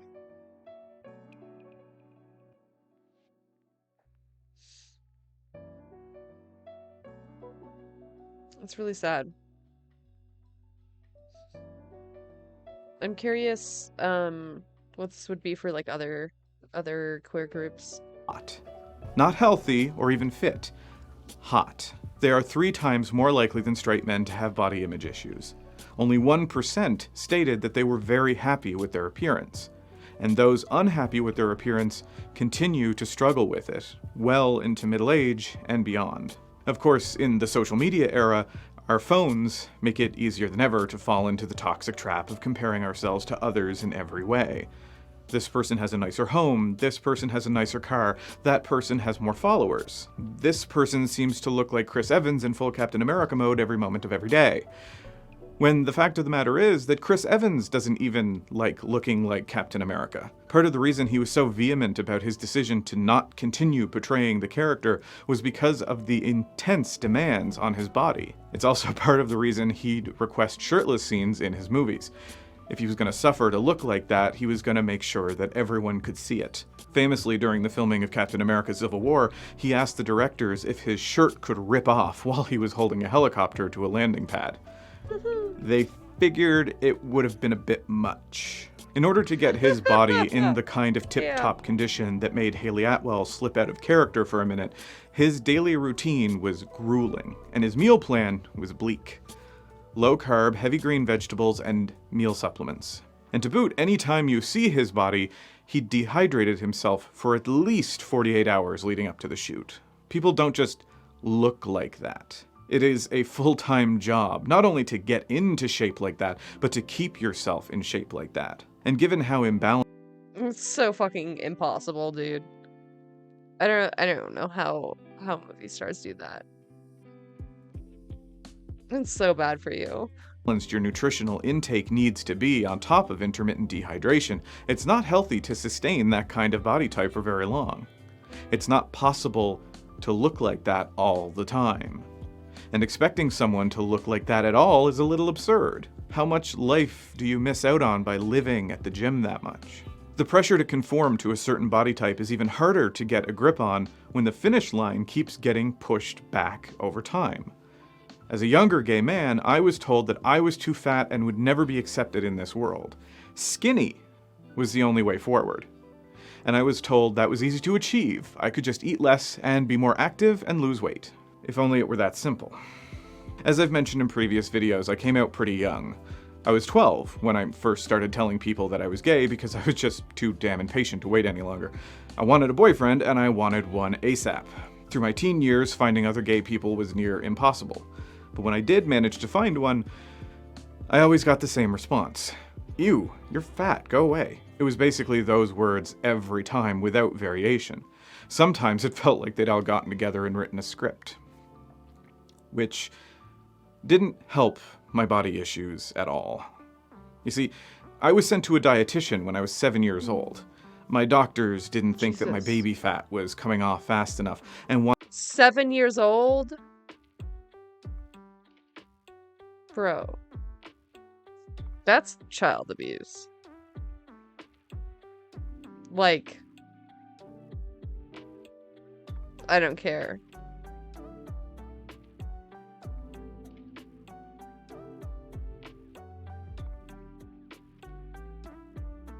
Jesus Christ. Wanted it under control. So I was put on a strict calorie-controlled diet that my parents, my friends' parents, and my Counting calories at 7 years old, dude. extended family made sure I followed to a T. Later on, I was told that this kind of dieting at such a young age may have actually stunted my growth. Even the men get it? Damn, I'm sorry. It's so toxic. Since most of my male cousins are well over 6 feet tall. But despite the diet, I continued to gain weight.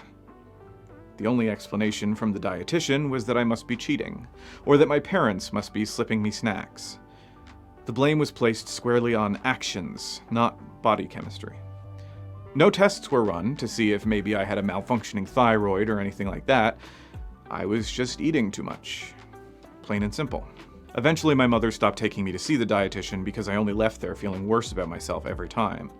And as I grew into my teenage years, I continued to gain weight. On and on, the pounds came until I was well over 300 pounds come high school graduation.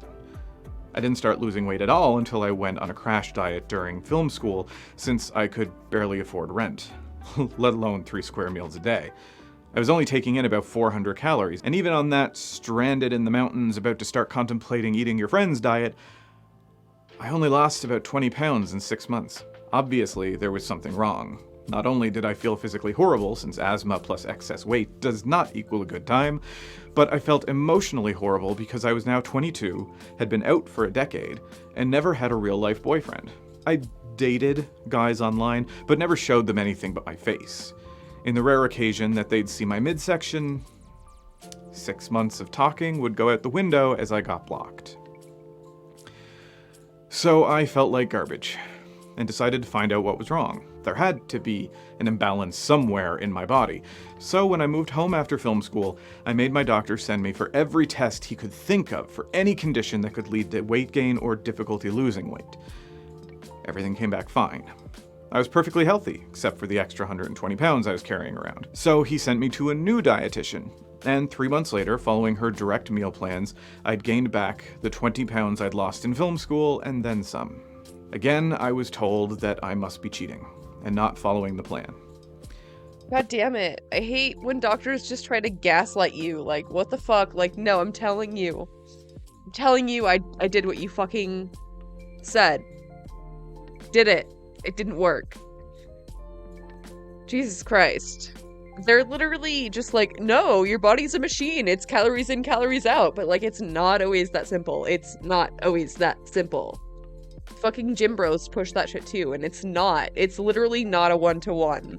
It depends on your metabolism, which depends on 100 different things. Depends on your hormones, your thyroid, like, your kidney and liver function.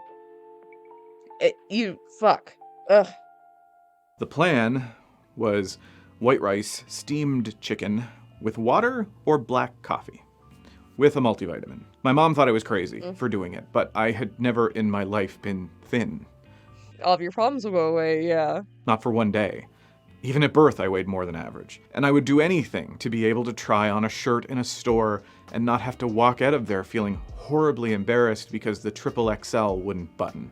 I spent another decade dieting, going to the gym regularly, counting calories, and watching my weight fluctuate between 60 pounds past clinically defined morbid obesity and 80 pounds past clinically defined morbid obesity.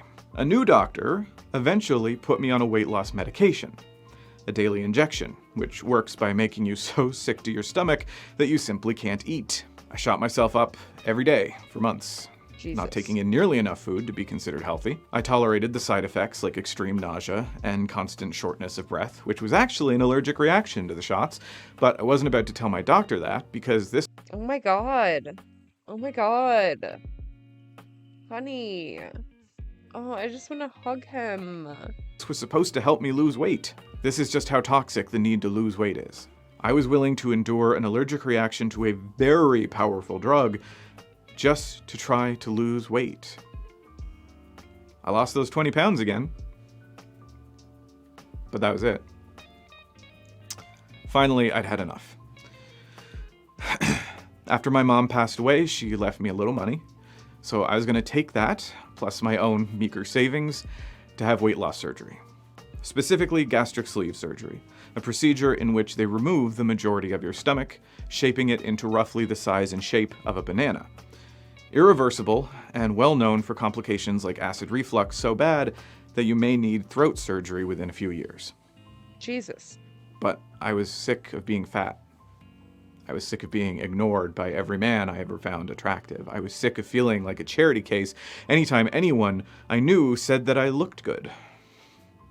So I booked the surgery, paid the deposit, booked the flight, since the surgeon doing the surgery was halfway across the country, and started on the all-liquid diet that leads up to the procedure.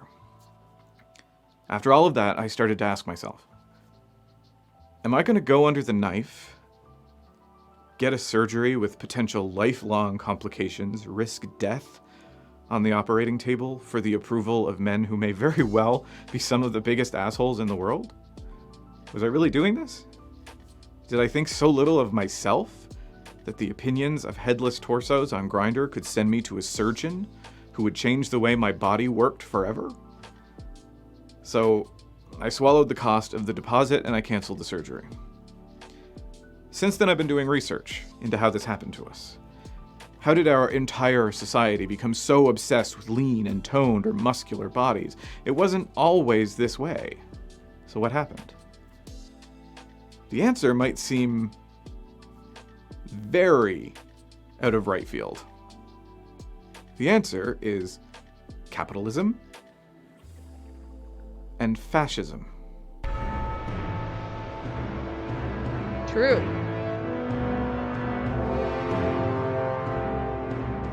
Okay, so capitalism is a simple one. You can easily connect the dots to how generating a sense of culture that drives people to desperately conform to a body ideal can result in someone making a profit. But fascism? That's gonna take a little bit of explaining. In the culture of today, Not very much explaining at all. The whole idea of the Ubermensch was like centered around like physical strength. Yeah, like, you don't have to go that far. I don't think it's gonna take that long, but you did though. really like talking about fascism.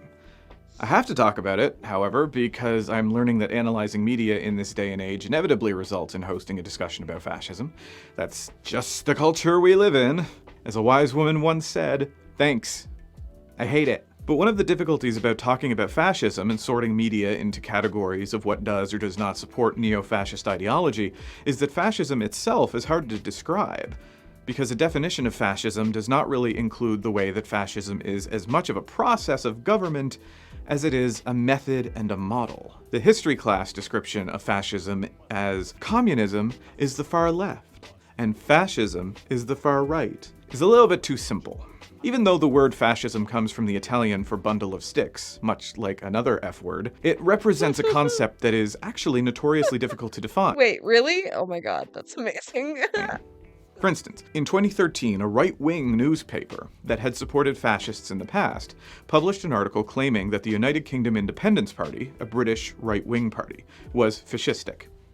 However, a center-left newspaper proclaimed that, compared with the Golden Dawn Party in Greece, who do have fascist credentials, and other fringe parties evident in hard-hit areas of the EU, the United Kingdom Independence Party is pretty mild. So basically, centrists say, just because something walks like a fascist, talks like a fascist, and actively says it's a fascist, doesn't mean that it's really a fascist. How fascist is fascist enough to be considered fascist? We seem to treat fascism like an asymptote, where there's a point where a political group may throw out any number of fasci red flags, but it's impossible to collectively label them as fascist. Culturally, we have decided that the Nazi Party of Germany was fascist, which means that it doesn't matter how a political body may draw cues from the Third Reich, as long as it is not the Third Reich, as it manifested from the late 1920s to early 1940s in Germany, it is not fascism. Using the Nazi Party as the gold standard of evil has consequences like this. By treating them as this sacred measure of How many licks to the center of a fascist pop? Only the centrist knows.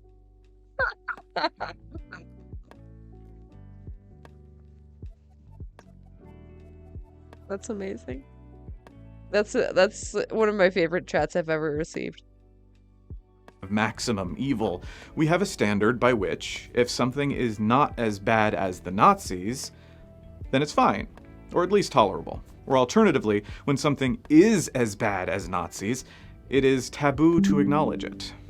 And for that reason, we cannot discuss Rwanda or Sarajevo or any number of massacres that have happened in the last century because it makes us uncomfortable to think that the Nazis weren't just a one-off fluke of evil political evolution. Stalin, for instance, was responsible for far more ethnic cleansing than Hitler was. And a third consequence is that we cannot treat contemporary Nazis as seriously as we should. Right-wing pundits who have spent their entire careers comparing every liberal and Democrat to Hitler have suddenly done a complete 180. We have self-identified Nazis openly walking around with swastika armbands, but the culture does not condone violence against these Nazis because they're not the real Nazis. Part of this is due to the fact that our functional definitions of fascism are rooted in anecdotal examples of where fascists appear, usually in retrospect. Because, as demonstrated, you could call yourself a fascist while still being ignored. It really shouldn't be so surprising that self-identification isn't enough for a centrist. A reevaluation of fascism would require us to remove it as a method of government and more so focus on the ways that fascist governments enforce their ideology, and the kinds of values from which fascist ideologies emerge. So often, we are told what fascism is, what it looks like, why it begins, why it's bad. In our essentialist thinking, we look for those specific markers, the swastika armbands, the skull and crossbones, the Hugo Boss, and we don't take these markers and consider how they could be reapplied into a contemporary context. To me, I think the what and why of fascism are less important to identify than the how and the who. Who is fascism promoting as the good guys? Who are the bad guys? Who should the public idolize, and how does the governing body enforce these values? But these are much more abstract and unquantifiable than listing a collective set of characteristics that manifest in fascist states, or how fascist states arise. For instance, one of the more common assumptions about fascism is that it limits the public's freedom of speech. And that is true. The government wants to control how the public thinks, so they restrict what the public can say. It makes it more difficult to spread ideas that may not align with how the state wants the masses to think. And no, freedom of speech does not apply to being able to say whatever you want on social media. Just like a store manager can have you escorted off the premises for violating profanity guidelines, a private business can block what you can express on their social media platform. Freedom of speech simply means the government cannot persecute you for saying whatever you want about it with your mouth. It was designed to protect the press. Facebook can do whatever the fuck they want. So that it could accurately report about the government. In America, there are no official exemptions to freedom of speech. However, in Canada, the Charter of Rights and Freedoms also include freedom of speech, but this freedom does not extend to hate speech that may target any particular ethnic, racial, religious, or sexual minority, at least in theory. By literal definition, this would mean Canada is more fascist than America in this regard. However, in practice, this is abundantly untrue. And of course, by removing fascism from its existing definition, we run the risk Abundantly untrue. of oversaturating it to the rest of the world. Suddenly, any encroachment of someone controlling your actions becomes fascism, which, if you let your brain pickle in this kind of nonsense for too long, you run the risk of irreversible brain smoothing, otherwise known as libertarianism. But the problem remains. If everything is fascism, then nothing is fascism. Funny enough, insofar as political movements go, we can put a soft start date on fascism. And yes, this is going to lead into what body image has to do with it, I promise. Fascism as a coherent form started in Italy under the leadership of Mussolini in 1919. After the infamous March on Rome, and with the help Let the market be free of the conservatives in 1922, he came to power. By 1925, 1926, his government had quickly become a dictatorship. All of this happened after the First World War, which many Italians didn't want to join in the first place. On top of that, Italy was facing a crisis because it wasn't industrializing fast enough. This led to a period of revolution known as the Two Red Years. Basically, a 2-year period when socialists were gaining ground in the country because of horrendous working conditions. But the fascist reaction quickly drowned out this radical left-wing government. In 1919, there were only a few true Italian fascists. However, by 22, they had won the support of the rural bourgeoisie and were running large parts of the country. By the end of that same year, the National Fascist Party had 250,000 members. When Mussolini's March on Rome happened, big businesses, conservative politicians, and the army decided to give power to the fascists wholesale, instead of giving it to the socialists, who were far more popular among voters. This made it possible for Mussolini to become the leader of Italy in 1922. But every fucking time. Every time. Socialism is always more popular. Fascism as a way of life was just as contradictory as it was an idea. This happened because fascists in power were being pulled in 3 different directions. Conservatives joined the party because they wanted a more authoritarian version of the old system. They wanted the pyramid scheme of feudalist power, just without the infighting brought on by the myriad of city-states. There were also nationalists who wanted even more authoritarianism without more violence. And there were also more radical fascists who wanted a second violent revolution. Mussolini eventually sided with the most extreme fascist group, which is something we're seeing play out in American right-wing politics right now. If you begin leaning into radicalism, but you don't side with the most radical group, you become a target. The centrists have the ability to just leave. In this case, the Italian conservatives. But this is applicable to all governments. If the centrists leave their positions, even if they can't stand the far right, that would mean giving more political power to the left. Also, not unlike Republican voters refusing to vote for Democratic candidates against absolutely abhorrent Republican ones because they'd rather elect the devil himself than someone who wants to protect their Medicare and Social Security. Anyway, basically the beginning of fascist ideology can be seen as a rejection of the modern progressive age. Inclusivity bad. It became a coherent ideology of extreme conservatism in Italy and then emerged in Germany after a period of crisis, but was only allowed into power after the rich permitted and facilitated it. Fascism? Capitalism. Okay, yes, but what does that have to do with being fat?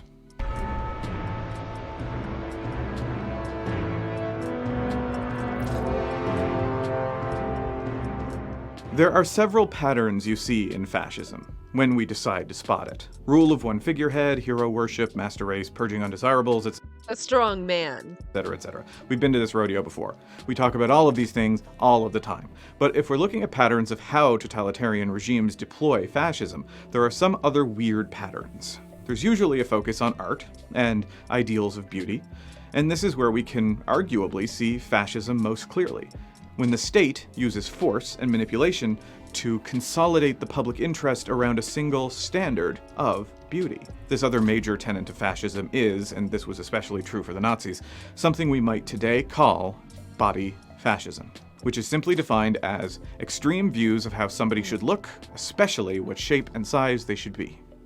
Grindr. This is present throughout all forms of fascism, but especially the ones based around the myths of Scandinavia. The Nordic Superman. Grindr is fascist. You heard it here first, folks. And the Aryan, the Übermensch, which is most of the fascism that has spurred on the men's rights groups around North America and Western Europe, even though the vast majority of them do not fit the description of what they would describe as the ideal male body, which, focusing so much on the ideal male body, kind of sounds pretty gay to me, if you ask me. Granted, the blonde-haired, blue-eyed poster boy for Nazi propaganda befits even a contemporary model for desirability. This could one day be you, or your son, your nephew. The Nazi Party very strongly associated itself and its success with physical beauty. So though the perfect male body has been an element of fascism from the very beginning, never was it more prevalent than in Nazi Germany, because Hitler was obsessed with the art of classical Greece. To understand what I mean, just watch the famous opening sequence of Leni Riefenstahl's two-part film Olympia, which documented the Berlin Olympics. To a soundtrack of dramatic music, the camera pans across the ruins of the Acropolis, before lingering on several celebrated ancient sculptures, offered up as ideals of beauty and artistic prowess.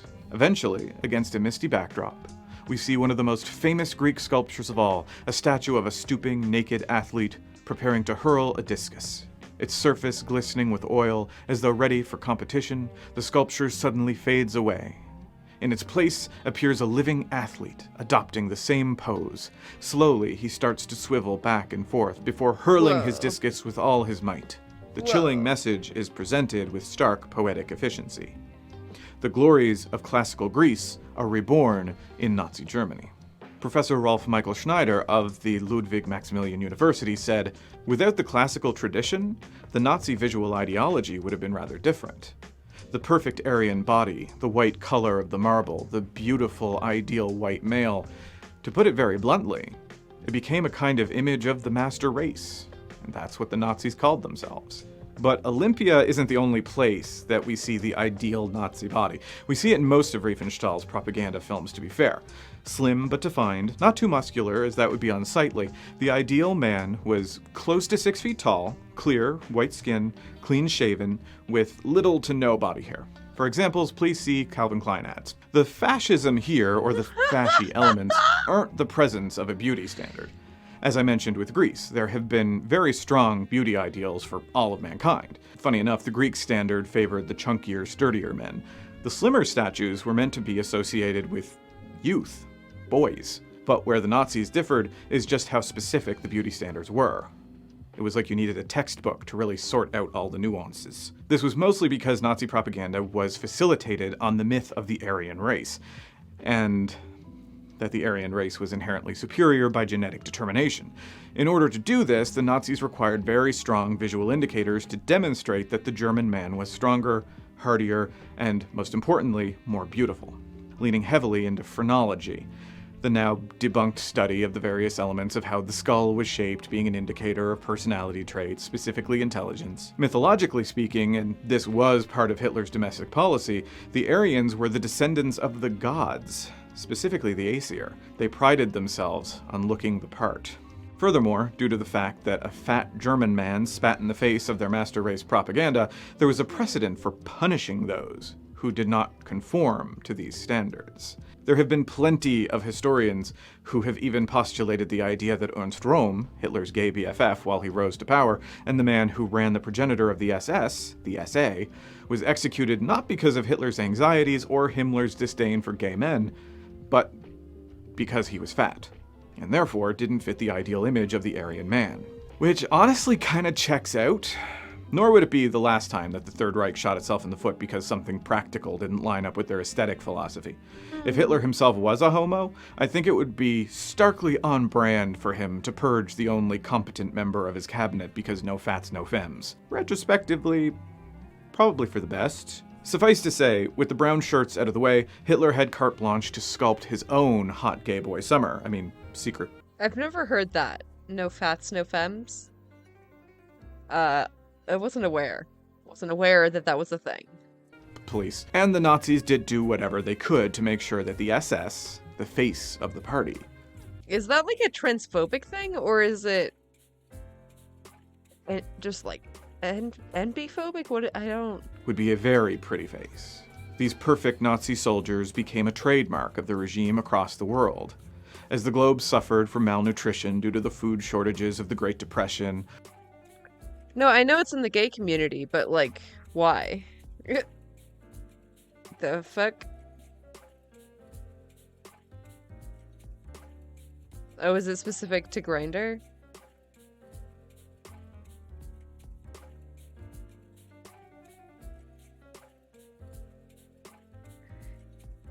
I knew about the fat phobia thing, but the femme thing I'm confused about. Are there not, like, feminine gay men?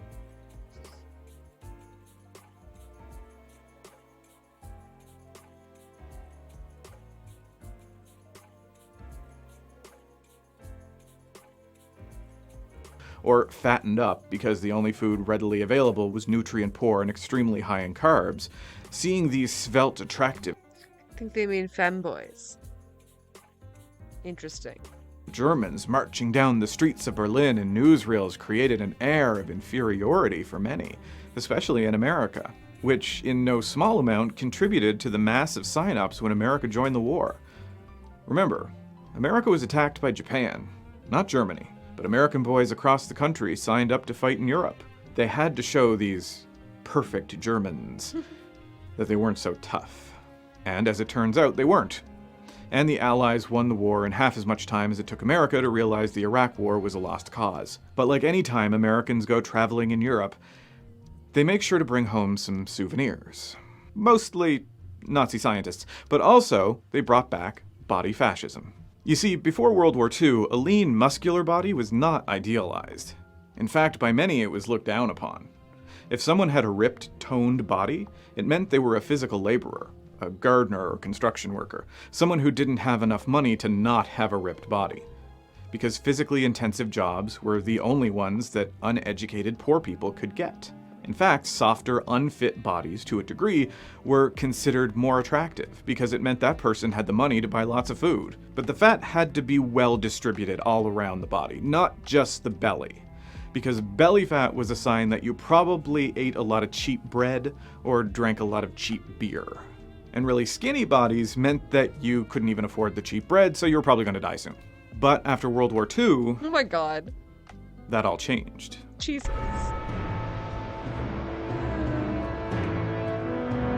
Industrialization.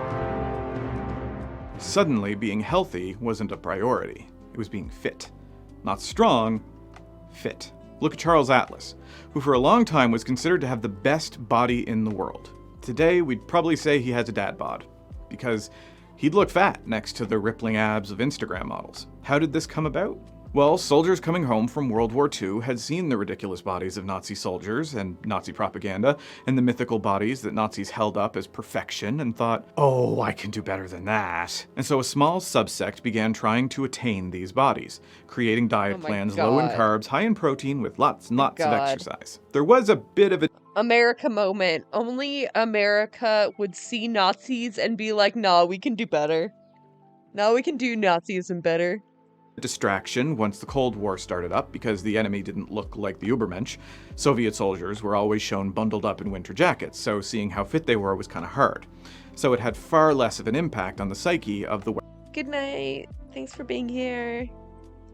Bye. Western Army boys. But the idea of gorgeous male physiques started floating away from the military in the decades following World War II, since America was busy shipping off anyone without flat feet to fight wars in East Asia. Instead, it drifted toward the well-off, the rich, the bourgeoisie, because your typical man wasn't working in labor jobs anymore, attaining strong muscles and ripped abs. Instead, they were standing on production lines or sitting in offices, growing flabby. So appearing soft was now associated with the middle class. So the rich began working out, creating a market for personal trainers, fancy diets, and exclusive gyms.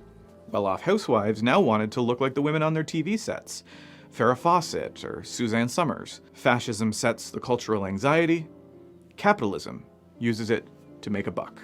And then in the 1980s, with the Reagan Revolution and the popularization of commercial debt, everyone felt like they could be as rich as the Carringtons or Colbys. So everyone started hitting the gym, and fitness centers took off as one of the most profitable businesses of the decade. And it wasn't just because people were signing up for a year-long membership on New Year's Day and then giving up. People actually went. The 1980s was a decade of excess, and excessive dieting and exercise was no different. One of the reasons cocaine was so popular was because it suppressed your appetite and gave you more energy. But gay men had been way, way ahead of the curve on the diet and exercise thing. We'd been hitting the gym hard since the 1950s. Partially because when our gay soldiers went over to Germany and saw the sexy German soldiers, we didn't just want to beat them. We wanted to be them. We didn't want to be Nazis, not necessarily. Well, we ignored the ones Some of them definitely did. that did. In the 1960s and 70s, you were far more likely to see gay men with defined abs and pecs than straight men. It was even considered a way for straight people to spot us. If a man at the beach looked like he lived at the gym, he was probably gay.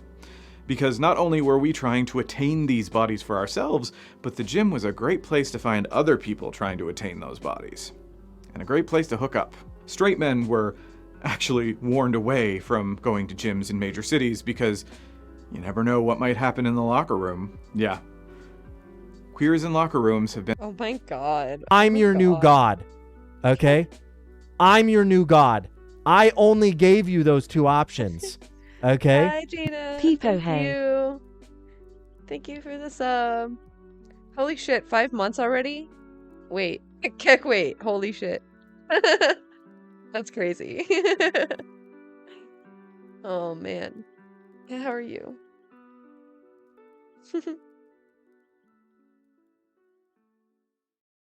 Yeah, I can't believe that. Wild.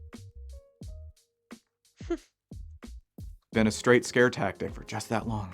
And then after the rise of AIDS, gay men wanted to look as ripped as possible so as to not appear sick, since people with AIDS, especially advanced AIDS, tended to have muscle wasting. We even started using steroids because some witch doctors in New York and LA started telling gay men that steroid use would slow down the progression of the virus. And then, as a community, gay men just kept up with the same regimen.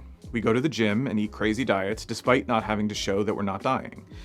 We go to the gym despite being able to hook up just about anywhere, because we still want those perfect Nazi soldier bodies, whether we call them that or not. But those soldiers were paid and required to look like that. But a switch has flipped within the community. It's no longer that we find those bodies unattractive. Dog sitting for a chatter. Aw, that's nice. I love doggos. Option and would like them for ourselves. No, if you don't have that body, you're worthless. You're shunned. You're subhuman. Sound familiar? Yeah, it's been a minute for me too. Hopefully, I think I get to see one on Easter. That'll be nice. And we say, well, you can't shame people for what they're attracted to. But we do shame people who say only whites in their Grindr profile, or whatever combination of disgusting racial screening tactics they may use. So, yikes. Why not shame those who actively perpetuate an unhealthy body standard?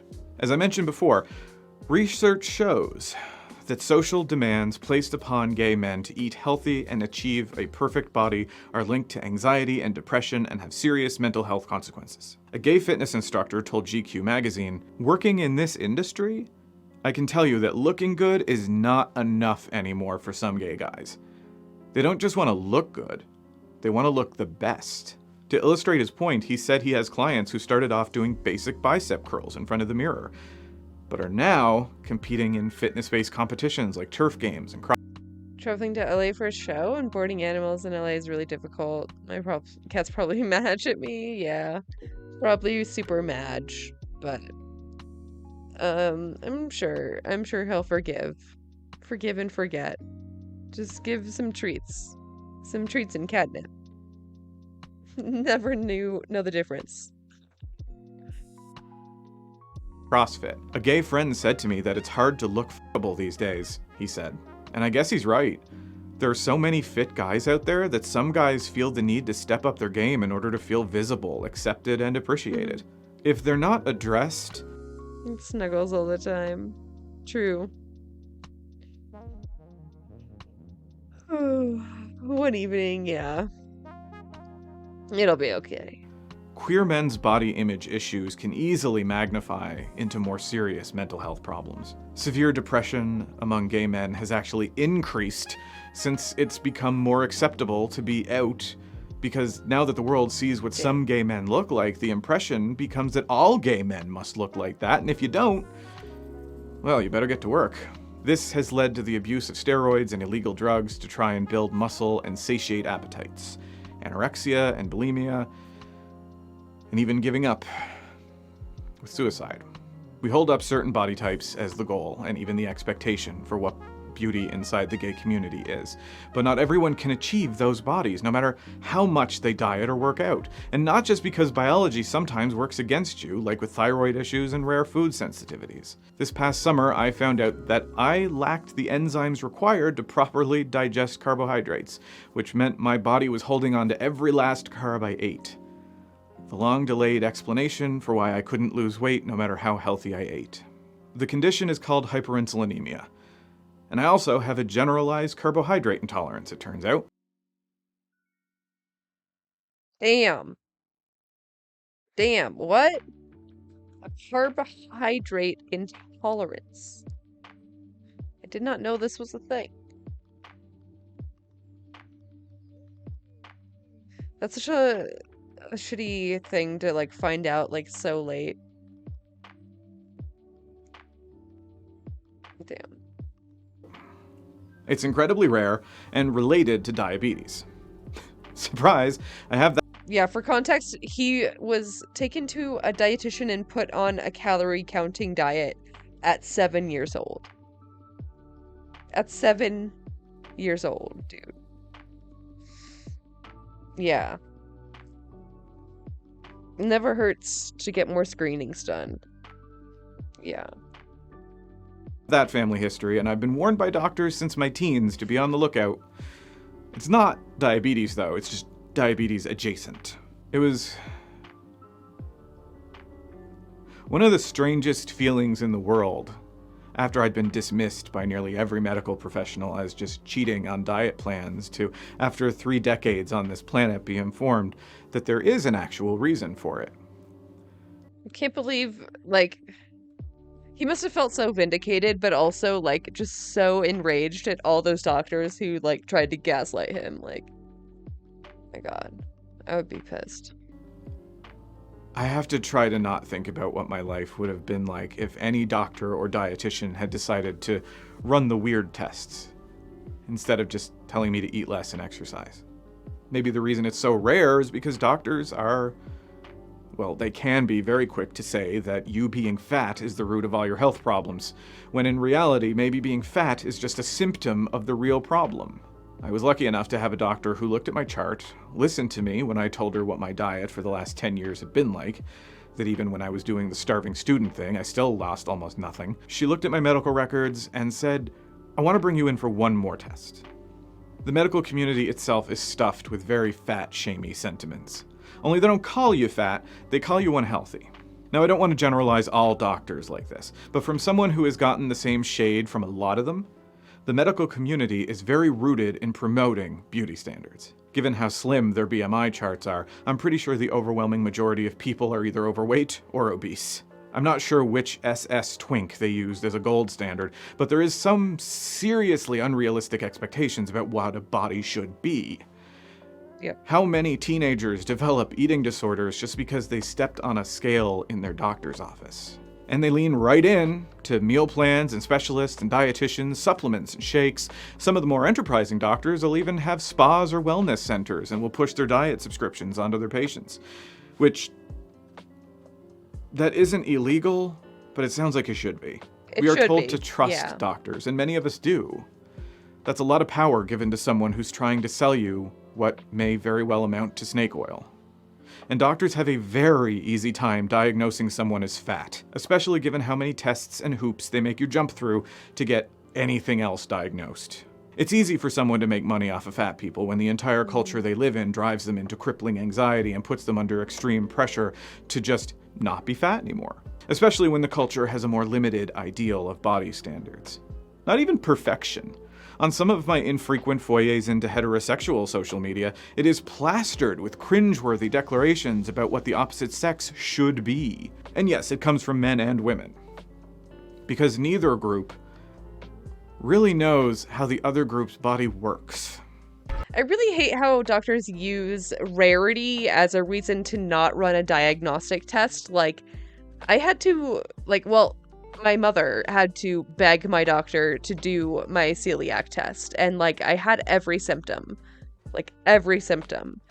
And it runs in my family. And it's genetic. But we had to beg her to run this test because, it's so rare.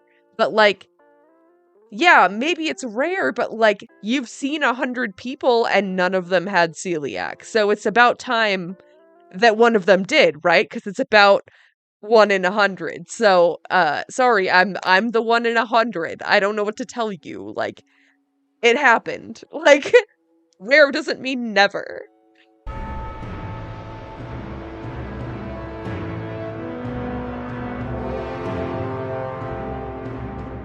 Okay, somebody's got to say this. Gay men are not alone. There are a horde of ladies out there who do think that it is perfectly reasonable. Dude, and my doctor tried to, convince my mother that I was anorexic, too, and that was the reason I was losing weight. And refused to even run the test to see if I had the celiac thing. To expect men to have that superhero body all the time. In fact, Tenoch the MCU's Namor, came under a degree of criticism for not having the body. You know, the one that Captain America has. Ironically, not from the gays who thirsted after him, his nose ring, and his man pearls from the get-go. These were women and straight men who were upset about his back. Oh well, more for us. At least for the gays, we have groups that tolerate a range of ways to be fit or attractive. And the more thick fellows we depict as sexually... Yeah, we should still screen for it, absolutely. Yeah, just depends on how rare, right, yeah. appealing in media, the more we will seek that desirability in real life. Conversely, Warner Brothers executives in 2021, at least the ones who were there at the time, were having a collective meltdown leading up to the release of The Batman. It turned out Robert Pattinson was struggling to put on the bulk that Christian Bale had, because they wanted to have that shirtless Batman shot. And Pattinson did look good for his obligatory shirtless sequence, but it was far from what stood out most in the movie. In my opinion, I don't think the world's greatest detective and ninja needs to look like Brock Lesnar. But back to Namor. The matter of the fact is that Namor's body isn't really something that would feel out of place on a rugby field. It was a subverted expectation for the swimmer's body he has in the comics, which I think is perfectly okay. But that said, it wouldn't make sense at all for any aquatic superhero to have dehydrated abs. The swimmer's body is, for some reason, the body type that the gays, and a lot of straight guys, default to. Author and queen, Eric Shaw Quinn, has said, "There's not enough swimming pools in Los Angeles for all the men who say they have a swimmer's body." Personal trainers and training apps get this kind of request all the time, as if people think they can just morph their body like that. Sorry, but that in itself would be a superpower. People's bodies are the way they are, and they can't control the distribution. Yeah, if only you could just decide. Today I'm gonna decide that I'm gonna be Gisele Bündchen. I wish, you know. Of muscle mass or their bone structure. There is a version of fit that they can accomplish, but it might not be a swimmer's body. Another thing that happens is skinny guys wish they could bulk up to have a rugby build, which also probably cannot happen. There's a kind of athletic determinism when it comes to fitness. We look at swimmers and say, all that swimming has given him a swimmer's body, but the truth is actually the inverse. The person had the right kind of body to be able to succeed in competitive swimming. It's more accurate to say that he is a swimmer because he has a swimmer's body. This isn't always the case, but in most cases, people tend to gravitate to the sport that they do because their body type thrives in that environment. Whereas a thicker or chunkier guy would struggle in the water because he's not built to accommodate fluid dynamics. And the health industry preys on this. They will make these promises and they will take your money, and then another health industry will be happy to take your money when you get disillusioned with the first one. That's how the industry is built. Fascism, capitalism. But again, some bodies aren't designed for ripped six-pack abs. Some people will always be a bit bigger. Like me. Even after figuring out after 25 years that my body really was working against me, I know that once I do lose the weight, I'll never look like those Instagram models. And I'll probably never live up to the expectations of some of those headless torsos on Grindr. But I'll be able to go into a store and buy a button-up shirt that fits. I'll be able to go for a run without feeling like I'm about to have a heart attack. I won't look like what the expectation is for multiple reasons. My head is too round, my chest is too broad, my legs are too thick.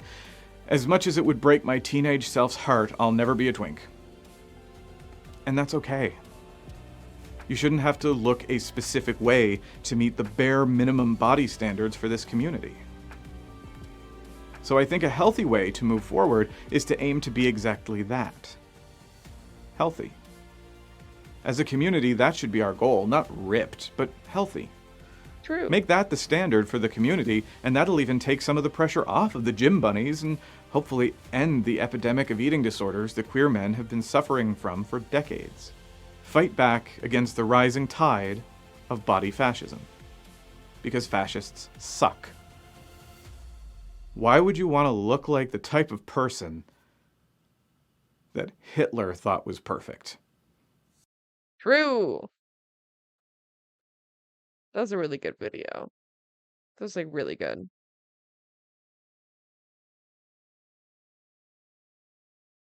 The fascism, capitalism, gay beauty standard connection.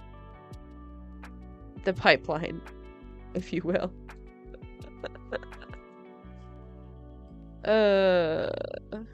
Let's see.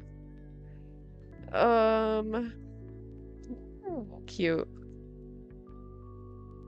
Some of my favorite some of my favorite creators got married, and they finally released their wedding footage. They're so cute.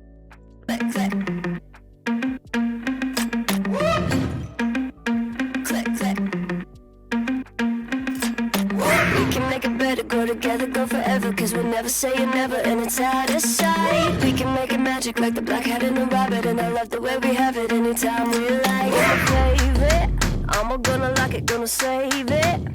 Click, click, you're my favorite, I'm gonna like it, they're so cute. Favorite. They call it love! Bang, bang, tear it up, rock it so high, can't get enough. Dang, dang, dangerous, tag it so high. They call it love! Bang. Take another shot, can't get enough. Dang, dang, dangerous. Dropping that bomb. They call it love. Click, click. Click, click.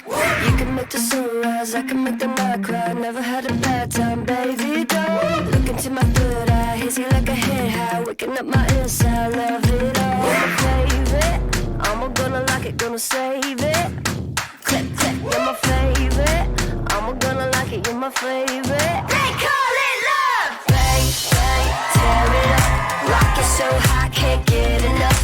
Dang, dang, dangerous. Tag it so wide. They call it love! Bang, bang, tear it up. Take another shot, can't get enough. So beautiful. Dang, dang, dangerous. Dropping that bomb. They call it love.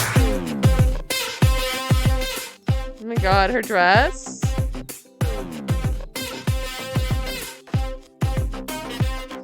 It's also beautiful. I love this editing too. Her hair too, yeah. The henna. We got this, you're my favorite. La la la la la. We ride clips, you're my favorite. La la la la la. Kids got this, you're my favorite. La la la la la. Kids got this, you're my favorite. La la la la la. We got this, you're my favorite. La la la la la. We ride clips, you're my favorite. La la la la la. Kids got this, you're my favorite. La la la la la. We got this, you're my favorite. La la la la la. They call it love. Tear it up, rock it so high. So can't cute. get enough. Dangerous, tag it so high. They call it love. Tear it up, take another shot, can't get enough. Dangerous, dropping that bomb. They call it love. Bang, bang, tear it up, rock it so high, can't get enough. Dangerous, tag it so high. They call it love. Bang, bang, tear it up, take another shot, can't get enough. Dangerous, dropping that bomb. They call it love. That's so good.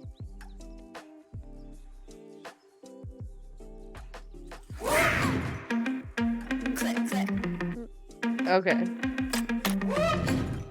It's the same one. I thought they had different videos on their channels, but it's the same one. Hello Adorable. everyone, this is your Daily Dose of Internet. This has to be one of the most evil ideas I've ever seen. This guy put AirPod stickers on the ground all my around the God. city. That's so rude, dude.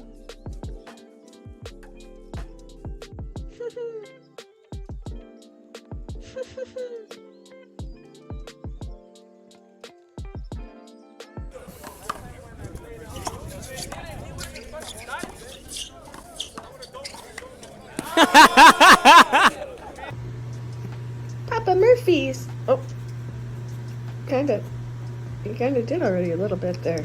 Oh, okay. I have never seen any.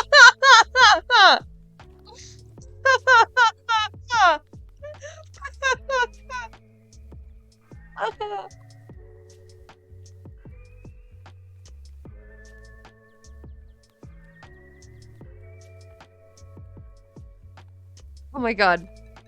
That guy was so funny, it made me choke. Oh my god. This is the correct opinion. Papa Murphy's. Oh, you kinda did already a little bit there. Oh, okay.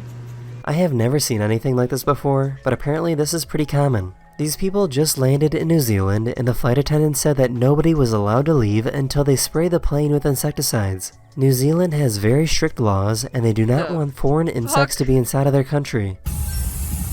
The fuck? God.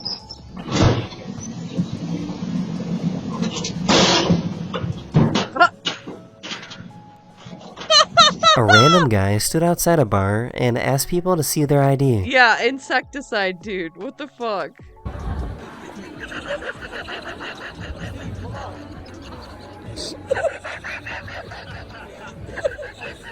This dog picked the worst spot to go pee. Finn, if you fall. Oh, no. Oh, I'm so sorry, dang it. So sorry. This guy noticed Oh that the my other God. customers in the restaurant were not touching the plate of veggies and couldn't figure out why. Look at that. They leave the veggies right there. No way.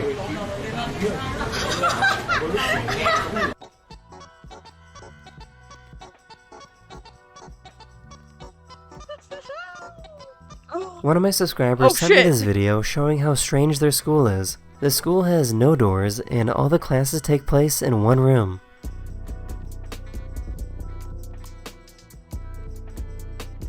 Bro, what? A nature photographer found a whale with scoliosis off the coast of Spain. Despite the disability, the whale seems to be enjoying life just fine. Aw, his whale thing. So this is pretty cool. This glue is not sticky at all, and it's very easy to move things on top of it, but as soon as you hit it with a hammer, the glue heats up and it becomes incredibly strong.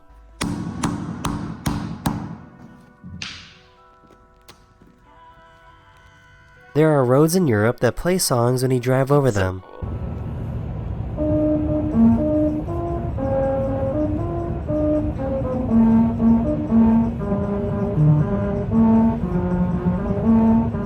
I just found out that dogs can experience... I did not know about that. Needs a chiropractor, a whale chiropractor, yeah. That's adorable. If you in the US? Oh my god, I had no idea. I want to go to one. songs when you drive over them. Is it just like rumble strips?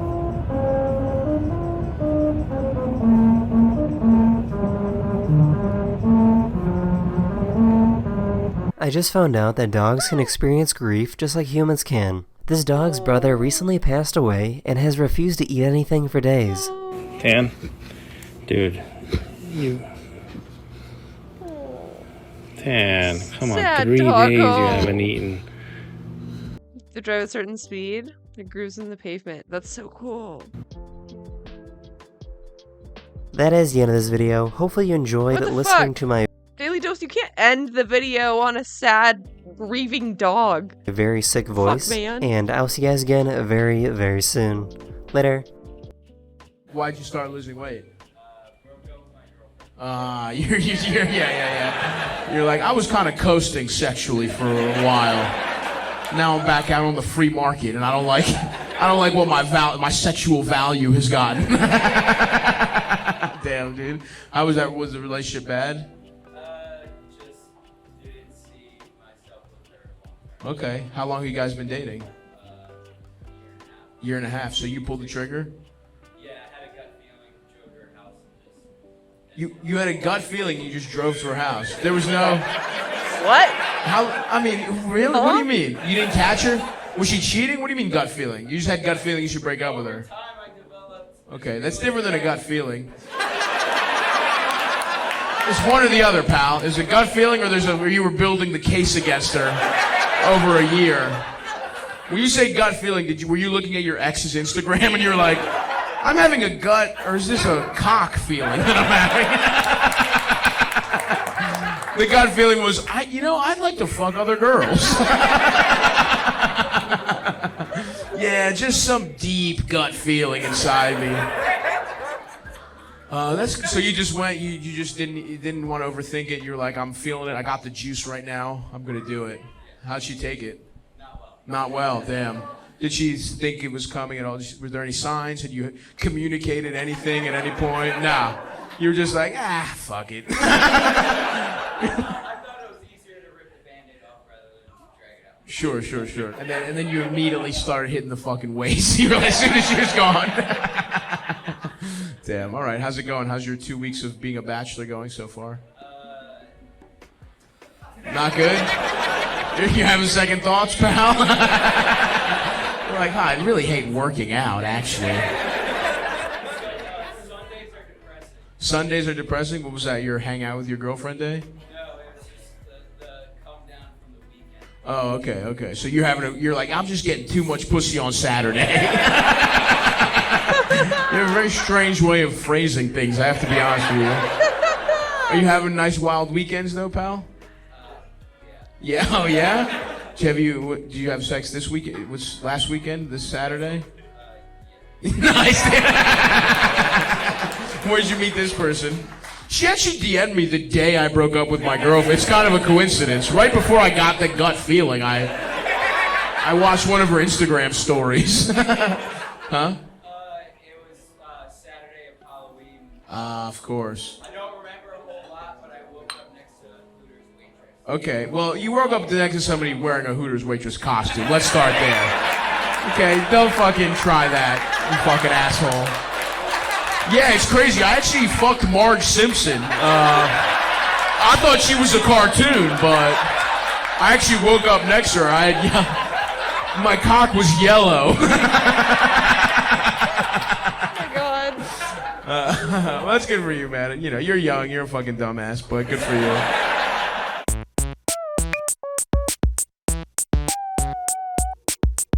stabby. Is something wrong with you? Like, how's a homeless person being like, I don't think so. What's this? What have we here? Alright, we're gonna do the musical road at 100 miles an hour. So here we are doing 100, maintaining 100 miles an hour. And here comes the musical road right now.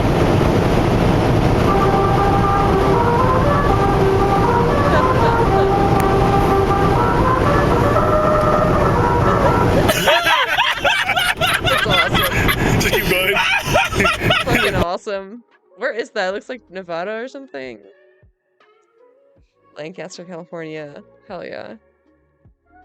Gotta go. Road trip.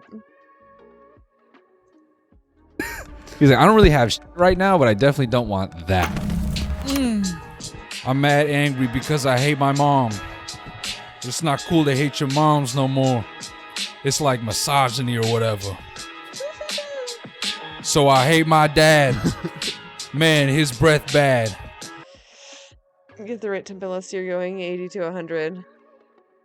Damn. Well, they fucked that up. I'm sad. That's why all my is bad. I be hitting that from the back like, make me feel better. Nobody love me. Is that why you f me? Cause I could something you could fix. My personality and shit. It sucks. Sound familiar? Yeah, that's you. Hi, welcome to the $5 Therapist. If you're new here, basically we read some stories and personal readings from others, and we discuss maybe what they should do. Well, I discuss, you watch. God. But The extreme zoom in. It makes me so uncomfortable. no, we just get into a fun little bit of advice. Maybe you can relate to the people sending in their situation. Also, I'm on tour. Come see me. NoelMillerLive.com. Don't worry, I'm not rapping. Is that why you f me? Just telling jokes. I'm in this city, but I'll be in this city next. So if you're in either of those, pull up now or pull up next.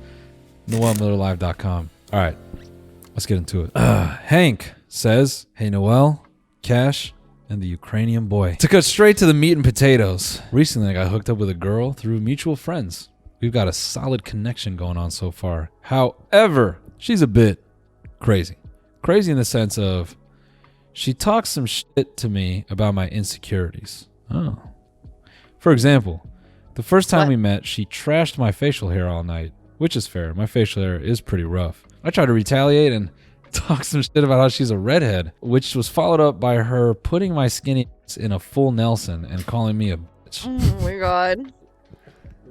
This sounds like a kink relationship to the fullest. Yeah, she sounds like a dummy mommy, and you should appreciate her. This also reads like fan fiction. Getting dominated by a redhead.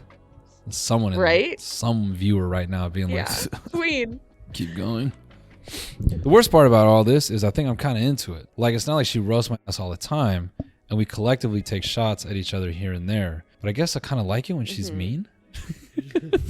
Does this Your man discovers he's a sub. Oh my god. He's literally in the process of discovering. Oh, baby. Little baby sub. Come on, I'll teach you. It's okay. mean I have some deeply rooted daddy issues, even though I see my dad frequently and I have no issues with him that I know of? Or should I go to real? Oh my god, does this mean I have deeply rooted daddy issues? Bro. I mean, sure, if your therapist is Freud, I guess. Therapy. Well, hold up. You see The Office. Come on. I don't know why Just get pegged, it's not that deep, yeah. I like it when look at you. Look how confused you are. I don't know why I like it when it hurts my feelings.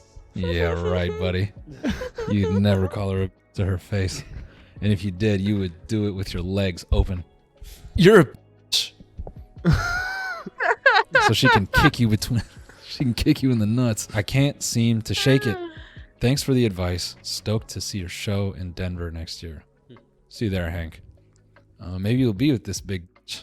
I say big because you make it sound like she's, Like, what's her name from Overwatch, just choking you out. I don't know if this type of thing comes from daddy issues. Maybe Mother. your mother was mean to you as a kid, and that's what you know and you're comfortable with, so you seek that out. You seek someone who will treat you like shit.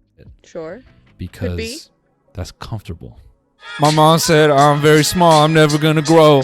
I'm like, yo, why am I hard right now? You're making my balls get swole.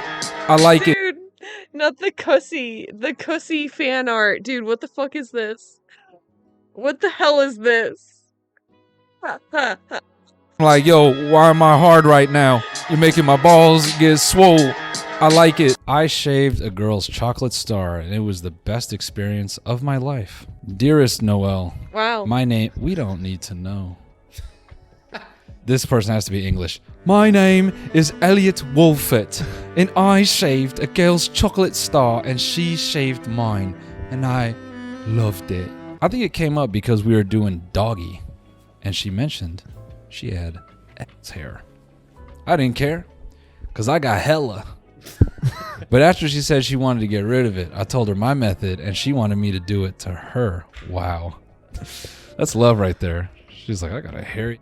He's like, me too. Let me tell you how I clean that up. She's like, do it to me. But to gain her trust, she wanted to do mine first. What? Shave my butthole and you shave mine. The trust that we both had in each other and seeing so much of someone is truly a crazy experience. And I think we could It's a different kind of bonding experience, but, you know, to each their own. say anything to each other and do whatever we wanted because we were so comfortable. My dilemma is, now that I've experienced it once, I want to experience it again. Not to say that I want to shave another girl's chocolate star, but I want that kind of intimacy.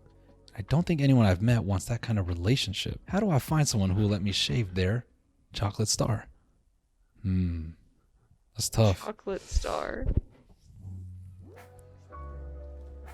That's crazy to have your heels up and a girl shaves your... Therapy loading. What in the world, indeed? That is a very specific thing to want.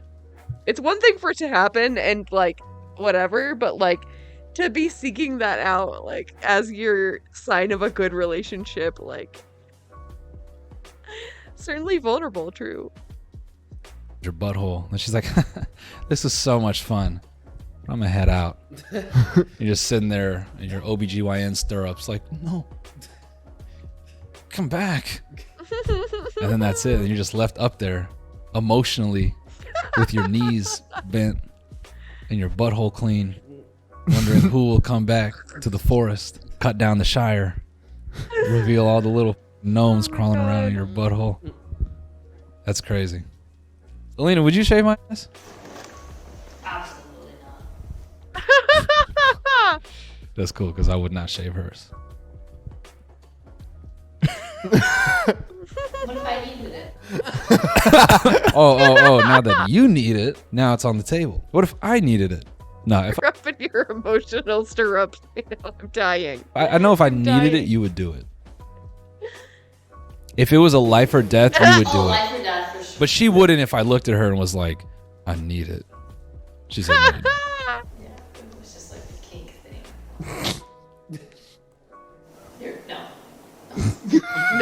No. You're no. I don't know how you find that. Maybe that should just be your, I don't know, your Tinder profile. I'm looking for Yep. the lady that'll let me shave her butthole. I mean, there's probably so many women out That there. might like, work. I've been looking for a dude with this type of comfortability. And you know straight away if some girl responds to that and says, honestly, you could do mine. You know you have something there. Immediate. Yeah. Shall we say an She's already bargaining mentally, yeah. immediate way of opening up. Good luck, man. I don't know how you find that type of love. You know, Cash was saying, why don't you get with the original girl who let you shave the butthole? I think that's a good question. You know, she's the one who got away. True. She's your North Star.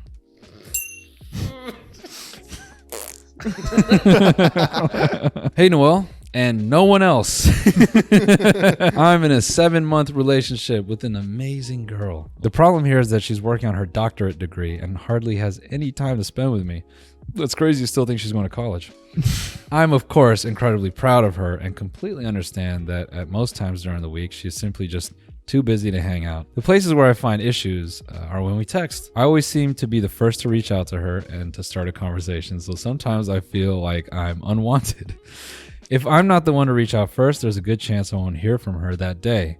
I know she has a ton on her mind with work, classes, assignments, and we all think you need to move on.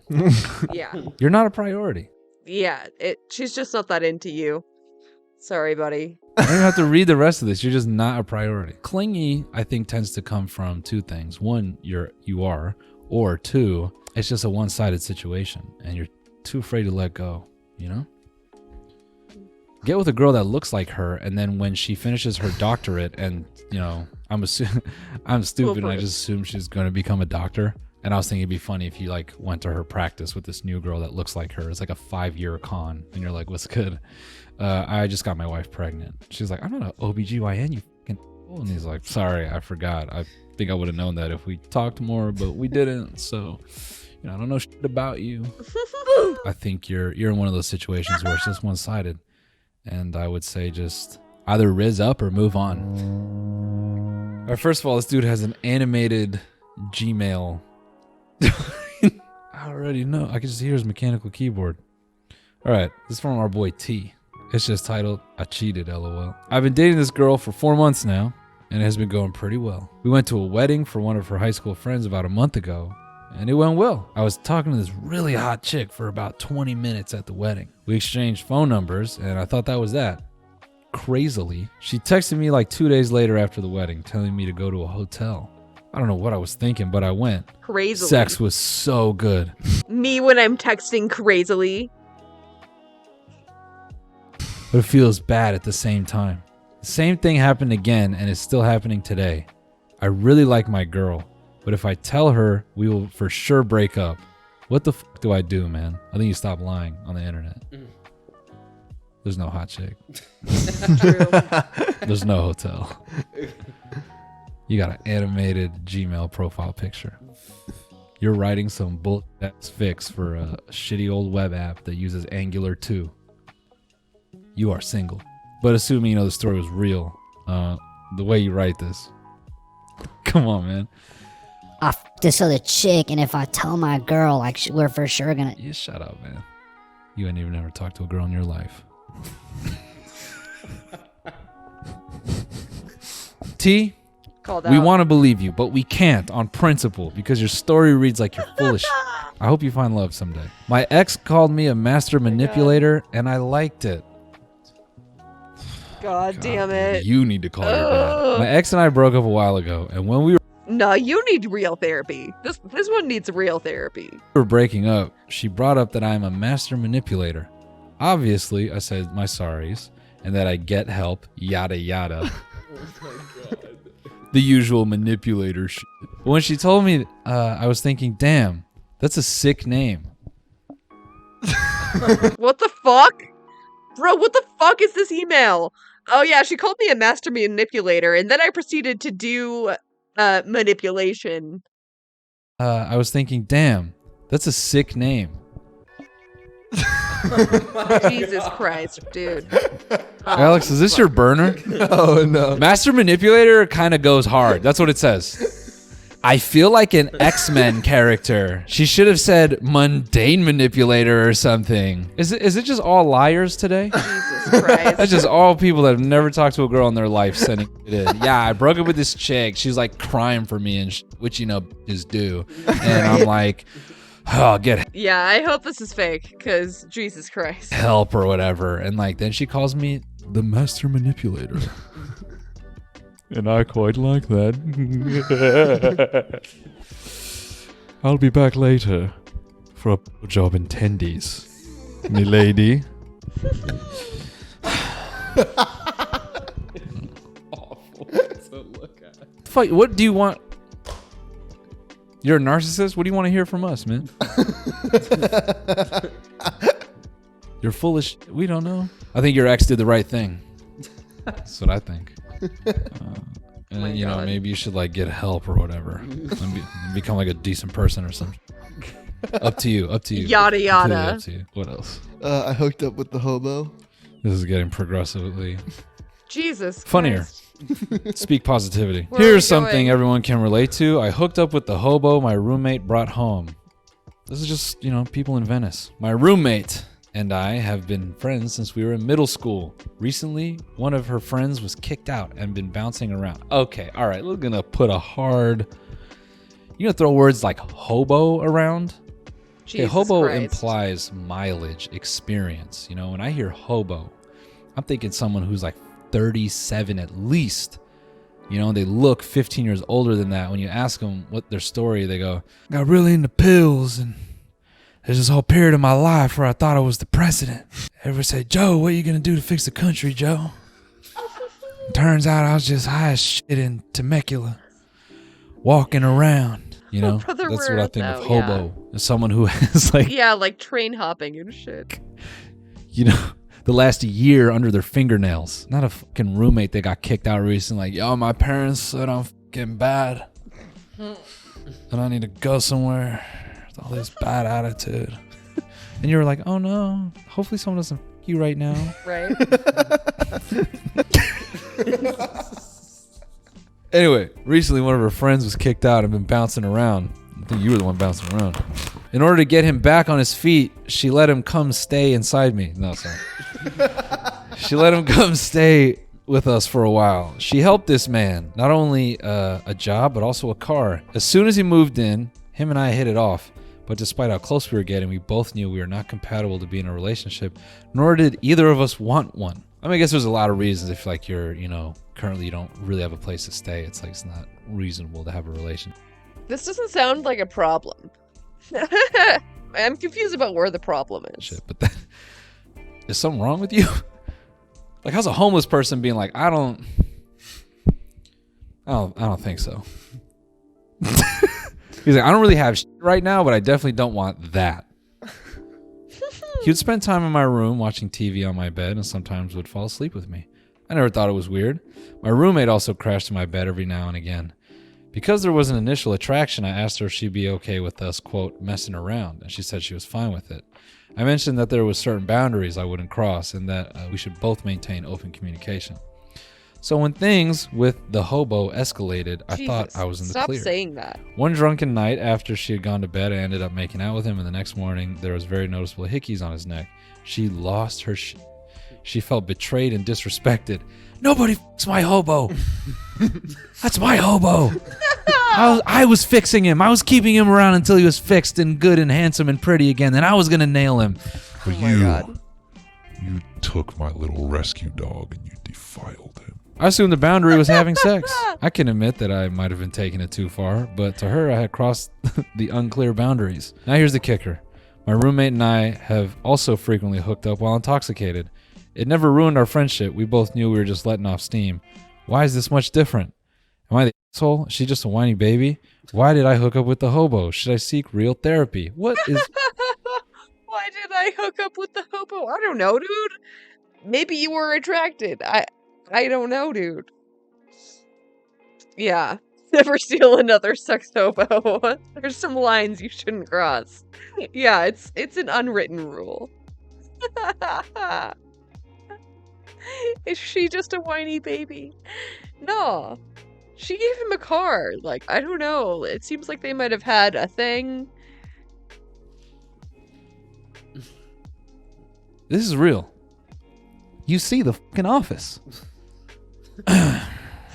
Look, I think you need to move out of San Francisco and start your life in a healthy habitat. Move to Kansas City.